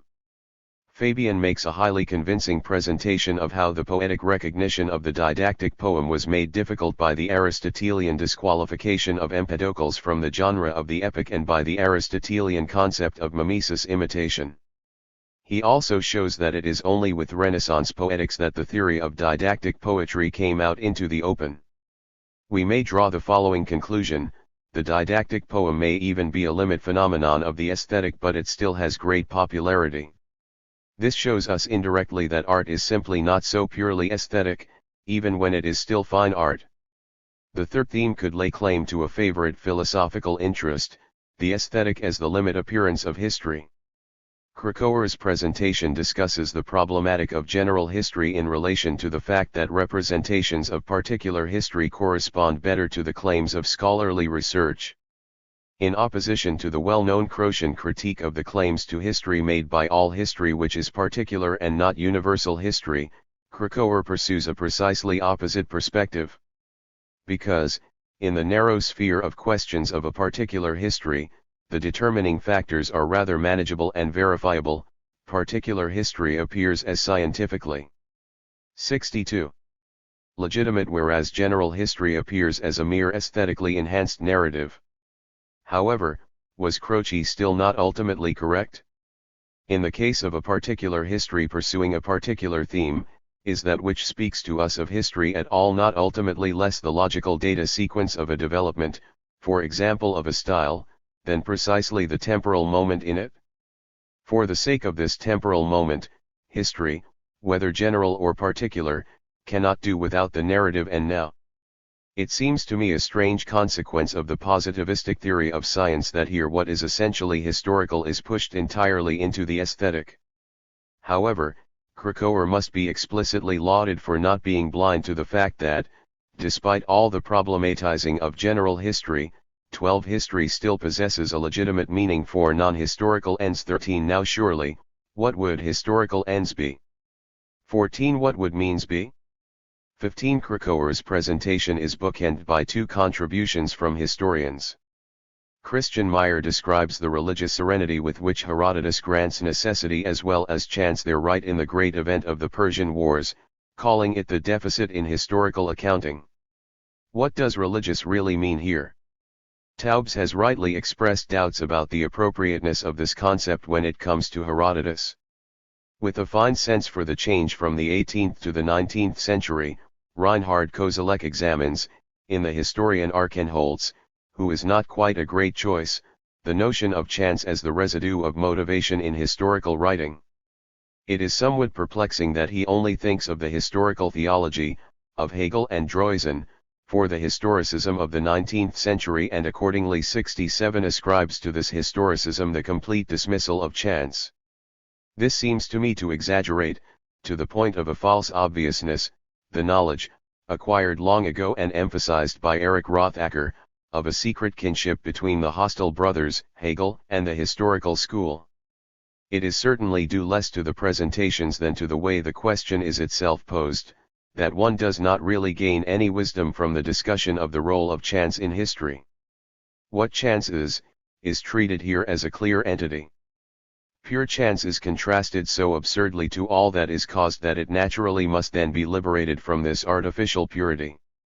Thus, it is supposed to be recognized in Herodotus as a mere poetic ornamentation, or because it is chance only in a particular perspective and things actually would still have their well-understood causes, or even that things would have turned out as expected even without chance. Here a recollection of the analysis of chance in the Aristotelian physics should have warned against such an abstract conception of chance, which has neither an aesthetic nor a historical reality, but only the spectral reality of a bad and unreal abstraction. Chance can always be thought only in causally conceivable connections as a kind of accidental cause. In what sense does the aesthetic manifest itself here as the limit appearance of history? It is indeed the old criticism which Count Georg had already made of Ranke that for him nothing could become reality. This emerged as what is proper to historicism in opposition to the moralistic paradigm which was applied to histories in the age of the Enlightenment. History is liberated from all teleological thoughts of an 63. And, which succumb to critical dissolution, so that every appearance and epoch are immediately directed towards God. Precisely because of this, the unity of history only retains an aesthetic consistency. However, this means that the essential inconsistency which applies to the course of history is covered over aesthetically. Jaws says in the discussion, here it becomes evident that, in opposition to the original question which was posed by the colloquium, it is not chance, fortuna, in the historiographical context, but rather the dispelling of any contingency which must be seen as the aesthetic limit experience in the historical. The statement lays bare the false abstractness of the concept of chance which frames the discussion, without the teleological preconceptions of the understanding, the course of things, salvation heil, the final condition, the unfolding of the possibilities proper to creatures, the continuity of perpetuation or even classless society, or the state without domination. The whole discourse of chance has absolutely no determinate sense anymore, and chance in any case does not have to be. What is purely without cause? 68. What one takes from the further discussions, most prominently, when one reads the contributions of Jaws and Taubes on Christian aesthetics or the contributions of Hempel, Chizouskij, Rotermund, Diekman or Maurer, in fact does not seem to me to correspond to the question proper to this discussion. The arts no longer beautiful of today do not become more intelligible from the standpoint of the history of Western art, as it is placed before our eyes here. What is successfully proven is simply that there were all kinds of art and art theory, which found a home outside a classical canon of beauty. But who really doubted that? Auerbach's research on mimesis treads on fertile ground.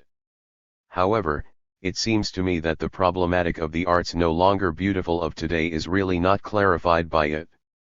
Moreover, the conceptual basis is often rather shaky and leaves us in confusion as to what the concept of the aesthetic really means. This is the case, for example, with the discussion of obscenity in the Middle Ages. The pure essence of the obscene sounds to me once again like a dummy concept, which does not exist. The question, can the obscene be made aesthetic, seems remarkable to me. Is the obscene as the content of the statement, and, more than ever, the obscene joke, not always already aesthetic? The other contributions which follow come closer to the relevance to the current situation, which this volume seeks, particularly the contributions of Presendans, Marquard, Isser, and Imdahl. Thus, Heine's travel letters are in fact a new genre, in which no integral unity of an art world radiates because Heine seeks so much to weave his political desires into this writing.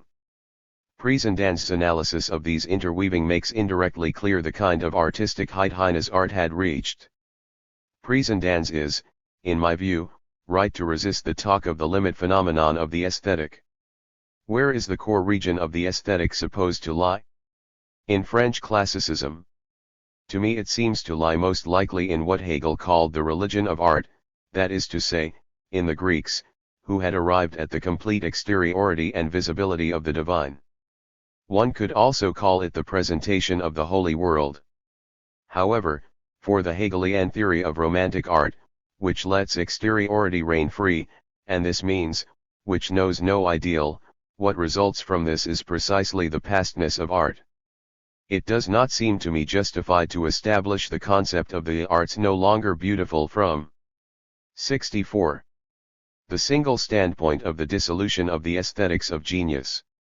Either Hegel's talk of the pastness of art means the end of the classical religion of art, and this corresponds to the substantial scope of the studies presented here, or it means the modern of the post-Hegelian epoch. Then, Hegel's theory of the romantic art form is no longer the right framework. Marquard, like the many 69 who invoke Hegel on this point, does not take seriously enough the fundamental meaning of Hegel's statement, which also means to include the whole of post-classical art. 206 For us, the theme end of art does not simply mean the same as what it so often meant in the life and in the development of Western art, namely, the reaction of a generation to the way things were changing, especially matters of taste, that which a younger generation considers appropriate. It is mostly the older generations who reject new art, shaking their heads as if it were the end of all good taste and real art. Today, we are obviously dealing with a deeper Riftbruch and disruption Einbruch, with a more radical questionability and doubt, which demand that we all appraise the situation in a thoughtful way. What compels this question in today's industrial age is fundamentally the decline of cultivated society and its aesthetic culture. We seek resources to think this process. This rift is certainly not only a break-a-brucha, but like any rift something which can become the seeds for a new growth. When we wonder where we will find the intellectual resources to manage this task, Hegel in particular comes to mind. He is the first to have formulated the theme of the end, not only for art, but in a much wider sense. Hegel, this intrepid Swabian, had claimed to have grasped in his own thought the completion of the entire intellectual and spiritual history of the West, nay, of the history of humanity in general. He was convinced that history in a certain sense is at an end, to the extent that there could be no more doubt and discussion whatsoever about the principle under which world history has taken its course. The path to freedom for all is what constitutes reason in history. This is Hegel's famous theory, of which we may say that it has with sound judgment made us truly aware of a principle which reached its ultimate triumph with the French Revolution, but which had essentially entered the world with Christianity. That every human being 207 ought to be free and that there ought to be no slaves and no slavery is beyond dispute. History consists in the attempt to realize this ideal. This is what Hegel taught us. That is why world history, in the age of revolutions striving for this realization, goes especially further than the struggle of one domination against another and the struggle to free oneself from domination, a struggle whose end cannot be foreseen. It is not only the end of history which appears doubtful to our real experience. The same is true of the end of metaphysics, which was first proclaimed by August. 7. The end of art. From Hegel's doctrine of the pastness of art to the anti-art of today, 1985, 1. 66. Kant at the beginning of the 19th century under the heading of positivism or philosophie positive philosophy.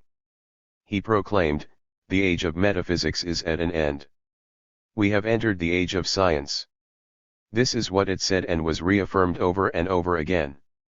In our century, Martin Heidegger finally took the same thesis to its culmination, so to speak, by also conceiving the end of philosophy altogether, like Nietzsche's vision of the last human.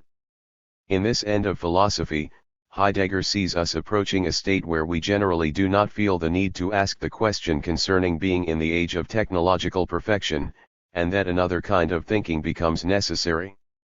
I would like to take up these three pronouncements of the end of history in Hegel, the end of metaphysics in Kant and the end of philosophy in Nietzsche and Heidegger. I would like, in particular, to turn to the intellectual resources offered by Hegel's assertion about the pastness of art Vergangenheitscharakter. It is a very Swabian formulation, as one must indeed concede, not quite sparkling with wit and dazzling with elegance, but of rather shocking coarseness. It hits upon something essential and will perhaps appear even more essential to us if we reflect upon it even longer and recognize in it the question of our day. If, according to Hegel, it is knowledge and science that make art something past, then science is for him not this breathtaking progress of the empirical sciences, which we associate with the slogan of positivism. Science is rather a comprehending summation of all our knowledge, which in an ultimate sense, as the science of the concept, as philosophy itself, has even taken over the task of art and presents a higher form of spiritual consciousness. In Hegel, the thesis of the pastness of art means this fact that, in the classical epoch of Greek sculpture, the divine immediately presented itself in the phenomenon of art as the truth itself. Even the age of a God beyond this world, such as Christianity and its message, could participate in this truth of the divine in the form of remembrance and the nurture of memory. It is the so-called romantic arts, as they were called in the language of Hegel's 208 time, particularly painting and music, and no doubt also the general art, poetry, which preserve this reverberation of the memory of the gods in the age of Christianity. Understood thus, Hegel's doctrine of the pastness of art does not essentially mean that art does not have a future anymore. It rather means that art is in its essence already of the past even if it may continue to bloom in whatever future. Art is from the outset taken over by another possibility of spiritually grasping the truth. In substance, Hegel saw this possibility in the message of the New Testament when it speaks of the adoration in spirit and in truth. Thus, his own philosophical doctrine claimed to have elevated the truth of Christianity into the concept. This bold thesis of the pastness of art intends far less to be a critique of the art of his own time than is generally bandied about. However, in this epoch to which Hegel belongs, which for us is above all the epoch of Goethe and which for philosophy means the period of the philosophical movement from Kant to Hegel, it is still no accident that indeed art is granted a favored place of interest in the whole business of the human search for the truth. Hegel's lectures on aesthetics belong to those works of his that have determined most profoundly the thought of the time to come. In any case, among his lectures, it is those on aesthetics, which, through a dazzling reworking of the writing by one of his own students, are 67 The End of Art, 1985. Rendered so readable that Hegel is able to speak like a teacher who has an answer to the living questions of his listeners. When Hegel wrote his books, his Phenomenology of Spiriti and his Logic, it was for a very narrow circle of people who were capable of devoting themselves to thought. It was similar, for instance, to the case of Heidegger in his later phase, as he delivered his enigmatic essays to the world, which remained largely cryptic, by contrast to the compelling force of his actual voice when he addressed his audience in his teaching and in his talks. Taken as a whole, Hegel's lectures on aesthetics present an answer, which can even render the expression pastness of art determinate. Hegel sees in art the presence of the past die Gegenwart der Vergangenheit.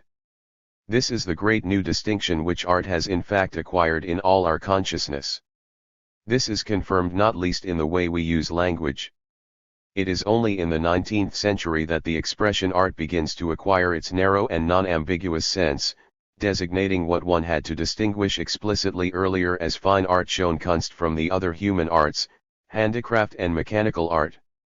Art as the presence of the past is not simply an aspect of this emergence of a historical 209 consciousness, which essentially received its initial formulation in the Christian conception of the history of salvation and found its final expression in the secular history of salvation in the age of the Enlightenment, to which we can also add Hegel's entire construction of world history. What is conveyed in the Romantic critique of the Enlightenment is something else. It is the new consciousness of the otherness of all that is past, and this consciousness forces its way through at the end of a long tradition of metaphysics like the whole perspective of the history of salvation. At this moment, art signifies something new. Through the essential simultaneity of all art we become conscious of something which represents an ultimate superiority over history. This found in a certain sense its first, hidden self-consciousness in the Hegelian thesis. In any case, something decisively new came to the fore at the time in the 19th century and determined the progress of art. It was the end of the great self-evidence of the Christian humanistic tradition. What was lost as a result was the mythos story common to all. By mythos, I do not understand the ceremonial, what lay people customarily associate with this word. It is also not the religious counter-concept to the true God of Christianity. Mythos should only mean here, that which one narrates, and narrates in such a way that no one may even doubt it, so much does it say something to us. To mythos is that which one can narrate without anyone putting it into question as to whether it is also true. It is the truth which connects everyone, in which everyone understands one another. This is what precisely came to an end at that time, this self-evidence of the Christian humanistic tradition. To know that this is the case, we only need to look around us. It is the end of the last architectural style common to our Western civilization, the end of the Baroque and its offshoot, the Rococo. Since then there is hardly anything anymore that manifests itself in architectural sensibility and dominates as an architectural style, at once universally integrating and binding upon an entire epoch. There is a multiplicity of architectural forms and styles, which exist alongside each other. It is significant that the first architectural form, which has shaped public buildings as a style, was at the time classicism. Already the name indicates the artistic inclination towards an older model. One thinks of Munich and Clance. 3. This first form of architecture is followed by other 68 efforts to renew it by connecting it with the Baroque, the Renaissance, the Neo-Gothic and even the Romanesque in our railway stations. What architecture reveals to us here is valid in general. The self-evidence in which a public consciousness expresses itself in public buildings lies here. Whether it now concerns the way religion or 210 the political regime orders life or even simply the new vivid feeling of industriousness and civic virtue, buildings are for us works of art. Yet, long ago they were at the same time works in which all people recognized themselves. Thus, there was essentially no aesthetic distinction which enabled the connoisseur and the expert to acquire a discretionary distance to distinguish, in the creations of architecture, painting, or music, between the art which was at work here and the message and pronouncements which gained a presence in these works. Mythos, again in the most prosaic sense, to utilize in this case the concept which I have suggested, was valid for all forms of art. In my own investigations, I have introduced for this purpose the technical expression of aesthetic non-differentiation. For in this expression, the question is not whether someone made the distinction and someone else did not. Both participated in the same art. Thus, we ask what is novel when art knows itself to be art. We must ask such a question if we want to clarify the question of today, namely, whether art stops having to be art. The question of the truth of art is posed in a new sense as soon as art is no longer subordinated to other spiritual needs, but is conscious of itself and we are conscious of it as art. Only since art is thought as art do we come to question that which for a long time answered itself. This is also how we have to understand the situation in which Heidegger renews the question of the truth of art and speaks of the setting into work of the truth in the course of the deconstruction of the Western metaphysical tradition. What is in focus here is the entirety of art's past and present. Today, when everything is taking on global dimensions, the question will be asked with a new breadth because all distances, whether temporal or spatial, have been turned into the nearness of a new presence and everyone makes claim to it all at once. From now on, we are dealing with a dual form in which art encounters us. In the age of historical consciousness, art must, so to speak, look in both directions, on the one hand, to the presence of the past, which makes all art contemporaneous and, on the other hand, to the art of our own time, which alone is contemporary with us. This has become a tense relationship. The more the aesthetic and historical culture spread in the 19th century and in our own, the greater was the tension felt. Contemporary creation steps more and more into the shadows of the great past of art, which surrounds us as the present. Think, for instance, of how contemporary music, as a precaution, has been moved to the middle of the program, so that no one comes too late and no one leaves too early. This is a symptom. Something is expressed in this for which no one is to blame. It is the tension which takes hold of our whole consciousness of art 211 and which is getting more and more pronounced in our century.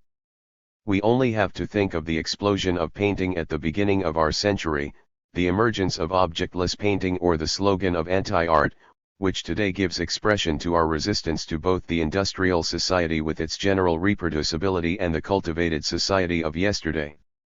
We would like to question Hegel again. In his Aesthetics, the standpoint of art holds complete sway. This is seen at once in the treatment which the concept of natural beauty. 69 The End of Art. 1985. Receives. From the standpoint of art, natural beauty possesses no independent character anymore. We are constantly looking at nature with the eyes of the creating artist. This is a profound change.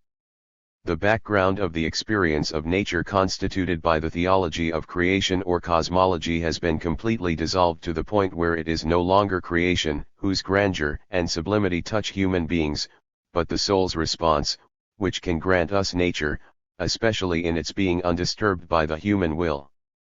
The fact that natural beauty and the determinations, which Kant had abstracted from it, offer their services, unsolicited and unwanted, to the aesthetic theories of the present as the example of Adorno illustrates, is based upon the confusion between taste and art. Hegel defined the so-called beautiful in art as the sensuous appearance of the idea. This is certainly not supposed to formulate a definite stylistic ideal, but rather a philosophical statement about what art as art always is. To this extent, we must ask how this definition is also to be understood for the post-Hegelian epoch and for our time. The way in which this definition circumscribes the concept of the beautiful through concepts clearly contains a most extreme opposition, that between the sensuous and the idea. The distinction made in Platonism, the separation of the mundus sensibilis sensible world from the mundus intelligibilis intelligible world, of the sensible world and the spiritual world clearly underlies the Hegelian conceptual language. Moreover, what presents an immediate connection to Plato is the reconciliation of the two worlds which is supposed to lie in the beautiful. The beautiful is even the appearance Erscheinung of the good. It is the sensuous appearing Scheinen, the sensible appearance Schein, the splendor which powers over what appears, so that it appears erscheint and shines scheint as an ideal form. The sensuous appearance of the idea in this way essentially declares the congruent unity of that which is in itself completely separate, namely the idea and the appearance. It is also really what we all admire in the great stylistic epochs of arts past and what we equally experience in light of what has succeeded in the present, this indistinguishable, undifferentiated unity of appearance and content. This certainly sounds at first like the stylistic ideal of classical art, that God is present in the appearance of the sculpture. Yet, the present of what is 212 common to all is understood even today in the appearance of art over and beyond all levels of education and intellectual status. This common present experiences the same present in the form of divine and mythical contents. Let us think in this regard of Bach's Passion, which brings together in the space of the Church the lovers of high music as well as the real members of the Christian community in a common experience. Or let us think of Greek theatre, whose written texts still offer inexhaustible material for the education of generations and to the intellectual acuity of the learned. Yet, this theatre had in its thrall the whole of the public of Attic theatre, from the artisans to the societal elite. It is the aesthetic non-differentiation, the participation in what is common, which alone makes the solidarity in reception possible. The congruent unity between idea and appearance remains in a certain sense a valid definition of the beautiful in art. It certainly no longer exists in the 19th and the 20th century as something self-evident which is borne out by a general consensus. Not even through the detours of a contrived politicizing, for instance, in the course of the aspiring nationalism of the 19th century, do we see such a kind of 70. Self-evident commonality in the pronouncements of art. This is without doubt a loss and, like all losses taken to heart, there is also a need that corresponds to it along with an effort to win back what is lost. Modern art is marked by the quest for the common and the self-evident. By modern art I mean here not only the postmodernity of today but also not just the modern of the early 20th century. I mean all of it together. The modern and the most modern belong to it. What has been produced out of the pseudo-historicism of the 19th century are all new ways of venturing, new ways of creating. The artist is born by the consciousness that a pronouncement, a new way of bringing together, oriented to the common, to the true which unites all, must succeed. From this one grasps what must have led to the cultivated society, to the form of appearance of the bourgeois culture of the 19th and 20th century, after the self-evidence of the pronouncements of contemporary artistic creation was lost. One readily understands, and it is an unmistakable symptom of this loss, why indeed the phenomenon of kitsch emerges under these conditions. If I see it correctly, there is kitsch only since there is the yearning for the common, which is no longer there as a self-evident presupposition for everyone. One thinks, for example, of the self-evidence with which in the great history of painting the representative image of the emperor with all his attributes, now so distant from us, the horse, the suit of armor and the marshal's baton, somehow fits the stature of the emperor so closely. 213 Or in the sacred painting which, in all the changes of interpretation, never operates like a disguising or a masking because it includes the self-evidence of sensuous appearance as the self-evident expression of religious worship. It is only when such a self-evidence no longer exists that there is an anticipation of the effect, which we associate with the phenomenon of kitsch. Aspiring to do art in this way and wanting to propagate it might still be a noble goal. The kitsch which is made to serve noble ends is not better than that which is only intended commercially. One should not consider kitsch just as a negative concept of quality. A work of lesser quality does not need to be kitsch. So, I believe that there can be no kitsch where there is no concept of art, which has been established as its own standpoint, in separation from all other commonalities. It has nothing to do with the level of the artistic configuration as such. In peasant art with all the imitations discernible in it, there is no kitsch. Rather, what is reflected, for instance in reverse glass painting, is the self-evidence of common contents, be they of a religious or profane nature. The stimulus for such a naive artistic exercise lies precisely in something coming to appearance as if by itself, which in the efforts of the artist in today's world only finds its fulfillment in the rare cases where a work succeeds. A successful work of art is always a successful attempt at uniting what has fallen apart. I may illustrate this with an example, in the poetic work of the Paul Celan, whose creative powers were literally consumed by his task. It was the task of letting something like music, a new mutual play between that which cannot be brought together, emerge from fragments of sense, fragments of tone lying alongside each other like debris. In the rare moments in which a reader really understands the poem in its inner unity, there is suddenly something universal present there, something that holds as self-evident. From this, I am reading off what has changed and what has remained. There is no common unity of style anymore, as cultivated laypersons feel it so starkly in contrast to the great periods of the art of the past, to the point that they are not able to make out. 71 The End of Art. 1985. The personal style of specific artists at all. Now, it rather appears that style does not exist but becomes what is sought, and it is a long process of searching until contemporary artists manage to find their own signature style, since a self-evidently valid tradition is no longer binding. The signature style is precisely one that is theirs but still readable. It is obviously a task for both sides, for the artist who seeks a legible signature style and for the reader who must get used to the signature style and what it says, so to speak. This example teaches us that it is precisely the breakup and dissolution before which we stand today which sets art its task. Let us illustrate this with some of the great artists of the 19th century. Now, 214 even classical themes can receive a new actualization realisierung, which we may not admire as much in the Nazarenes 5 as, for example, in Feuerbach 6 or in Maurice 7. Conversely, a new chromatic magic can be discerned in the railway station. In this way, The alienated classical or the estranged modern can be overhauled into a new unity, and this certainly becomes a task not only for those who create, but even for those who receive the work. It is the lack of self-evidence which should here acquire a new power of persuasion through the artistic form of the work. This can be first understood comprehensively from Hegel's pronouncements. This is why I begin with Hegel's answers. This becomes absolutely clear in painting. We have here a new arbitrariness of an experimental sort already manifested in the choice of motifs. Even when old mundane contents re-emerge or old forms are taken over and transformed, they dare to venture something new. What is always demanded is the overcoming of estrangement, not only from the one who creates but also from the one who receives the work.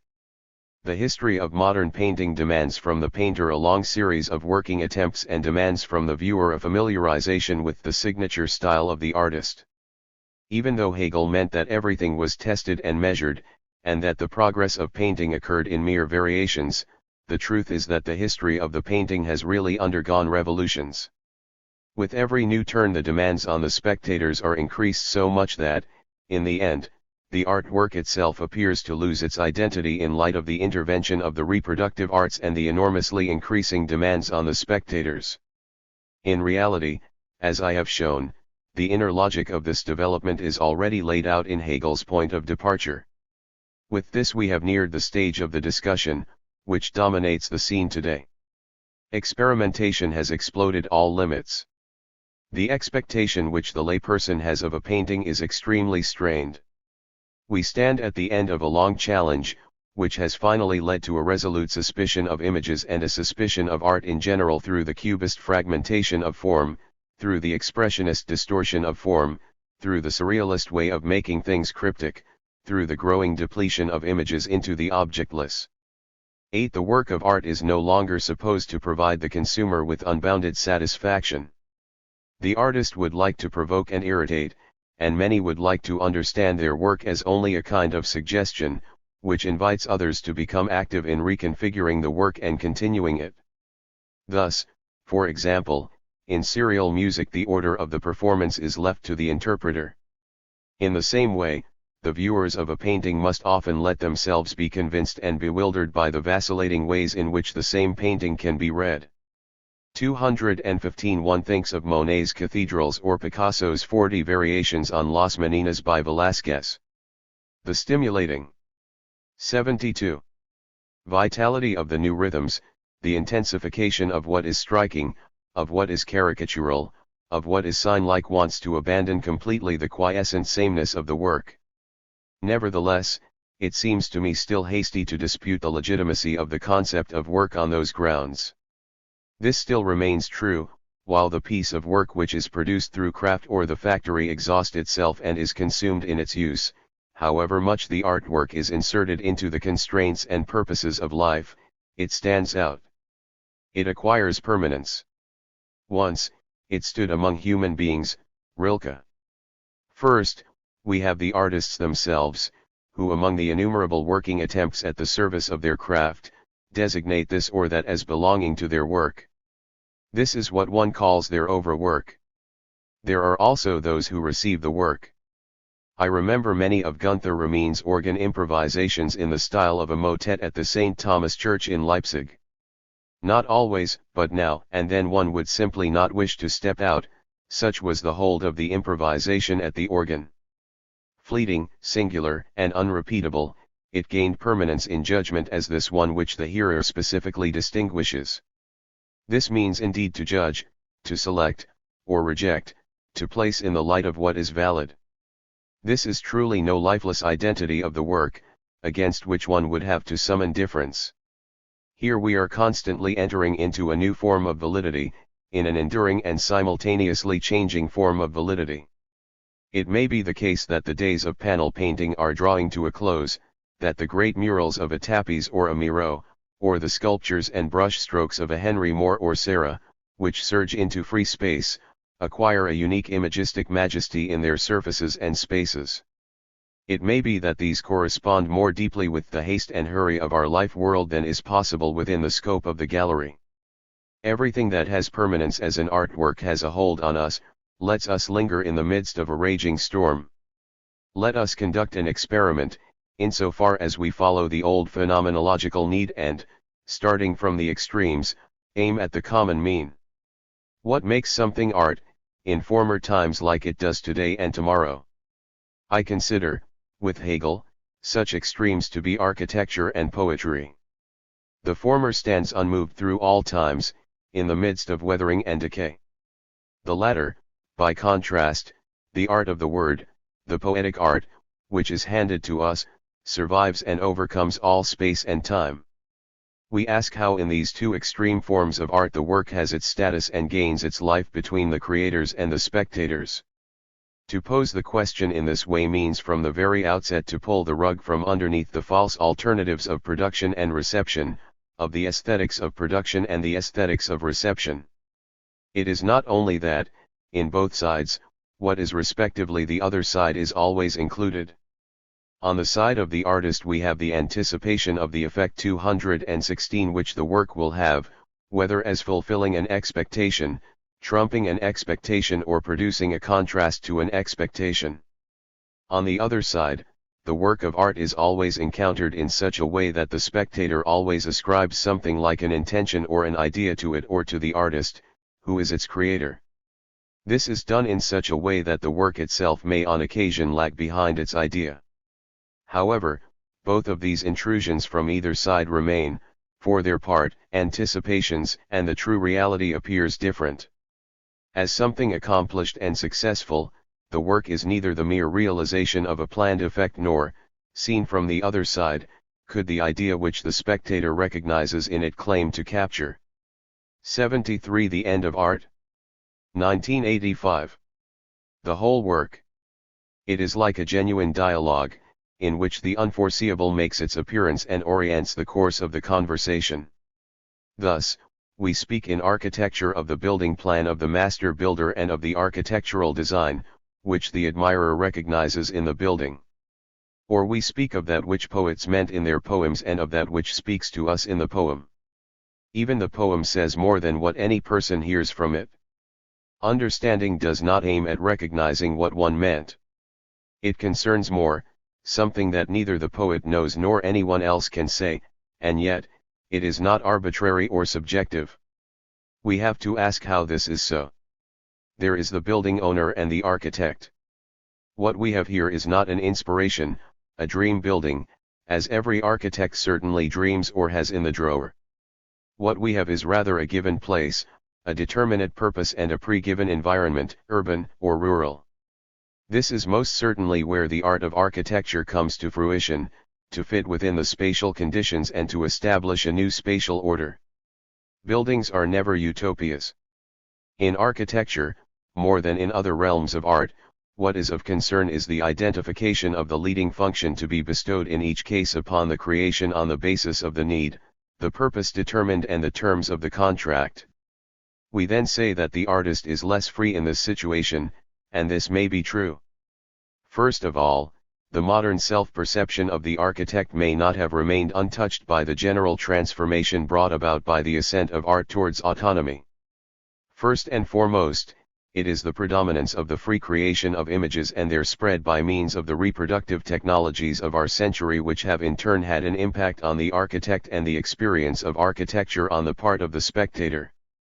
Those who see buildings like images, or no longer see, but only snap a picture, forget that buildings stand in space and create space, that one goes around them and enters into them, and that they do not primarily stand there for touristic sightseeing, but have their place in the way life is lived, as church, city hall, bank, public bath, stadium, and so on. We suddenly become aware of how something else almost imperceptibly plays alongside, compelling us to linger. 217 It is something that we understand like an answer and we recognize ourselves in it. The fact that the gaze has been weaned away from what is given, which speaks to the constructivist power of abstraction typical of modern technology, has in fact destroyed a lot, cities and streets, spaces and places. Above all, it makes the spectators blind, as if a work of architecture always has to be an isolated artwork, having no other purpose than to give expression to its time, as if it is not rather always built into a life world which was prepared by a long past. It is not even enough to direct our gaze to what is given to us, from which standpoint the work of architecture may appear as the correct solution. The work of architecture stands even farther in the flood of life which roars around it. Here, we always find human beings, who not only admire it but also incorporate it into their lives. Something that lay on the fringe is absorbed into the city, unforeseeable, and again where the city or the country successfully integrates the building, a new accent is put upon it, by which the old becomes something new. This is what I once saw in Bordeaux, how the medieval city received a new face through reconstruction in the 18th century, with the new emphasis on narrow and straight streets stretching from the port into 74. The city. Then we have the well-known building design of Paris, whose growth had outstripped even the most fantastic plans of a Napoleon. A few years ago, I was in my hometown of Breslau. As I stepped out of the undestroyed railway station, my gaze immediately fell upon a gigantic church, which I had never seen in my whole life. In fact, in the meantime all sorts of awful buildings belonging to the late 19th century had fallen into ruin, and this church was there to be seen anew. This is how a work of architecture gains new forces to open space, which no one foresaw. The architects of today have recourse to unimagined new means and are confronted with tasks which emerge entirely from their own time. Even these architects with their art stand at the service of this continuity between yesterday and tomorrow, which receives their creation and passes it along. By contrast, poetry appears to be independent of all such spatial and temporal conditions, especially from the time it became literature and belonged to the epoch of a reading culture, whose end we are perhaps approaching. This is how it looks like at first. Perhaps, beneath this appearance there hides a deeper dependence. One only needs to ask, are the free spaces and free times, which modern professional life grants people, still an invitation to reading and indeed to reading poems? Here, we may certainly have doubts. Who knows whether needs may not appear again and produce a new equilibrium, given that the comprehensive management of human resources leans with such one-sidedness today in the direction of the technological form of civilization typical of our existence. Nobody is able to predict whether, perhaps over and above the interest in narrative literature, 218 an openness to poetry, indeed a new need for poetry will not be awakened subsequently as a counter-effect. Be it as it may, the inner independence of literature from external pre-given factors and conditions of existence has by all accounts a significant downside. It is the level of activity, of real effort and self-activity, which it imposes like simply no other art form. Nowhere else is the joint effort of the recipient so palpably demanded as in the linguistic art. Reading is, in this regard, the authentic and representative form, in which we can grasp the participation of the recipient in the art. In fact, it is true of all art that it first finds its fulfillment in recognition, and this becomes explicit with a particular distinction with regard to the art of poetry. I would like to distinguish three kinds of recognition which present themselves to us in their interconnection as prototypical of all art. There is, first, the demand for reading ability in general. This means not only the capacity to spell, and the corresponding ability to write, but also the capacity to actualize the text to be deciphered as a meaningful unity of speech. This is the first condition, if one intends to approach the work of art in its essential quality. Everyone knows this, for instance, from the impossibility of translating lyric poems from a foreign language into one's own language or to grasp them completely in translation. Here, we have such a deeply interwoven semantic and tonal event realized in the original poetic text that the enactment Valjug of the work signifies a first fulfillment of recognition. We all hear our mother tongue and the texts of our own language in such fullness, in such richness and with such a radiating power, that, as poetic word, as poetic speech by contrast to all other uses of language, they appear as the recognition of our own self. Yet, those who have lived for a longer stretch of time in a world of a foreign language know how on 75 The End of Art. 1985. Their return the first simplest sounds of their own mother tongue touch them as a real recognition. How much more is it for the poetic word? A poetic text requires not only the enactment of what is meaningful in speech. There is always something different awoken, in which we recognize ourselves. There are free spaces of intuition, which are opened up by poetic language and which the enacting reader fills out ausfüllt. This filling out happens through the readers and in their specific ways. Yet, the identity of poetry is not affected as a result.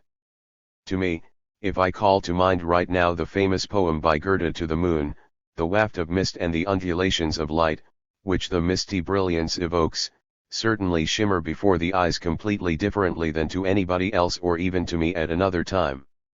The word of the poem is 219:1, however differently it is filled out. For this, the great Polish phenomenologist Roman Ingarden suggested the important concept of schema, which, so to speak, sketches out, demands and allows its free filling out, in which every reader recognizes himself or herself. 9 Here comes, as I said, a third form of recognition, which I would like to call not a fulfilling erfüllen as with meanings nor a filling out ausfüllen as with intuitive schemas, but a filling in auffüllen.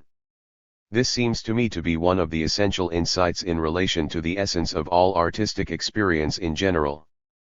Filling in here means that the reader, or hearer, reaches out beyond what is graspable in the linguistic structure itself and comes to appearance in it.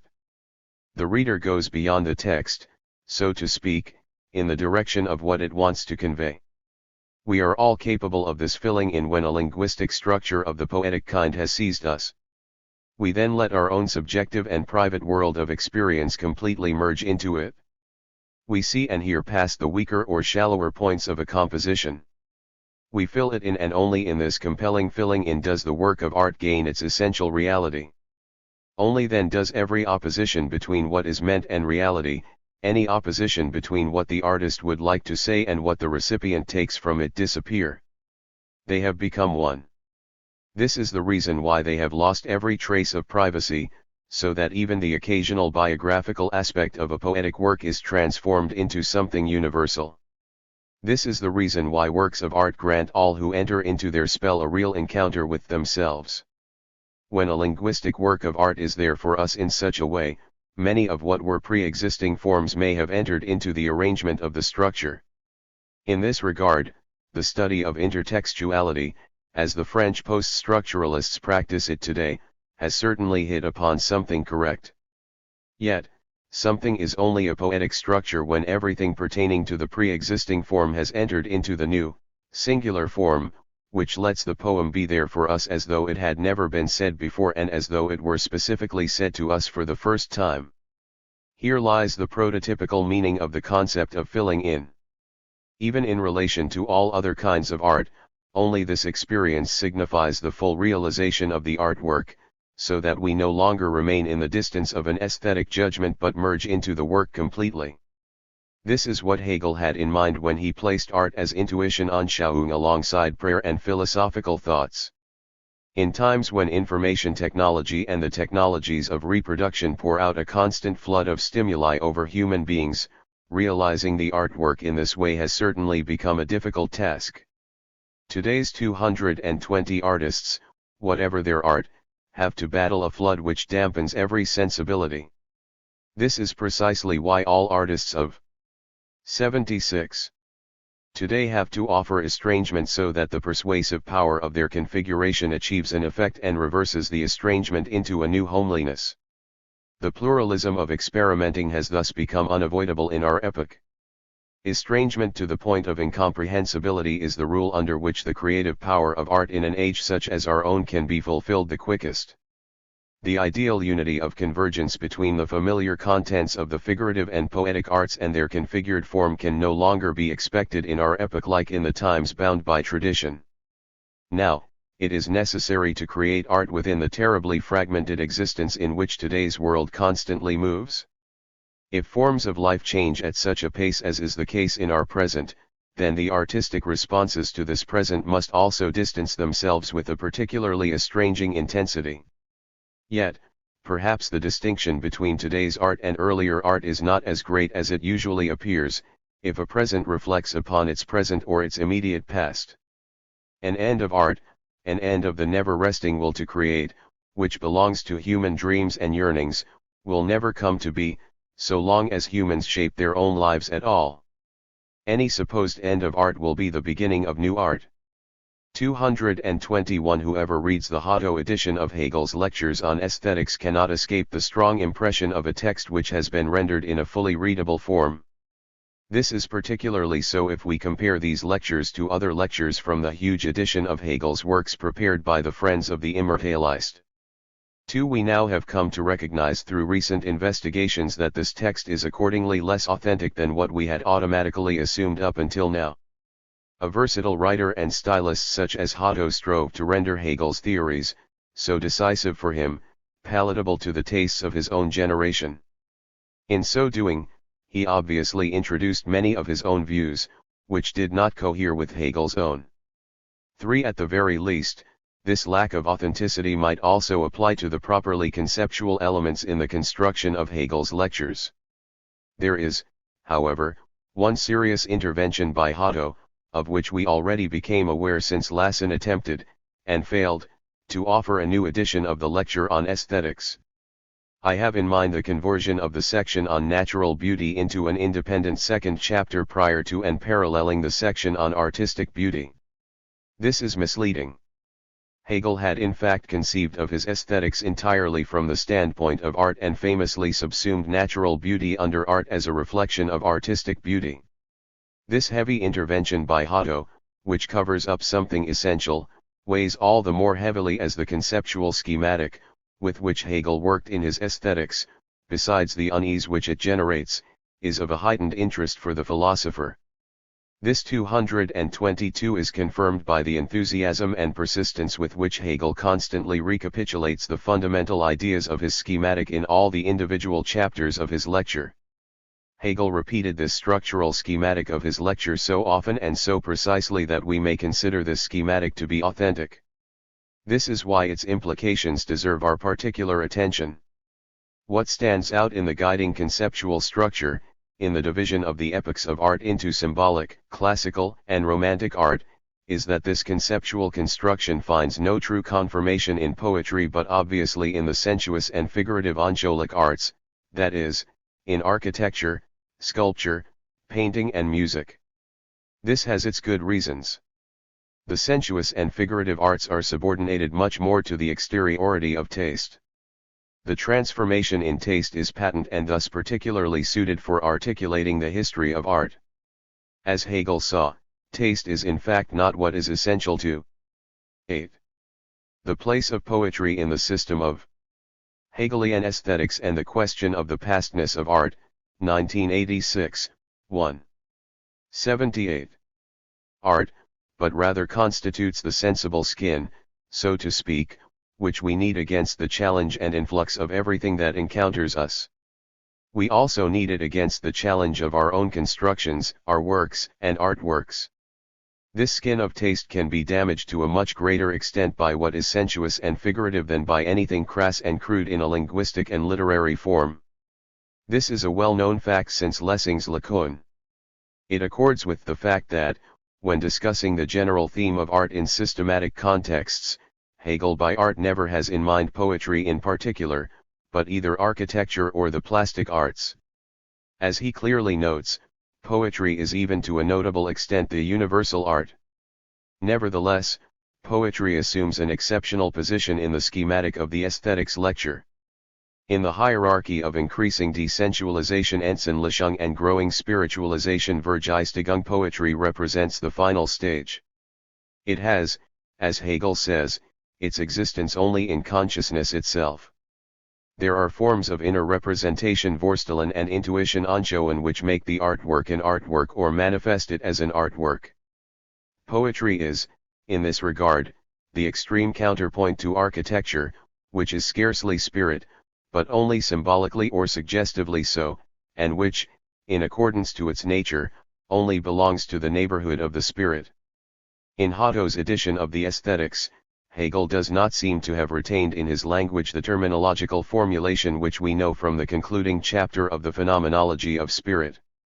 According to this formulation, the religion of art stands within the standpoint of intuition Anschauung, revealed religion under the standpoint of representation Vorstellung, and philosophy under the standpoint of the concept. Yet, in substance, he clearly sticks to this conceptual formulation throughout his entire work. In the lecture on Aesthetics 223 he speaks very freely of intuiting, representing, feeling and the like, without tying himself down to his own conceptual schematizing. The unique position which Hegel grants to poetry now becomes particularly clear when the concepts of form, content, and matter, which he uses for his schematic construction, are also applied to poetry, where they are particularly inappropriate. C3, pages 226f. Obviously, in the case of poetry, we can speak of giving form to matter only in a very improper sense.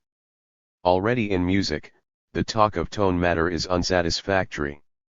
In the case of poetry, the whole relationship to matter changes completely, as Hegel explicitly states. This is because matter is not at all something which appears sensuously, but rather is that which is brought to appearance in the inner imagination. 3, p. 231. It is with these concepts that Hegel justifies poetry's claim to be the universal art. Poetry, he says, is not constrained in its conditions of realization by any sensuous matter. In his lectures, it seems that Hegel made the approach to the division of the arts and the privileged position of poetry plausible for his hearers not only in this manner but through multiple variations. To give only one example, at one point, he proceeds from space and time as the general forms of intuition, to which painting and music are still bound. The sensuous element of space belongs to painting, the sensuous element of time belongs to music. Both manifest themselves in poetry as the point of the spirit, as the thinking subject, which connects in itself the infinite space of representation with the time of the tone. Hotto 1823, Ms. 421.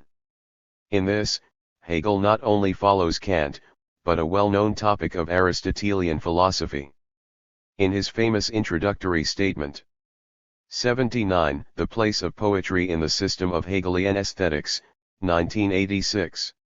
To the metaphysics, Aristotle grants priority to seeing over all the other senses, because seeing grasps the most distinctions. However, from another point of view, as Aristotle sees it, hearing is to be granted an even higher priority, for hearing is capable of hearing language, the logos reason, speech, due to which it has access not only to the most distinctions, but rather in this way to all distinctions. Hegel takes this up and explicitly employs the concept of totality in a similar way for distinguishing poetry. Poetry distinguishes itself from all other art forms through this concept of totality. This is how the place of poetry acquires its significance, within the structure of the aesthetics, as something that points forward. Poetry already initiates the transition to the religious modes of representation characteristic of revealed religion and to the prose of scientific thought, that is to say, of philosophy. The latter two are a comprehension of the absolute in a form more lacking in sensuousness Sinnlichkeitslosers, 3, p. 233. This less than pretty comparative of the expression lacking in sensuousness indirectly underlines that not only poetry, but also the prose of thought has a real sensuous basis in their phonetic and symbolic form. 224. This whole manner of consideration even follows the conceptual tradition of Aristotelian metaphysics.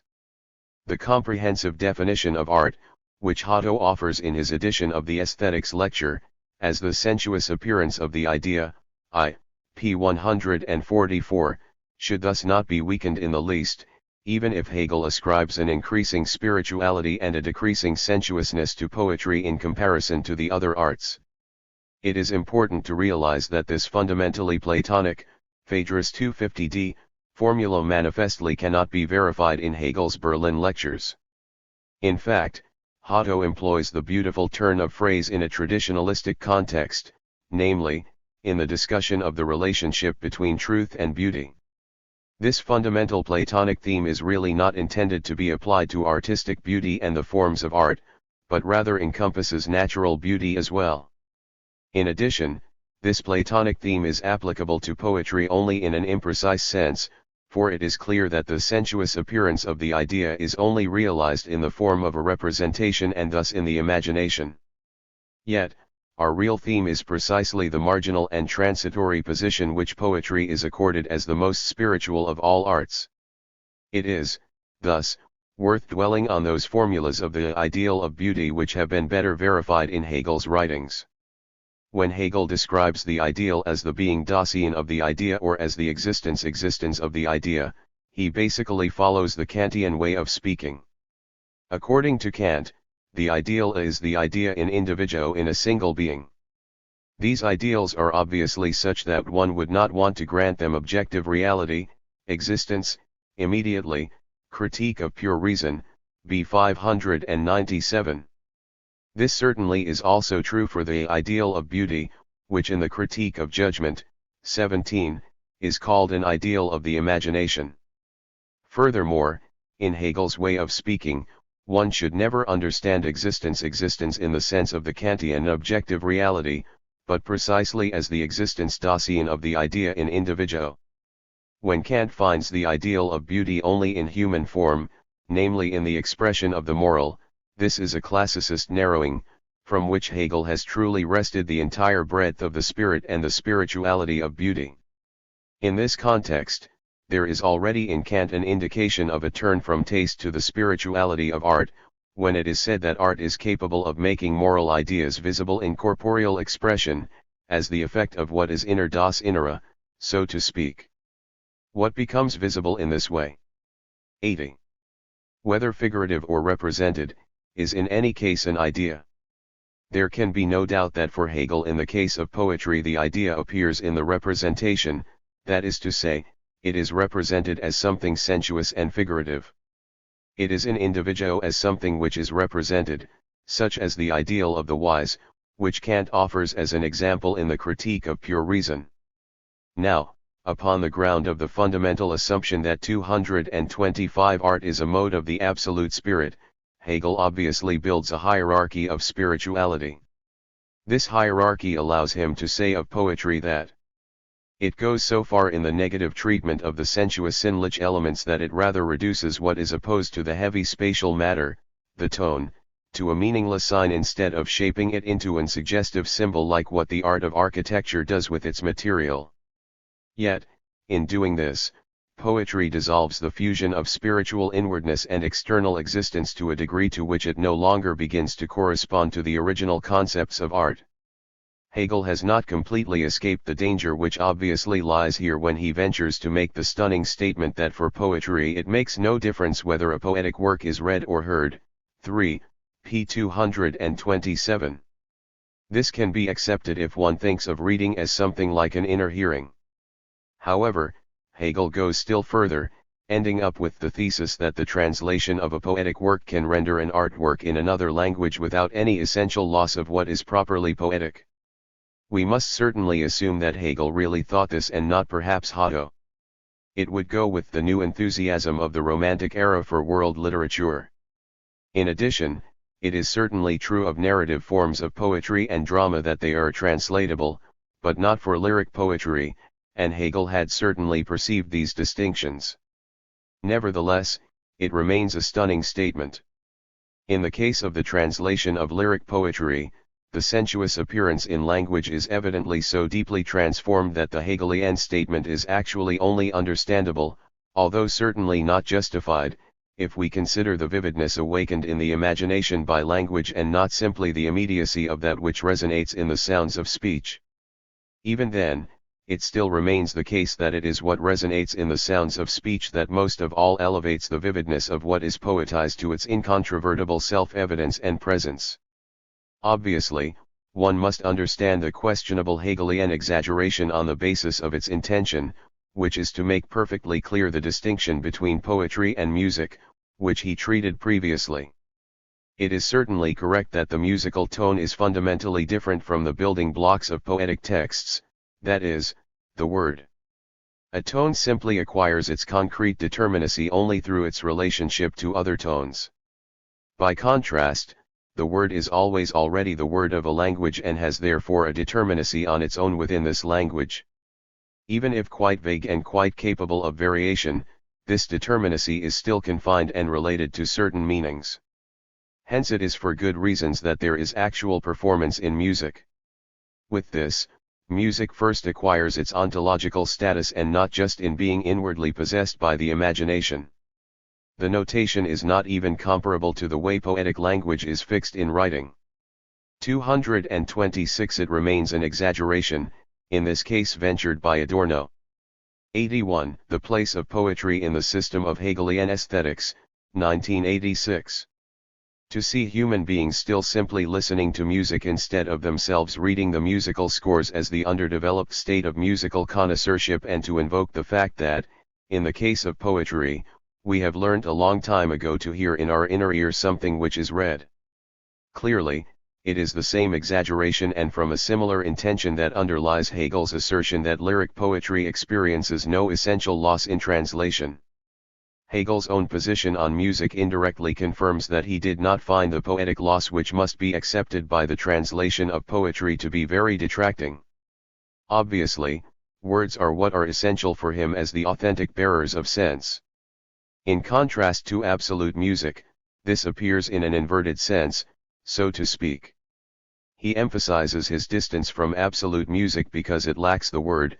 I must see it as unfortunate that music is constituted in such an independent way. Marbach Library 1826, Ms. 80. It is clear that he is of the opinion that where the spiritual support of the word is missing, human beings give their representations too much free-range spielroom.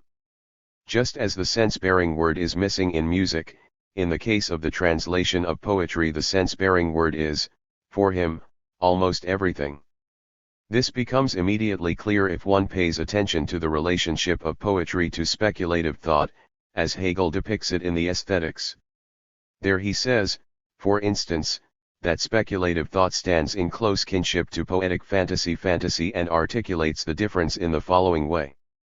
Thought dissipates the form of reality in favor of the form of the pure concept. In this way, the appearing world comes into confrontation with a new realm, which is indeed the truth of the real, but a truth which is not again revealed in the real itself as the formative power and the authentic soul of the same reality. Thought is thus only a reconciliation of truth and reality in thought. Poetic creation and invention, by contrast, are a reconciliation in the form of the real appearance itself, if this order is represented spiritually. 3. p. 243. Statements of this kind must have particularly inspired the young Hegelian's critique of the reconciliation in thought. For this critique, the inconsequentiality of the reconciliation in thought became a stumbling block. In addition, Kierkegaard's critique of the aesthetic stage renders the Hegelian argument suspect. This is typical Hegel. The all-sidedness of reflection allows him to distinguish even poetry by contrast with the prose of thought, which latter still assumes for him a higher rank as the truth of the concept. We see the same thing when Hegel explicitly confronts the poetic world of inner contemplation and feeling, in which lyric poetry comes alive, with philosophical thought, and in a stunning way even here demotes philosophical thought. Philosophical thought, 227 as he says there, is affected by abstraction such that it can only develop in the element of thought as mere universality. As a consequence, concrete human beings can now also find themselves forced to express the content and the results of their philosophical consciousness in concrete ways as permeated by sentiment and intuition. 82. Fantasy and feeling, in order to have and to give a total expression to the whole inner realm. Hegel has in mind here probably the philosophical poems of Schiller. However, it remains a stunning statement, when he imposes a limitation upon speculative thought and says, only in the element of thought. This only stands in stark contrast to his systematic fundamental conception, but shows conversely how much he was prepared to recognize the reflected forms of poetry in their timelessness. Even his positive assessment of the West-East divan 4 belongs here. The examination of the systematic incorporation of poetry into the organizational whole of the aesthetics lecture thus results in the fact that the all-sided reflection, of which Hegel proves himself to be the master even here, leaves open the question which guided us, for from the fact that poetry is systematically placed at the margins of the aesthetics we can hardly hope to find an immediate answer to the much discussed question of the meaning of Hegel's view of the pastness of art. As we know, the chapter on poetry stands at the very end of the aesthetics lecture and is so presented in Hotto's interpretation without being explicitly announced as a transition. This is an editorial shortcoming, which can perhaps make the authenticity of this conclusion probable. At any rate, the lecture does not conclude with the transition to religion, in a way which would accord with the Hegelian system.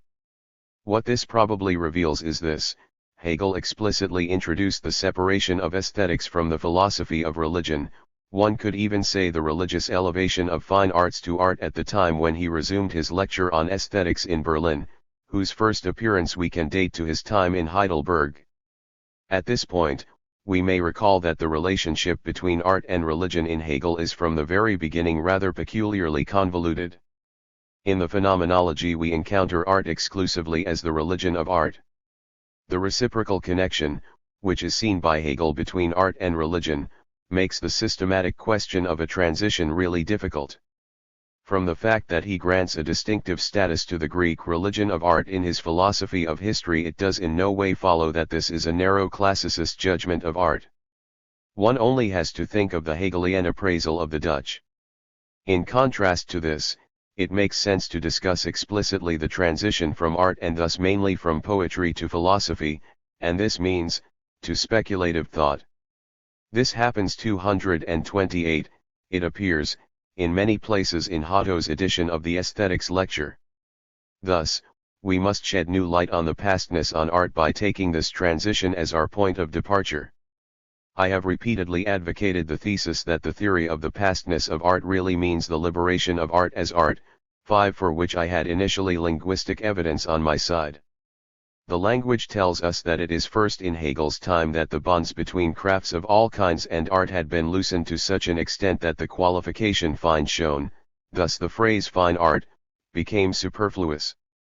If one wishes to illuminate the thesis of the pastness of art from this standpoint, one must fundamentally reflect upon the fact that Hegel's statements about the transition from one art form to another must also mean something about the sense of the end of art and about the pastness of art, for even these statements aim towards such a transition. Then we learn that these pronouncements are not pronouncements about the course of events but about 83. The place of poetry in the system of Hegelian aesthetics, 1986. The order followed in philosophical reflection. These pronouncements are about the truth which philosophical cognition is able to discover in the realities which appear.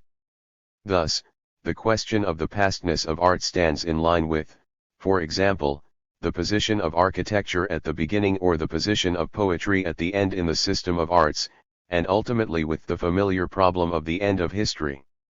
This is a highly instructive analogy. No one can doubt that the end of history could only mean that no new higher principle can supersede the ideal of freedom of all. It does not mean that history has come to an end but rather that history can no longer go on as a progress in the sense of the consciousness of freedom. Indeed, perhaps history should simply not be seen as progress, but rather as a never consummated effort to bring into actuality what would correspond to the self-consciousness of freedom. It can thus be said that history has ever since played itself out entirely as the external happening, with all its vicissitudes, setbacks and illusory advances, in the struggle over the freedom of all. There seems to me to be something similar about the end of art as Hegel asserts it in his Aesthetics. It says something in favor of philosophical reflection but nothing about the future as that which happens. It can only mean, and Hegel indeed also states it, that art no longer fulfills the highest need of the spirit. It is only the sensuous appearance of the divine and not the divine. It is not the divine which has arisen through revelation in the Christian Church as the true God and the true salvation. It is not the divine, which, as 229 Hegel deems, at the end of a long effort at comprehending, has simultaneously reached the form of the concept in speculative thought. The pastness of art, if understood in this way, means, for this reason, certainly not the end of art, but only implies that art henceforth exercises its function within a higher claim to truth. This subordination in fact determined the early history of Western art immediately after the advent of Christianity. Art acquired its legitimacy in the painstaking struggles against the Jewish proscription of images and the Christian revelation, that is, the Church's claim to salvation. In Hegel's aesthetics it has the general name of Romantic art, which means that it aims for a higher form of truth.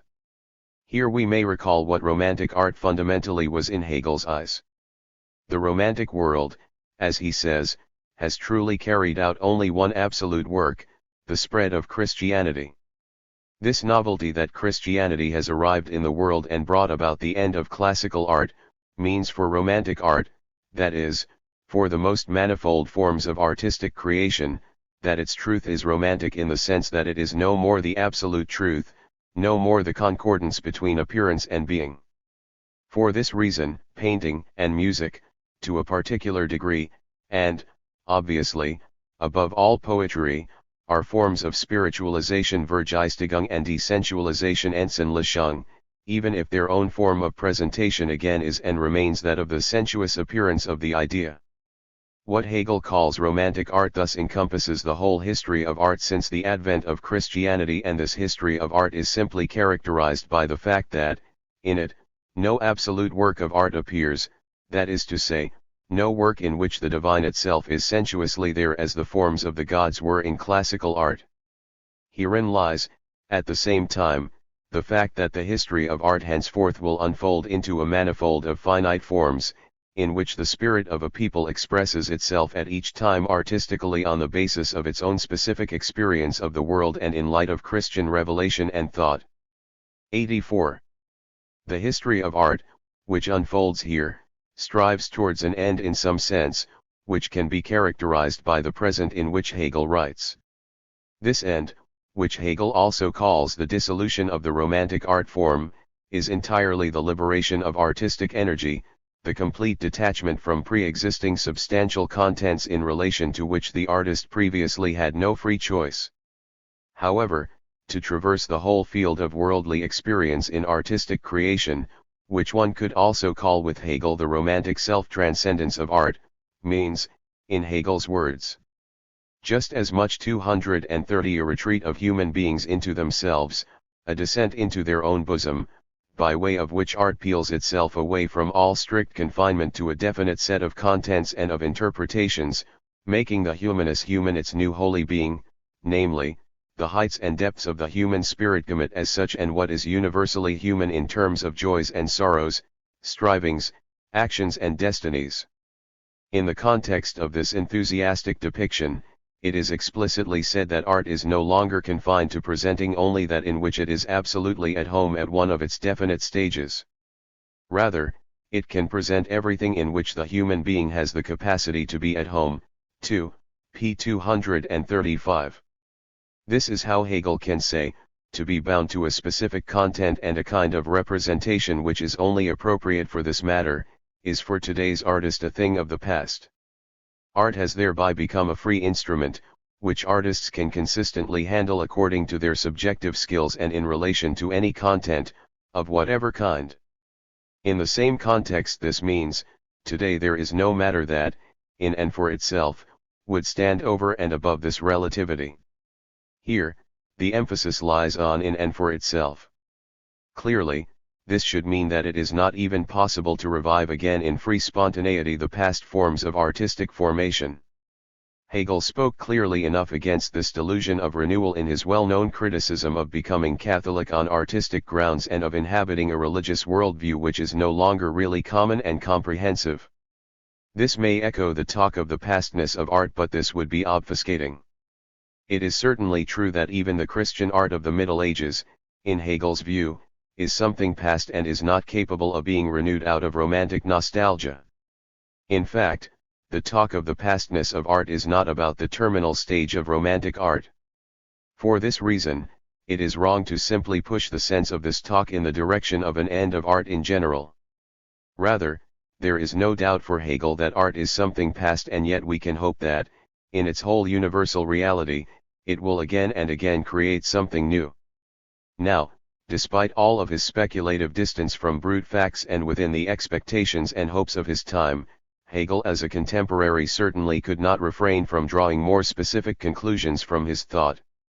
The standpoint of the absolute spirit is quite difficult to take for the humanly conditioned Bedingtheit.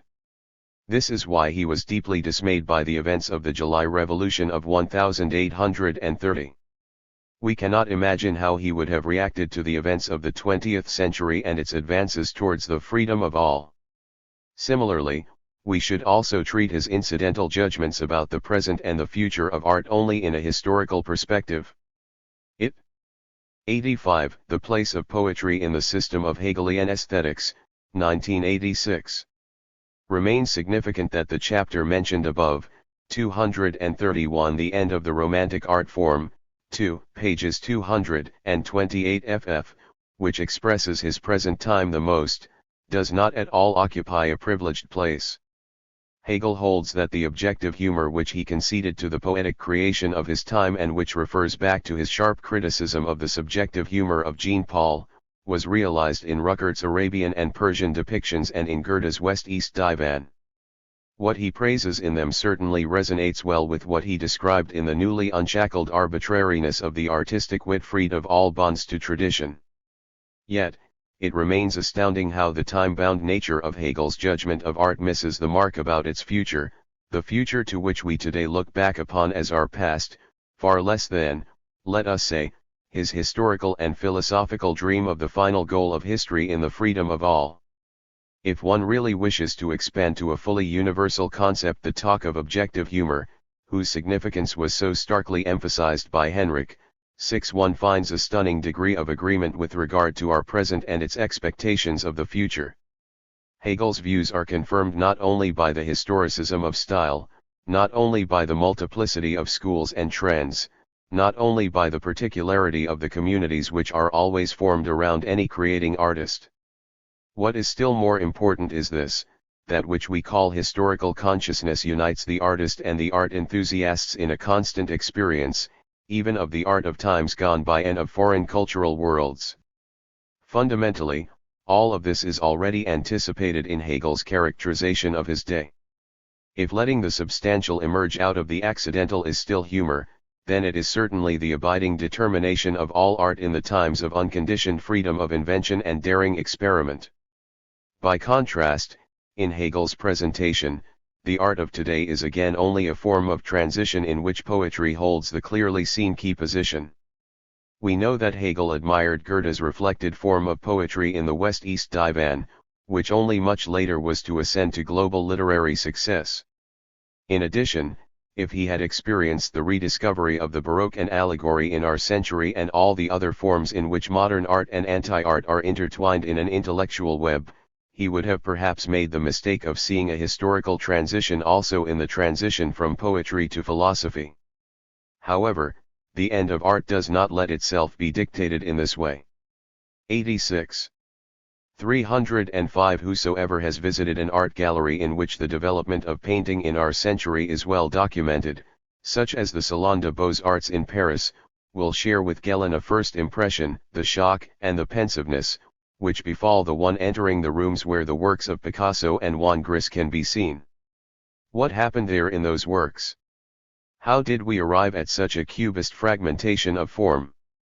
What is the provenance of the suggestive power which comes from these paintings, despite all alienation, and, like a revolution, represents the onset of a new epoch, when a new era seems to begin? What is this event, which cannot be forgotten? Gellin speaks very beautifully of the ghostly silence which has come over paintings since post-impressionism. The unbroken meaning of a painting, its objective sense, makes it capable of speaking. By contrast, an ornament devoid of sense is completely silent. Something of this silence seeps into the painting. Abstract paintings are completely speechless and mute, they can, like those of Mondrian, radiate a rather brooding silence. 2. We find ourselves in the hands of a skillful guide when reading Gellin's book. Gellin not only attempts to provide a historico-sociological explanation, but also engages throughout with the perspectives from art theory, revealing a familiarity with modern painting which demands respect. The passion with which he confronts the innumerable literature of commentaries and their superficial flights into ideas, associations, and analogies is only exceeded by the passion with which he follows the gullible and naive view which continued to locate the beginning and end of all aesthetic thought in the romantic aesthetics of genius. Accordingly, he reacts with hostility to the expressionistic confusion, in which he sees an emotional regression. It cannot be said that these passions are without motivation and, as such, must compromise the clarity of the findings.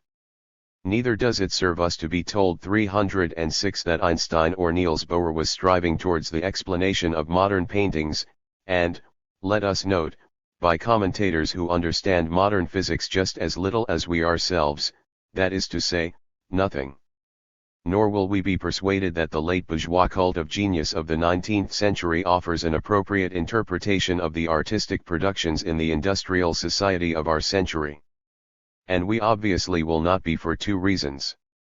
First, the development of aesthetics based on the concept of genius had in fact always been a one-sided view of the reality of artistic ability. Second, the forms of artistic production itself in the age of jet planes, mass society, and serial production. 9. Conceptual painting? On Arnold Gellin's Time Pictures, 1962, 1. 88. Could have changed from what they were in the age of the stagecoach and the itinerant journeyman. The fundamental idea to which Gellin's analysis leads is that of the increasing rationality of the painting. According to Gellin, the choice of this point of view has, first of all, a methodological reason. The applicability of sociological representations, he says, increases with the degree of the inner rationality of a theme, p. 14. Now, the history of painting exhibits a development in this direction. The connotations, which fill religious art, already become superfluous in realist art to the extent that realist art aims at the mere recognition of what is presented as in Dutch still life, for instance. The new painting undoes even this moment of meaning and restricts itself entirely to the rationality of the eye. What this means in CO and Serie 2 is first illustrated in Conrad Fiedler's theory of art, who opposes the complete sensuous appropriation of the thing to the function of the concept dominating practical life. Gellin then gives an excellent analysis of the early development of painting, which he describes as the conflict between the object of the painting and the surface of the painting. He shows convincingly what the logic of this development consists of. The surface of the painting finally wins the upper hand in this conflict with the object suffering from deformation, if not just complete dissolution. On the whole, I find this analysis aesthetically well grounded. Certainly, the distinction between idealistic ideal and realist art is not entirely as compelling as is its opposition to the art which is free of all connotations. For, whether it is a matter of mythos story or so-called reality, all mimesis imitation has the sense of recognition, even that of mythos and religious tradition, as Aristotle already clearly saw. 3. We will get back to this again under the keyword reflection. Nonetheless, the severity of the rift, which occurs with the Cubist experiment 307, is only slightly mitigated by the logic of the development of painting described by Gellin. It is another idea, which is decisive here for Gellin, whose aesthetic justification he exposes with verve but, I believe, exaggerates to the point of implausibility. It is his plea for the peinture conceptuelle conceptual painting, which is only supposed to be the result of modern painting. Gellin, accordingly, follows Kahnweiler's book on Juan Gris. For the painting is no longer supposed to imitate the visible world but to create a structure of signs from the inside out, so to speak, p. 78. In the process, he specifically advances the thesis that it is not convincing to derive cubism, as it is usually done, from Cézanne's statement that everything in nature is modeled in accordance to the sphere, the cube, and the cylinder. In fact, we must concede that it remains something revolutionary when Picasso gives up rendering in paintings that which is seen only from a single standpoint and embraces a script-like distortion of the essential properties of things. It certainly seems to me a hardly convincing explanation to say that, in order to avoid the deformation, it is better to give up any imitation of nature. The script of this new faceted style remains a script for painting, and thus with an intent to shock our immediate expectation from a painting. This is where Gelon's genuine interpretation comes in. He sees in the philosophy of Neo-Kantianism an explanation of the Cubist program. Neo-Kantianism is the philosophy of the production of the object through thought, which, different from Kant, counts space and time as a priori categorial moments among the concepts. 89. Of the understanding, the categories. Apart from the fact that this philosophical theory is only used by Kahnweiler to interpret Cubism, the actual puzzle itself remains unsolved. There is in fact nothing to show that Picasso and Braque themselves shared this interpretation. The fact that according to Neo-Kantianism, the concept of the thing is only a posited reference point, an unending task, does not explain in the slightest many of the famous paradoxical innovations of Cubism. For example, the technique of rendering in the same painting multiple aspects of the same thing simultaneously. One does not even presuppose the mere optical standpoint, but the thing itself, to whose essence it belongs to unfold from different sides. p. 88. The faceted style is thus to be seen as the practice of Husserl's theory of adumbration when it comes to the object of perception. What an absurd idea to think that Cubism has brought the synthesis of apperception into the painting, and that Neo-Kantianism, which is anything but revolutionary, would engender the greatest revolution in European painting since Giotto just before it quietly faded away. Nothing could be more implausible. 308. How does Gelon arrive at such a fantastical conjecture? Obviously, on account of the thesis of the peinture conceptuelle. According to this thesis, the revolutionary new approach of Cubism must be construed around a fundamental philosophical idea, which was in turn first used synthetically by Juan Gris, Mathématique picturale pictorial mathematics. Gelon indeed says, "It is clear as day that we have here very high levels of thoughtful reflection transposed into art." This statement is certainly too ambiguous to be clear by itself. What is to transpose supposed to mean here? Incidentally, already the reference to Mallarmé's influence seems to me to indicate indirectly that the thesis of the Neo-Kantian origin of Cubism cannot be supported in this manner. Or is Mallarmé's alchemy of words also supposed to have a Neo-Kantian origin? Now, an infelicitous application cannot yet simply decide upon the thesis in question, particularly when the puzzle really demands its solution. We will have to examine Gelon's other argument. His chief witnesses are Paul Klee and Kandinsky, as we today get to see paintings which are found most empirical, remaining totally unclaimed by theory. p. 96. Somewhat patronizingly, Gelon recognizes that such art could be appropriated purely artistically, even without any familiarity with theory, but this, he believes, comes down to a question of being content with little. p. 97. However, there is a misunderstanding here. That it is possible, and if possible also legitimate as a task, to investigate the connections between this art and philosophical theories is certainly not the contentious point. What is contentious is whether such connections exist in the sense claimed, namely in the sense that the principles are what come first, and by a kind of varying application of these principles, the subjective fantasy of the artist would subsequently overwhelm these principles.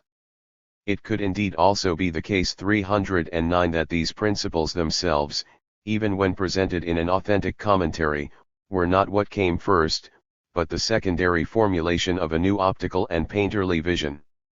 Nothing of the cult of genius and of emotionalism would need to follow from this. Painterly visions can spring from highly prosaic experiences of working with colors, brush, and canvas. No one disputes that these visions are composed in the head. What about Paul Klee? We have his early diaries. Yet, Gelon interprets his work by using the Bauhaus lectures of 1921-22 and later works almost exclusively. Should 90. It not be a reasonable assumption that these lectures express the theoretical need for reflection of a painter who has found his style, and that they are not the reflections through which he first became Paul Klee? The fact that his reflections agree with many of the things which Gestalt psychology has investigated does not decide anything about it. Even Gellin does not go so far here as to make Gestalt psychology the prime mover of his views. To make this claim would be chronologically impossible. What is still more important is that Paul Klee the painter manifestly knows much more than Gestalt psychology. Besides, Gellin himself emphasizes that Paul Klee avoided any rigorous geometrizing, p. 107. It also seems to me that his interpretation of tendril ranka with the means of Gestalt psychology is hardly a success. The concept of the transposition of a form stands and falls with the strict identity of a form. By contrast, Klee's painting stands and falls with the fact that such an identity does not exist. It must also be asked what Gestalt psychology could teach a creator of Paul Klee's standing. Perhaps the abridging expression Abkurzendusage? The idea of abridging signifies a wholly authentic invention of Gestalt psychology, sic.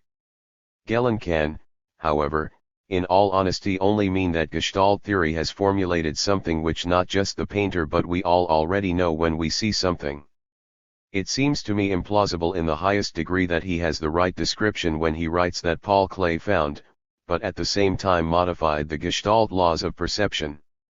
Is it not rather the case that Klee eventually abstracted much from the countless attempts and variations in his artistic work? In any case, I would prefer, or would this be too undemanding, to speak here with Gellin of Klee's experimental technique, p. 105. But, then, I would understand that the goal of all his experiments was the composition of paintings and not the knowledge of Gestalt laws. Even for a structure as hyper-rational as the modern technique of musical composition, something similar is true.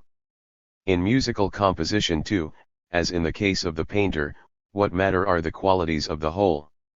It is with those that the musician works, for example in instrumentation, which is not calculated, however hyper-rational the principle of construction may be, as in 12-tone music. One should not confuse 310 the rationality of the material out of which the composition is made with the rationality of the composition itself. For the thesis of the painter conceptuel, it is now particularly awkward that Gellin considers his additional witnesses, Kandinsky and Mondrian, as themselves being only interpretable psychologically because their conceptual art seems to him so private. Kandinsky's theoretical works may go in the direction of a harmonic theory of painting but, according to Gellin's own assertion, he took only a few steps along this path because his artistic practice contains a component which is autistic to an extremely high degree. With regard to the thesis of conceptual art, this seems to me a clear petitio principii. Furthermore, the aesthetic and hermeneutic success of the effort, in Kandinsky's case, of making the juxtaposition of his production and his commentary on his own work methodically fruitful, p. 116, is, in Gellin's eyes, highly disappointing. Someone invents a language, for himself alone, which appears to him so logical and clear, that he begins to communicate in it, the others do not understand a word. How is it with the testimony presented by Mondrian? He derived his ascetic art of surfaces and lines itself from cubism through theoretical reflection and elevated 91. It to a cosmic metaphysics. Yet, Gellin himself seems to be very far from following Mondrian into such a derivation. With the direct disclosure of the rhythm and the reduction of natural forms and colors, the subject loses its importance in visual art. This clear expression of Mondrian is surprisingly turned on its head. He shows how henceforth from alien heights and depths, sources and abysses, subjectivity streams into art. This obviously means that even in Mondrian we find a completely private inspiration. Are all of these testimonies for the painter conceptuel? And not rather for the self-contradiction, which lies in it? The key to Gellin's exceptionally cryptic argumentation seems to me to be his concept of reflective art. He understands by it what is specifically new in modern painting, to arrive at the modern situation of chronic reflectiveness simply through painting, p. 62. This happens either when the painting is flattened by constraining its objectivity or by thwarting the recognition of the object itself, for example, in the surrealists. Both would be paths to reflective art. Gelen presents a whole series of effects in modern painting, which he interprets as according with the chronic condition seen in modern art of adopting a reflective stance. He means that for us immediate and uninterrupted expression has become unbearable. Even our love for the naive art of the past does not speak against this, for it is only by way of contrast that this naive art has become reflectively significant. Against this, I would like to recall that the aesthetic attitude 311 has always been reflective from the beginning. Kant speaks rightly of reflective taste in contradistinction to immediate sensible preferences. This aesthetic reflectiveness does not seem to me to be connected at all to what I have myself called the standpoint of art when I characterized the turn to the 19th century theatic theatrigoers, who at once celebrated a religious festival and functioned as artistic judges, satisfied their reflective pleasure fully and in the most diverse degrees when watching the play of Muthos on the stage. I am unable to see any fundamental difference between the Attic dramatist and a poet so permeated by reflection as Ezra Pound, who composed out of 1,000 poetic forms and formulae. Between the two, only the presuppositions required for understanding and enjoying the work have become more complicated. The pre-existing form of the raw material is of a more artful kind so that the composition always has something of a montage. The aesthetic pleasure of reflection which one finds therein does not seem to me to have principally changed. Even the great epoch of European representational painting, which emerges with the Renaissance, presents a similar phenomenon of spiritual pleasure. Whatever the differences in the status of the paintings and whatever their connection to the need for splendor and ornamentation, in the church and in the court, they remained of universal religious significance. It thus seems questionable to me whether the reflectiveness of modern artistic pleasure is, as such, of a higher degree. I would rather say that the element within which reflection moves has become different, poorer in meaning and hence more formal. I also do not believe that the naivete of old images in normal cases is the object of reflective pleasure taken in naivete. Will not the particular intertwining of the tensions of form and content, which structures these paintings, become the exclusive object of pleasure? Gelen very rightly distinguishes the modern effects of the art of trompe-l'oeil, just as the Baroque effects of Attié's Apollo, from all crude intentions to 92. Deceive, defending them as purely aesthetic illusion. These modern effects represent, just as those of the collage, a particular technical form of this general aesthetic effect of disrupting the expectations of viewers. Such a disruption of the expectation of the viewers most certainly belongs to all aesthetic effects which are stimulative. It was already the case in ancient drama. It is not only today that one selects the means and effects purposefully in opposition to what is prevalent, p. 157.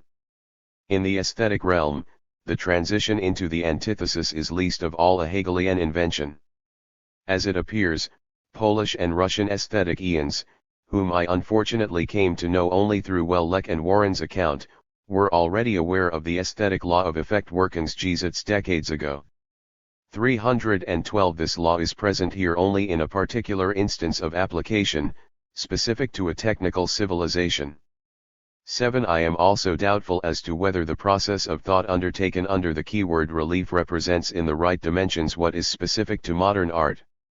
In another place, Gelen showed very correctly the kind of relief the existence of a supporting tradition presents. 8. This is obviously described from the standpoint of a lack of such a tradition. Thus, it also appears to me that the thesis of relief through the deconstruction above meaning, which characterizes modern art, is always thought only in its opposition to the century-long Romanticism, which sought relief from the prose of life through the poetic transfiguration into the ideal realm. So long as the unbroken tradition of the culture of antiquity and Christianity was determinant, no one demanded even of art a higher meaning or indeed a new mythology. What was demanded was the ingenious presentation of the age-old familiar and valid contents, which one inhabited. This in no way provided a particular relief from the pressure of reality. I therefore leave it open as to whether the category of relief for that matter possesses the anthropological universality which Gelen claims for it. Certainly, he provided much evidence for it. Yet, can the character of excess, which belongs to what is alive, be satisfactorily grasped through the mechanical equivalence between pressure and relief. Especially when tradition is understood primarily in its function as relief, it remains the peculiarity of modern art that, within the poverty of tradition of our romantic-unromantic world, it must relieve us not only from the prose of reality but, in addition, also from the ideologically stressful nature of its romantic transfiguration. What also speaks in favor of this, it seems to me, is that the rediscovery of the Baroque in the last decades goes together with the deconstruction of the sentimental and psychologizing art of the 19th century coming from the modern. I would thus like to put a slightly different emphasis on the matter, as I gladly acknowledge, under the influence of the insights conveyed by Gellin in terms of the aesthetics and the sociology of art. The guiding idea of the rationality of painting is in my view distorted if rationality is here supposed to mean the constructivist composition which starts with principles in the sense of the application of a pre-established theory. The comparison drawn by Gellin to Descartes returned to the idées simple ideas, which, incidentally, is itself a mere theoretical formulation of the new method wielded by Galileo, leads, in my opinion, to a false assessment of the relationship between theory and its application in the realm of painting. Constructivist composition is certainly a fundamental act of 313 modern technology. Pre-calculation, prefabrication and montage have another side as the corresponding processes in 93. Manual work. It is in the things produced that the modes of production can be seen, even for example in the style of architecture. How could painting not reflect something of this? In the same way, how could self-interpretation also not suggest something of this? At any rate, the main thesis of modern painting needing commentaries seems extremely doubtful to me. That is, does this thesis really testify to the priority of theory over artistic production? Must one not be distrustful of such a thesis when such a theory, as in the case of Kandinsky and Mondrian, brings about not the comprehensibility but the incomprehensibility of their paintings? The critique of the romantic concept of genius seems to me to fall into the opposite extreme. Are we supposed to take it seriously when, even in the case of Franz Marc, Gellin believes in an influence of Jacob von Uexkull's theory of the environment? And this, on the grounds that otherwise, one does not arrive at the idea of painting animals as they are, as they themselves see the world and feel their being, p. 144? As if he had himself not shown very convincingly the kind of inner aesthetic development which took place when, for example, contemporary painting, Picasso among others, had already abandoned centering the space of the painting through the point of view of the observer? Gellin seems to me many a time to confuse the logic of the process with the logic of the deductive theory. Could he have otherwise said of Macke, in opposition to Marc, that in him, however, no logic of process can be detected, in him it is about experiments? Is this really an opposition?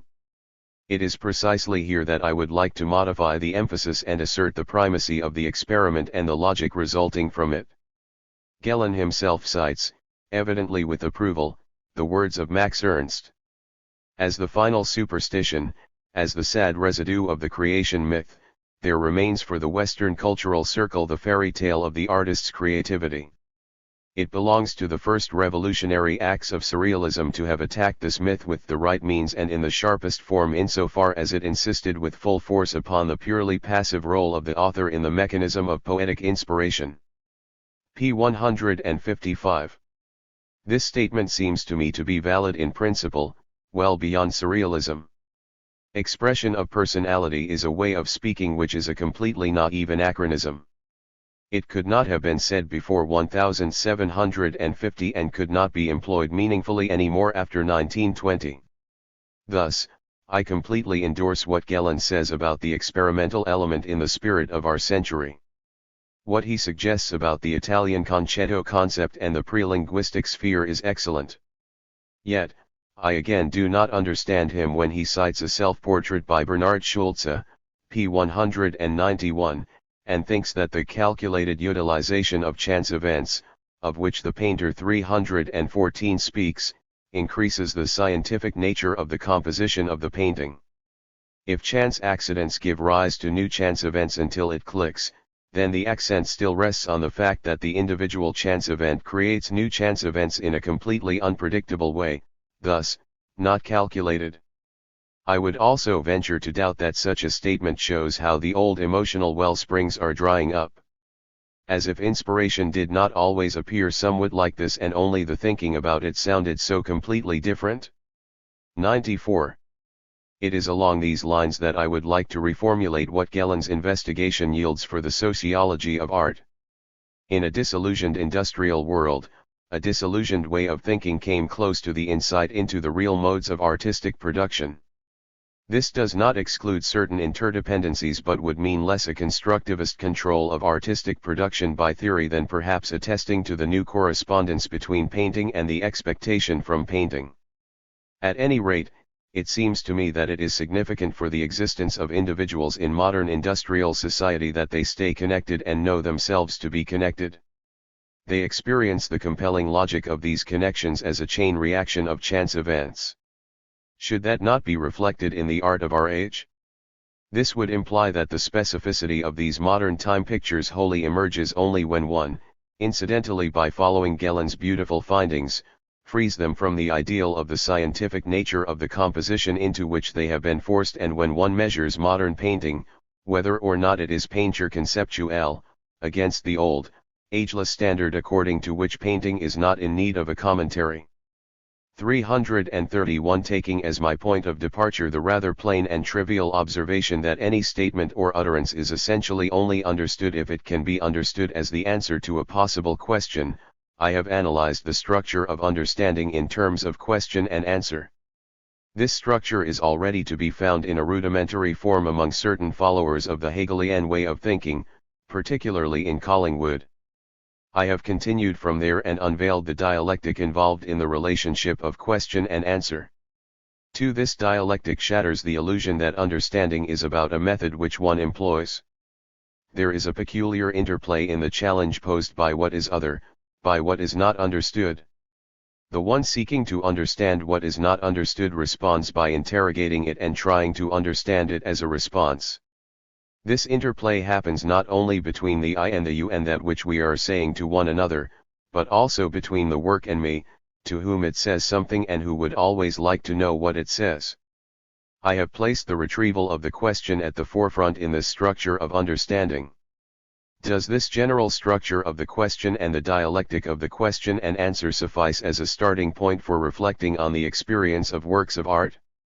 It seems quite unclear how the dialogical structure of the question and answer can be suitable at all for dealing with the work of art. What are indeed the questions raised in a work of art? And further, what answers are elicited from us in our understanding and in such a way that we would finally understand the work of art itself as the answer to such questions? I would like to present some concrete examples and then draw my theoretical conclusions from them. I have been in the Cathedral of St. Gallen many times. I was struck there by the peculiar spatial impact of this architectural work, which results from a nave with a considerably strengthened crossing and the chancel being joined together in a uniquely intriguing and grandiose form of unity. The nave and the crossing, this is obviously the great architectural question, which Western church architecture 332 tried to answer over the centuries. In the course of the history of our Western architecture, any solution to the question of how to integrate the idea of a central structure and the idea of the nave is, it seems to me, what the art historians have in their way called architectural ideas. Without a doubt, it is a question which, in the instant we become aware of it and, so to speak, pose it, makes the structure before which we stand speak. It gives us an answer. The answer of the St. Gallen Church is now a very belated answer, and, within the history of architecture, even a particularly 10. On the Reading of Buildings and Paintings, 1979, 1. 96. Tardy 1, but its greatness still convinces any visitor. It gathers the tension between the nave and the central structural element once more into a unity, almost like a final recapitulation. Yet, it does it in such a way that space formally shifts for those who walk through it, as if it could be read twice. When we enter the space of the church, we experience this tension like an answer. The experience we have seems to me a good illustration of what interpretation is. What art historians bring with them from out of their knowledge of the history of architecture and style ultimately only leads to an interpretation of something we all sense and even understand in a bodily way when we walk through these arches. Or let us take another example. I remember the famous painting by Georg, which hangs in the Academy in Venice.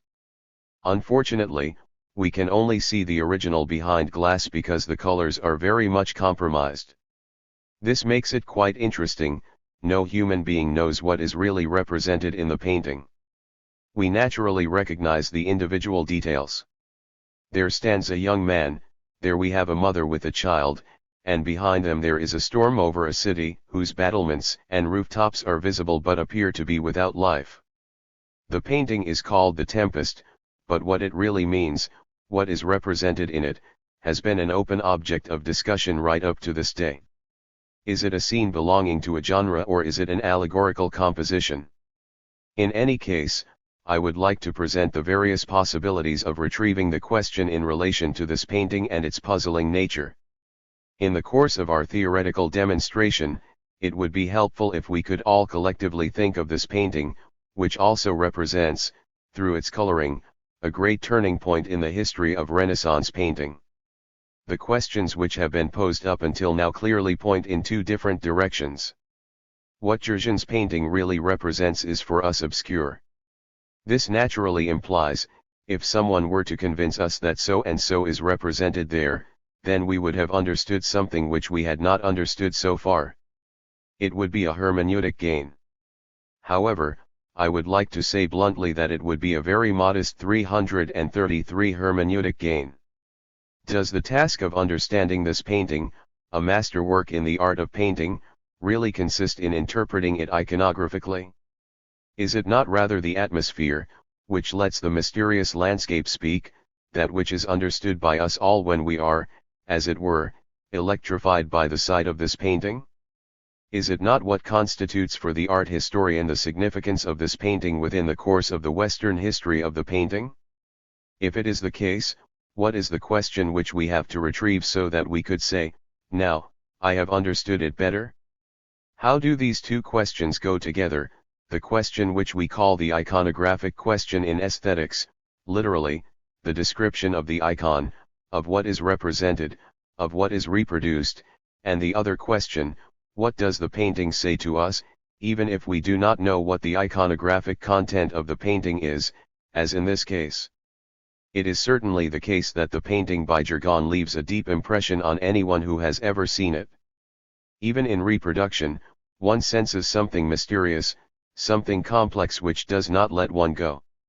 Many observers, for example, point to the city empty of people in the background, others speak of the lack of relationship between the nicely rendered youth and the mother. On the Reading of Buildings and Paintings, 1979, 97. With the child, who looks towards us. About the youth we know that Georg had originally intended a young woman and this came to light in the meantime with the help of modern technology. What does the slanted stump of the pillar mean? Here we do not need to ask what it means. We immediately understand what it means. We recognize it immediately as the sensible image of what has been halved, of the finite, of the mutilated. What does this well-known symbol say here? Or the contrast between the Arcadian foreground and the storm looming in the distance and apparently not threatening. I am making us aware of these questions about the image in order to lay bare the theoretical question, what is it that we are trying to understand here? Would the solution to the iconographic puzzle answer all these questions? What other questions would we like to see answered if our concern is to understand this work of art? The metaphor it begins to speak comes to mind. It is the easiest definition of what hermeneutics is in the realm of art and history. It is the art of letting something speak again. It is crystal clear that for the art of letting something speak we presuppose that it does not speak or does not express itself sufficiently without our effort. The most tangible example illustrating the effort of letting something speak again is when we read something written or printed, which has the structure of a text. Yet, We call something a literary work, a poetic work only when it demands still much more than the ability to read. Now, the elementary demand 334 the work makes on us, of being able to read, is not so trivial as it appears. Simply being able to read is not yet really being able to read, and this is generally true. It is also true of the work of the plastic arts that one must learn to see it, and that it is not in the naive gaze at the visible whole which stands before us that the work is readily understood, that is to say, experienced as an answer to a question. We will have to read it, we will have indeed to spell it until we are able to read it. The same is true for architecture, we must read it. This means that we must not only look at it like a photographic reproduction. We must approach it, go around it, go into it, and in a stepwise manner, build it for ourselves, so to speak. We must take advantage of these analogies between a work of literature and the creations of the plastic arts.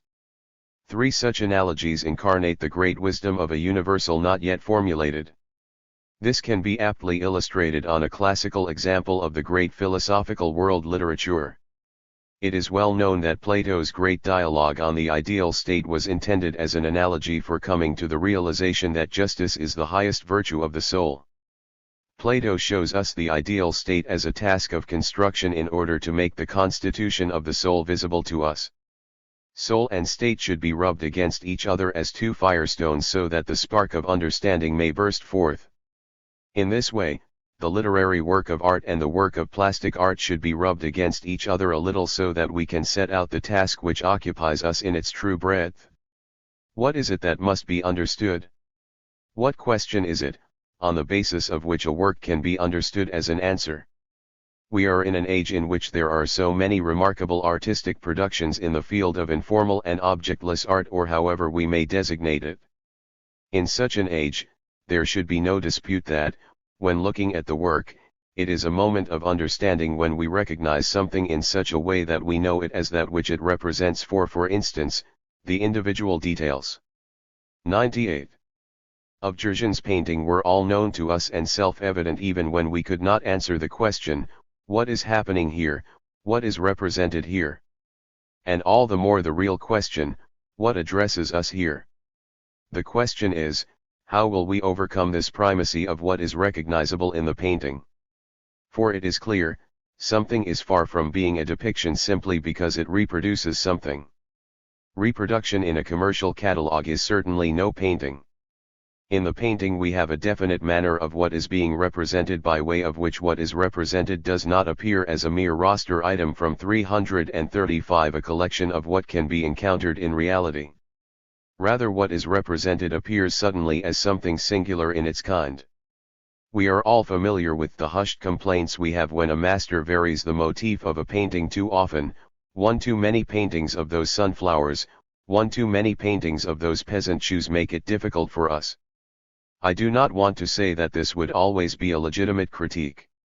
Yet, it will not be quite easy for the observer to realize truly what is unique in each of the paintings by Van Gogh which shows a pair of peasant shoes or sunflowers. What is clear is that the painting is only understood when the depiction is no longer subsumed under the context of understanding associated with peasant shoes or sunflowers, or indeed under the context of understanding sunflowers again, or peasant shoes again. Instead, the painting is understood when the painting, in fulfilling its specific function of presenting, also lets the work speak at the same time, and not only that which is represented. This is the problem: how do they go together? The fact that we recognize something as something implies that we indeed must recognize that what is objectively recognizable exercises a certain guiding function for penetrating a work. When, for example, the woodcuts of Dürer are shown on a projector in an auditorium, the magnification of the projection format already causes new difficulties for deciphering the work. Only when one has recognized what is presented does the play of black and white, of lines and surfaces attain its full cohesion. Even Cubist portraits like those by a Picasso are intended to be deciphered in such a way. I think it cannot be denied that it is very often only in recognizing what is represented that a definite unifying function of the visual vocabulary used in the painting emerges, like the unifying meaning of discourse. There exists a particular connection between the iconographic component, at least, in its weakest potency, the recognition of the cognizable elements of the image, and the unity of the form of the work. It is a reciprocal relationship, which is like a peculiar art of reading. For how is it when we are reading? Let us return to the linguistic text again. In this case, reading is not such that we first spell out the words. As we know, the child who is learning to read cannot yet read. This can be seen clearly while reading something out. Most adults can also not do it. This has its good reasons. We can only read out what we also understand. If in silent reading we suddenly cannot go along with the text, we indeed stumble too. If while reading out without understanding, we continue to read on, a person other than us can absolutely not understand it either. This is a sure proof of the fact that in reading out, even in a reading done really silently, 336 everything that is absorbed in such an articulated manner ultimately coalesces into the concrete. On the reading of buildings and paintings, 1979, 99. Unity of understanding. Does the iconographic content of a painting only belong to the letters? How do we learn to read? How do we learn to understand? In reading we stumble, the self-evidence of reading further escapes us, we must go back because manifestly a horizon of anticipation has not been fulfilled. This is like a shock. We go back. We read one more time, we rectify, we change the emphasis and all of those things that we all know bring something written or printed again to speech. It is well known that a literary work is distinguished by the fact that, through the manner in which it is linguistically formed, it itself prescribes and communicates to the ear how we have to read it, how we have to accentuate it. The so-called reading aids are secondary. Punctuation in the lyrical poem 6 is really for weaklings. Georg was completely right when he preferred getting rid of it as much as possible. If one is not in a position to reconstruct how a verse is configured in its sound and meaning by applying on one's own the right modulations, rhythms, phrasings, one does not understand it. From musical practice, we also know the role phrasing plays, which is not present in the composition and yet is in the music. Obviously in reading we are dealing with the process of constructing a temporal structure. The problem which has occupied me for decades is what reading actually is. 7. Is it a kind of inner reproduction just as a theater performance is a reproduction set up for the senses? No doubt, one will immediately say, no, obviously the theater performance is a transposition into a new medium of reality. There is nothing of the sort in reading. In reading everything is just fantasy, inner products of the imagination which we produce through our reading. Yet, this is far from clear. Reading is no inner theater performance. What is astounding is still the fact that the untiring productions of our imagination constantly churn inside like in a torrential stream so that I do not securely grasp first this and then the other image in its imagistic unity. The phenomenologist Roman Ingarden has nicely shown in the case of the novel the kind of evocative power which lies in the schematizing function of a description. This is such that even a minute description in a poetic work will be filled out differently by each reader and yet, what is described is the same thing. As trivial as it may sound, this has quite far-reaching theoretical consequences. It shows, namely, that what is evoked by words possesses a kind of virtuality. It has no reality, no 337 actualized determinacy, but rather it lets resonate in its virtuality a sort of space where possibilities of actualization play out. In this manner, reading appears to me to be in fact a prototype for the demand faced by anyone considering works of art and indeed even works of the plastic arts. We have to read the work with this constant anticipation and going back, with this growing articulation, with these richer and richer sedimentations so that, at the end of such a reading performance, the structure in all its articulated richness coalesces again into the full unity of an utterance. Now, here is my thesis: interpretation is nothing other than reading. This is true in the sense that we can designate it, I think, very nicely with the German word Auslegen laying out. Interpretation is often translated or rendered as Auslegung and it works. Auslegen is a word which in its own speculative dimension already implies 100. That we add nothing to reading. On the one side, it means that we are not importing anything into it. Recall Mephistopheles' advice: if you are not laying something out, you are reading something in legt ears nicht aus, so legt was unter. On the other side, it means that laying something out auslegen essentially only draws out herauslegt what is already in there, in order to put it together zusammenlegen again. Naturally, this happens in a process which can be learned within certain limits as methodical knowledge and in methodical ways. Yet, it is itself not that simple. Rather, it represents a whole process of inner education until one begins to find the correct points of view for observing a painting or a text. These points of view will be those which are really fruitful for understanding what is given in its context. Even when we practice our profession and proceed methodically as philologists, historians, or art critics, the real task is to apply the method in a meaningful way, and this cannot itself be communicated through method. Now, I draw the conclusion. What I have tried to show through the analogy of reading a text and of penetrating an artistic structure of another kind is that it is not so that a contemplator or observer apprehends an object in a kind of neutral way. Of this kind are the methodological aspects with which the human sciences work and whose use one has to learn. What is essential is still manifestly something different, namely, that we partially benefit from the configured sense we encounter. As a whole, this configured sense is obviously something which cannot be established and determined in its objective givenness. Rather, we are taken in by it, as we say, in the meaning it points out, in the significance it radiates and which it distinguishes as a structure. We are drawn into a dialogue by the work, as it were. Thus, the structure of the dialogue is in no way far-fetched if we want to describe correctly the apparent confrontation between an artwork or a literary work 338, on the one hand, and its interpreter, on the other. This confrontation is in truth an interaction of participation. Just as in every dialogue, the other is always a cooperating listener in such a way that the horizon of what the other expects and from which he or she listens to me intercepts and modifies, so to speak, my own meaning intention. In the analysis of the structure of dialogue we see how a common language emerges insofar as the speakers are transformed and find something common. This truly appears to me to be the case also for our engagement with works. The technical expression we are used to employing for this purpose is called communication.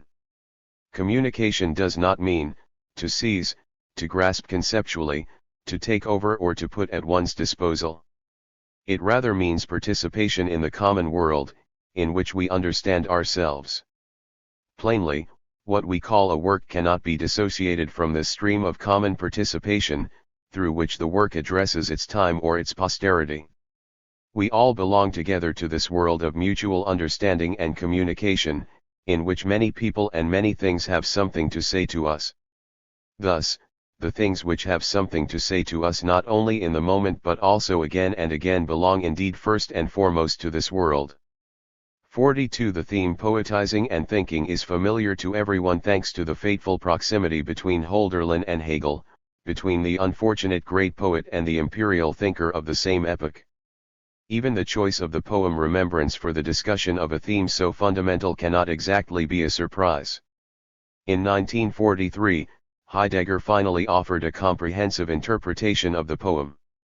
2. He was manifestly filled with the inner certainty that the fundamental stance of the late Hölderlin closely accorded with his own intellectual destiny, which had compelled him into his philosophical work, and possessed a formidable relevance. Now, all of Heidegger's contributions on Hölderlin pursue the same end.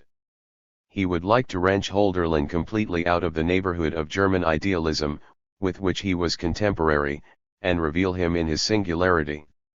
Stefan Georg saw in Hölderlin's late hymns the seer of the future proper to our people and stated this already before the First World War, when he had become familiar with the deciphering of Hölderlin's late works accomplished by Hellingrath.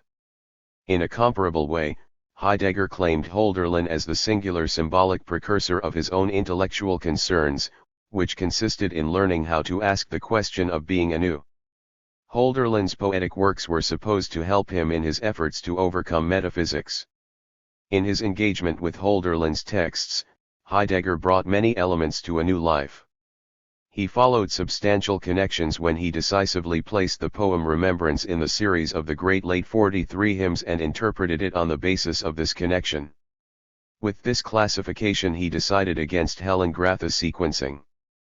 Hellingrath, not without substantiating it, had placed Remembrance in the series of lyric poems 3. By contrast, Heidegger's approach was to understand Hölderlin's intellectual work as a unified vision encompassing a philosophy of history and a poetics of history. There is thus much to be learned about the internal consistency of Hölderlin's work, which led to the so-called turn to the fatherland and the turn towards the homeland. In the poem Remembrance there is, however, only one explicit allusion to that which Hölderlin often placed at the center of his hymnal creations. Only in the last verse of his Remembrance does he allude to the poet's vocation. Heidegger takes his lead from this final phrase. What remains, however, the poet's found, insofar as he wants to find the poets implied everywhere in the poem, as much in the mariners, to whom the northeasterly wind promises a prosperous journey, as well as in the friends who have vanished and for whom the poet yearns.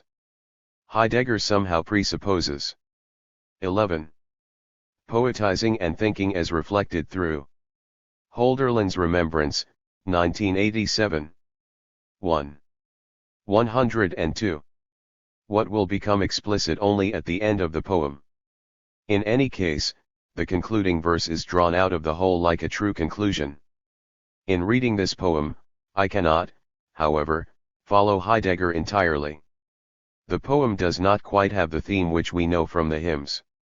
Here there is absolutely no talk of the homeland or the return to what is one's own, however often wandering, returning home and homeland are otherwise the focus in Hölderlin. In the poem Remembrance it is obviously about someone who has returned home from Bordeaux, overcome by the remembrance of the far south and now feeling lonely. This evidence was indeed what led Hellingrath to place Remembrance under the lyrical poems in the narrow sense. In this regard, I am totally in agreement with the fundamental thesis of Dieter Henrich's contribution, which is already expressed in the title of his book, Der Gang des Andenkens, the Course of Remembrance. For admittedly, Henrich took a peculiar path for investigating this course. With utmost care and effort, he uncovered all kinds of interesting matters for cultural history. On the basis of his investigation, he reconstructed the Bordeaux of Hölderlin's day as it really was, and, from this, he sought to clarify as far as possible what is stated in the poem and its course of remembrance by using the localities of Bordeaux. This creates methodological difficulties for me. The question is whether even 44 such an apt reconstruction of the Bordeaux of that time can be helpful for understanding the poem. It is possible to explain in this way the poetic transformation of factual realities in one instance or another. But whoever reads a poem does not want to see the poetic imagination and its freedom bound in the chains of a precise description of localities. What kind of readers wants an explanation of how they must imagine the pathways on the banks of the Garonne? They know it better. One can, if one wants, perhaps as an art historian, as Oskar Scheurer did long ago, 5. Check the painting Bohemian Landscape by Caspar David Friedrich for its locations and places in order to show how the painter managed even to displace mountains. We are hardly surprised to hear this. Painters indeed compose reality just in the way they engage with it when they construct a still life. Even then, the painting is entirely a new composition and not a true copy of the construction. When it is even a matter of a remembrance, in which the ever-transfiguring work of remembering fantasy lurks, and when it is now even a matter of a poetic configuration, then in this case the real locality of Bordeaux is, to speak in an inversion of Plato, thrice removed from the truth. I would thus really hesitate to speak only of a Vegeta, even though it is itself a type of art, but one with the particular claim to be an almost portrait-like reproduction of the view blick. We will also not be really able to admire the portrait of an artist if we draw a comparison with the subject of the portrait for its similarity. In the case of poetry, this is even more beside the point. 4. What comes to be presented in the poem finds in every reader a unique filling out Ausfüllung. 6. Here we can simply no longer talk of similarity without missing the art. I cannot see why one should be interested at all in the way Bordeaux looked at the time in order to understand a poem and the transfiguring power of a remembrance. Henrik may well reply that the violence of Heidegger's interpretation, which misled him into understanding the mariners as the poets, covers up the true course of the poem. One must still see, Henrik would say, that the landscape of the beginning and the landscape of the concluding strophe are different.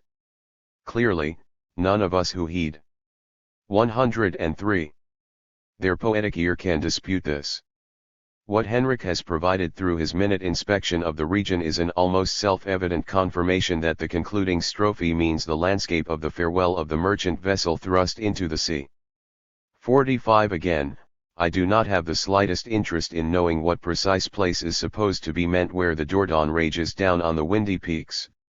The point in question here is not a point in the landscape but the point of farewell, whatever it may have been, and this is the point of remembrance emphasized here. Even if I go along the course of the poem between the two different points of the Garonne and thus take the talk of the mariners and then that of the poets literally, then I can certainly not understand the mariners as the poets, as Heidegger and even Binder did.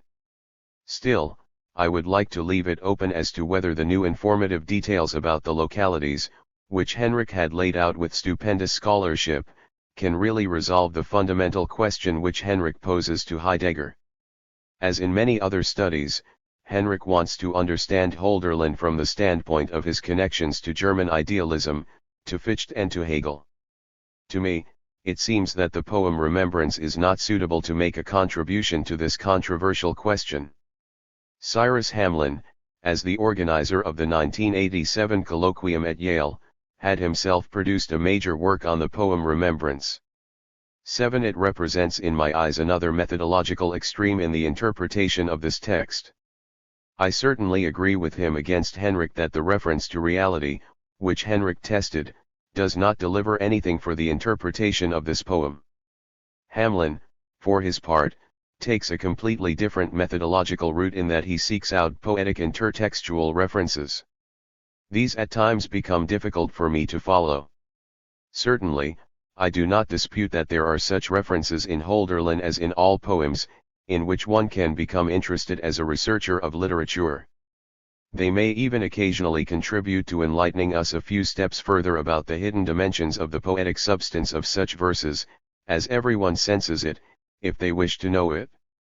This does not, however, seem to me to foster the kind of understanding of the given poem which readers seek and reach more or less consciously, when they understand. There are certainly undertones and echoes, which perhaps resonate somewhere in the poem. Thus, the drink which the narrator here requests, may perhaps remind us of other poems by Hölderlin, for example, Bread and Wine and its multifaceted echoes of the Lord's Supper and the holiness of earth and light. Yet, the cup in Remembrance has nothing of this kind.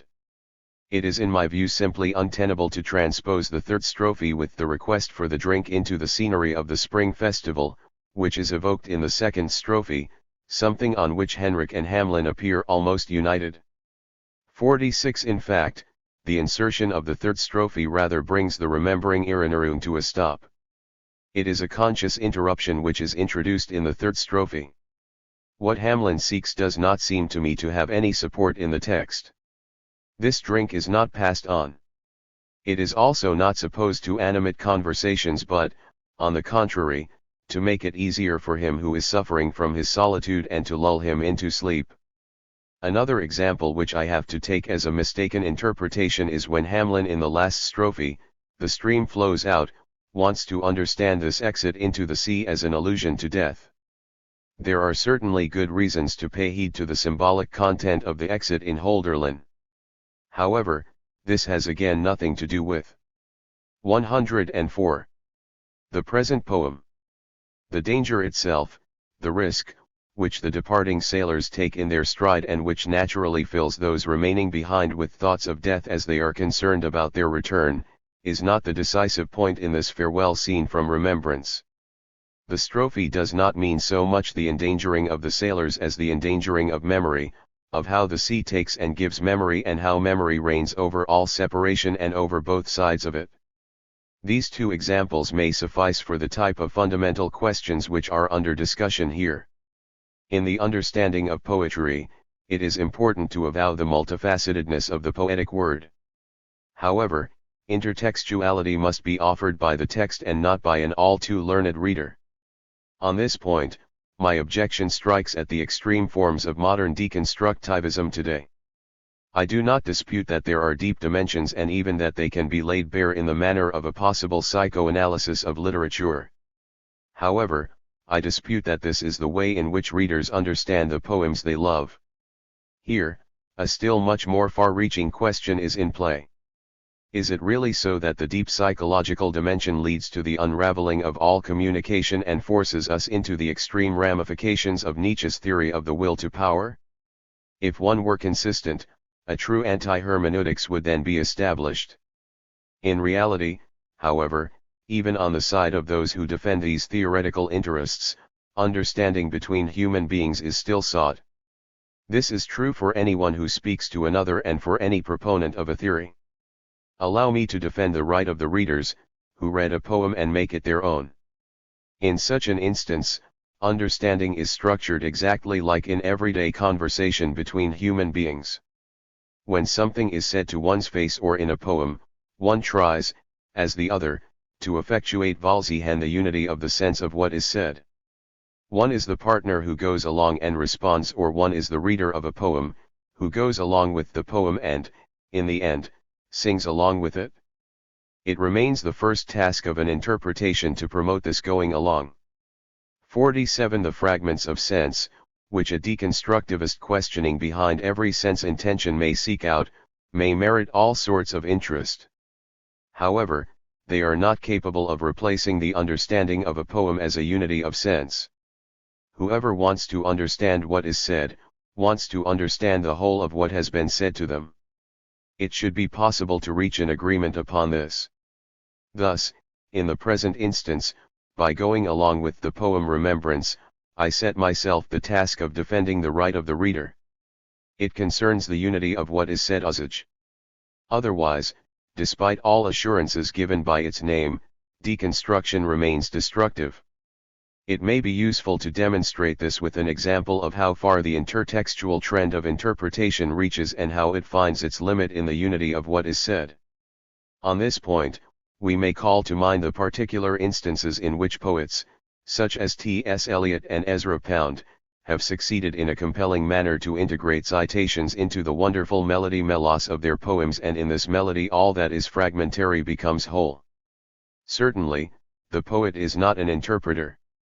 However, the interpreter should still remain close to the readers and allow the readers to integrate interpretation into their reading. It has been reported to me that at Yale at one time the fig tree in the verse "In the courtyard grows a fig tree" was treated like a citation. The experts of Baroque poetry have certainly found a lot. 105. There and would perhaps extend their anatomy, for example, to the silver poplars. If one thematis the fig tree in this poem, certainly much will be found. It will not be Rilke, though, for reasons of chronology. Fig tree, oh! How long it has already been meaningful to me. 8. What everyone must certainly think of, though, is the dramatic scene in the Gospel of John, John 1:47, 48, in which Jesus receives Nathanael with the words, "See there, a true Israelite, in whom there is nothing false. As you were under the fig tree, I saw you." With this response all doubt in Nathanael comes to an end. No one will doubt that Hölderlin, the alumnus of the Tübinger Stift, 9 could have had the scene with the fig tree in mind. Yet, does this belong to what is said in the poem? Who really follows the course of remembrance in the poem will immediately have to understand what this yet means. The image of the landscape evoked by the poem, with the banks of the Garonne, the elm forest and the mill, could also be somewhere north of the Alps. The fig tree, however, stands for the south. In Swabia one was certainly familiar with figs, but only the dried ones. A fig tree, which grows there, is like an emblem of the south. In the poem this emblem guides the course of remembrance further to the brown women, the silken ground, and to the time of March. This is my point. This is how something is said. In the lament with which the one who feels lonely thinks of the world of Hyperion, of this world, which is also southern, even if only dreamt, he is also reminded of the southern 48 port city by the sea which knows something about fate, with all its daring men. On the course of this remembrance stands the fig tree and nowhere else. In the case of the poem Remembrance, the proof of the understanding is first reached not only when one understands the concluding sentence of the poem, what remains however, the poet's found, in itself, but when one is also able to gain its sense from the poem by going along with the course of remembrance. If one now seeks access to the unity of what is said poetically, the third strophe indeed really obtrudes, but rather as interrupting the evocation of the beautiful memories of Bordeaux. Hence, the request for a drink. Here, there is no basis for saying that the memories of the festival taking place in March are evoked as the participation in a festive meal. There is no evidence for this in the second strophe. The third strophe rather marks the connection with the second through the but may someone pass me. This obviously means the one who abandons himself to his memories. Heidegger is right in this case to cite the parallel with the poem The Traveller 10, therefore pass me now from the Rhine/warm mountains the cup which is filled and overflowing with wine. The topos topic of such an interrupting address is otherwise not really strange. The structure of the poem is indeed easy to see through. In the course of remembrance the turn takes place in the third strophe, which calls up the second half of the poem and its conclusion. At the end, it is in fact a different landscape which is remembered. What remembrance aims at is the landscape of the farewell. What is the meaning of the transition from the calling of the poetic friends from the world of Hyperion to the talk of the men who leave Bordeaux and sail in the wide sea? We have to understand this transition. It is preparatory for the conclusion of the poem. In my eyes, it is the true touchstone for understanding what is said poetically. It is the transition from the remembered friends to the remembered men.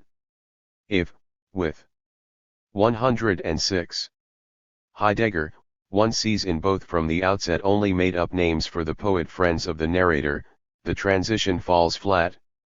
One can still then understand the sense of the concluding lines by themselves, but one suppresses the essential course of remembrance. It is quite obvious. The memory of the world of Hyperion merges into the memory of an experience which happened to the poet in Bordeaux. He had experienced there the beating pulse of a great commercial city, where all live with the risk of the sailors and where thinking about them until their expected return is kept alive and is perceptible. This is the landscape of remembrance. In Heidegger's treatment of the matter, something essential is seen to the extent that the friends in the world of Hyperion and the sailors of Bordeaux 49 stand here in an essential relationship to the situation and the fate of the poet. This must also be found in the most difficult sentence, many harbor dread of going to the source. This can be understood for the friends of Hyperion, who vanished away after the failure of their war for the liberation of Greece. It can also be understood as the fate of the sailors, who seek to bring home the riches of the sea with plucky adventurousness. This must be understood of both. Going far away and going through detours is not only the fate of dreamt heroes or plucky merchant travelers. It is the fate of human beings. This lives in the remembrance of the poem. Both have traveled far away. Memories of the departed heroes of the world of Hyperion, for whom the lonely one yearns, have been connected to a new experience and thus deepened. The port city of Bordeaux with its merchant travelers, who bring home the riches, is celebrated like a copy of what is heroic in life itself.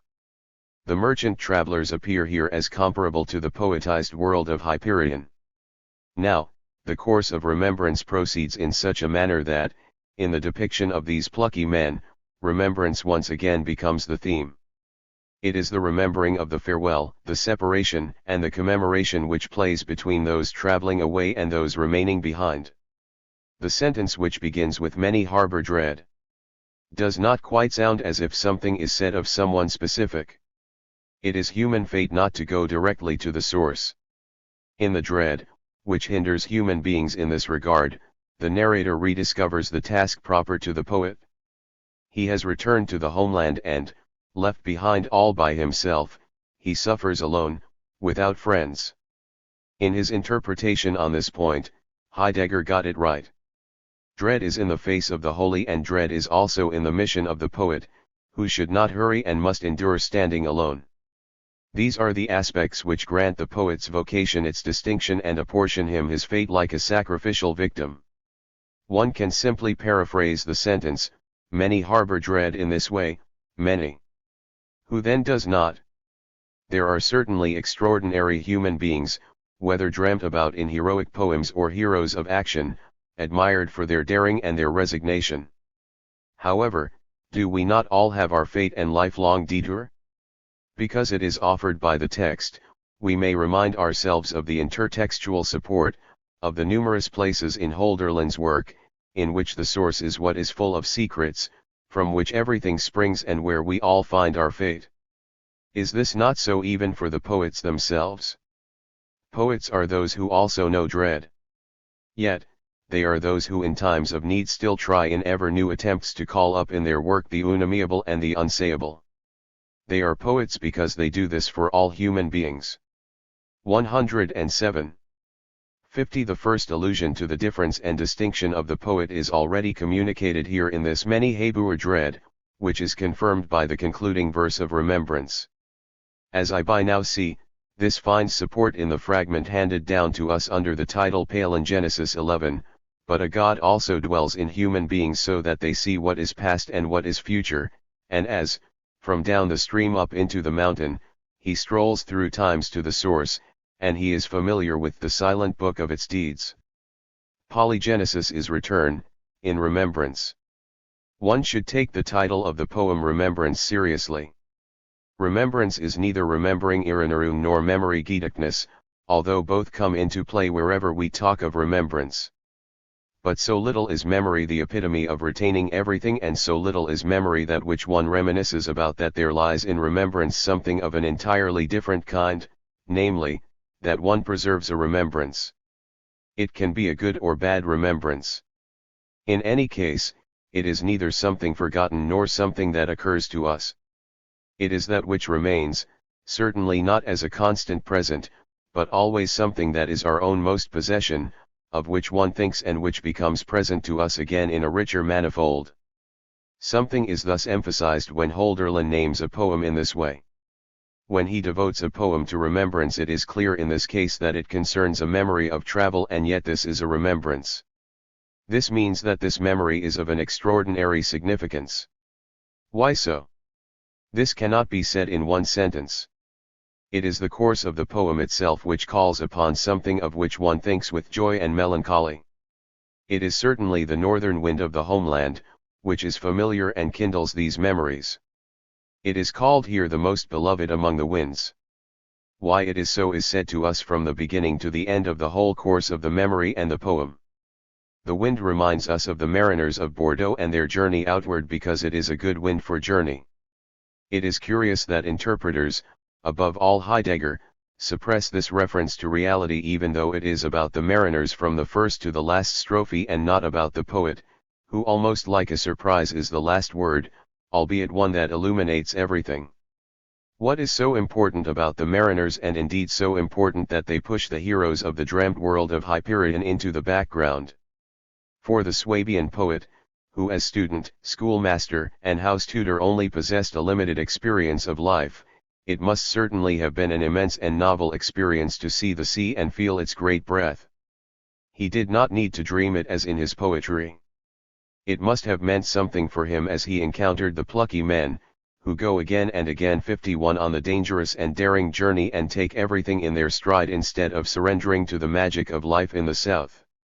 This must indeed have been a tremendous encounter with reality for someone prone to commemoration, whose poetic dreams so much love to wander in the southern landscape of Greece. This is how the poet or the one who commemorates is overwhelmed by the memory of both, the heroes of the world of Hyperion and this reality experienced in Bordeaux. It is indeed a Penderecki interruption, which is emphasized through the request for a drink of forgetfulness and which represents the middle of the poem. In this regard, one may very well also think of the fact that in this dream of memories, which the poem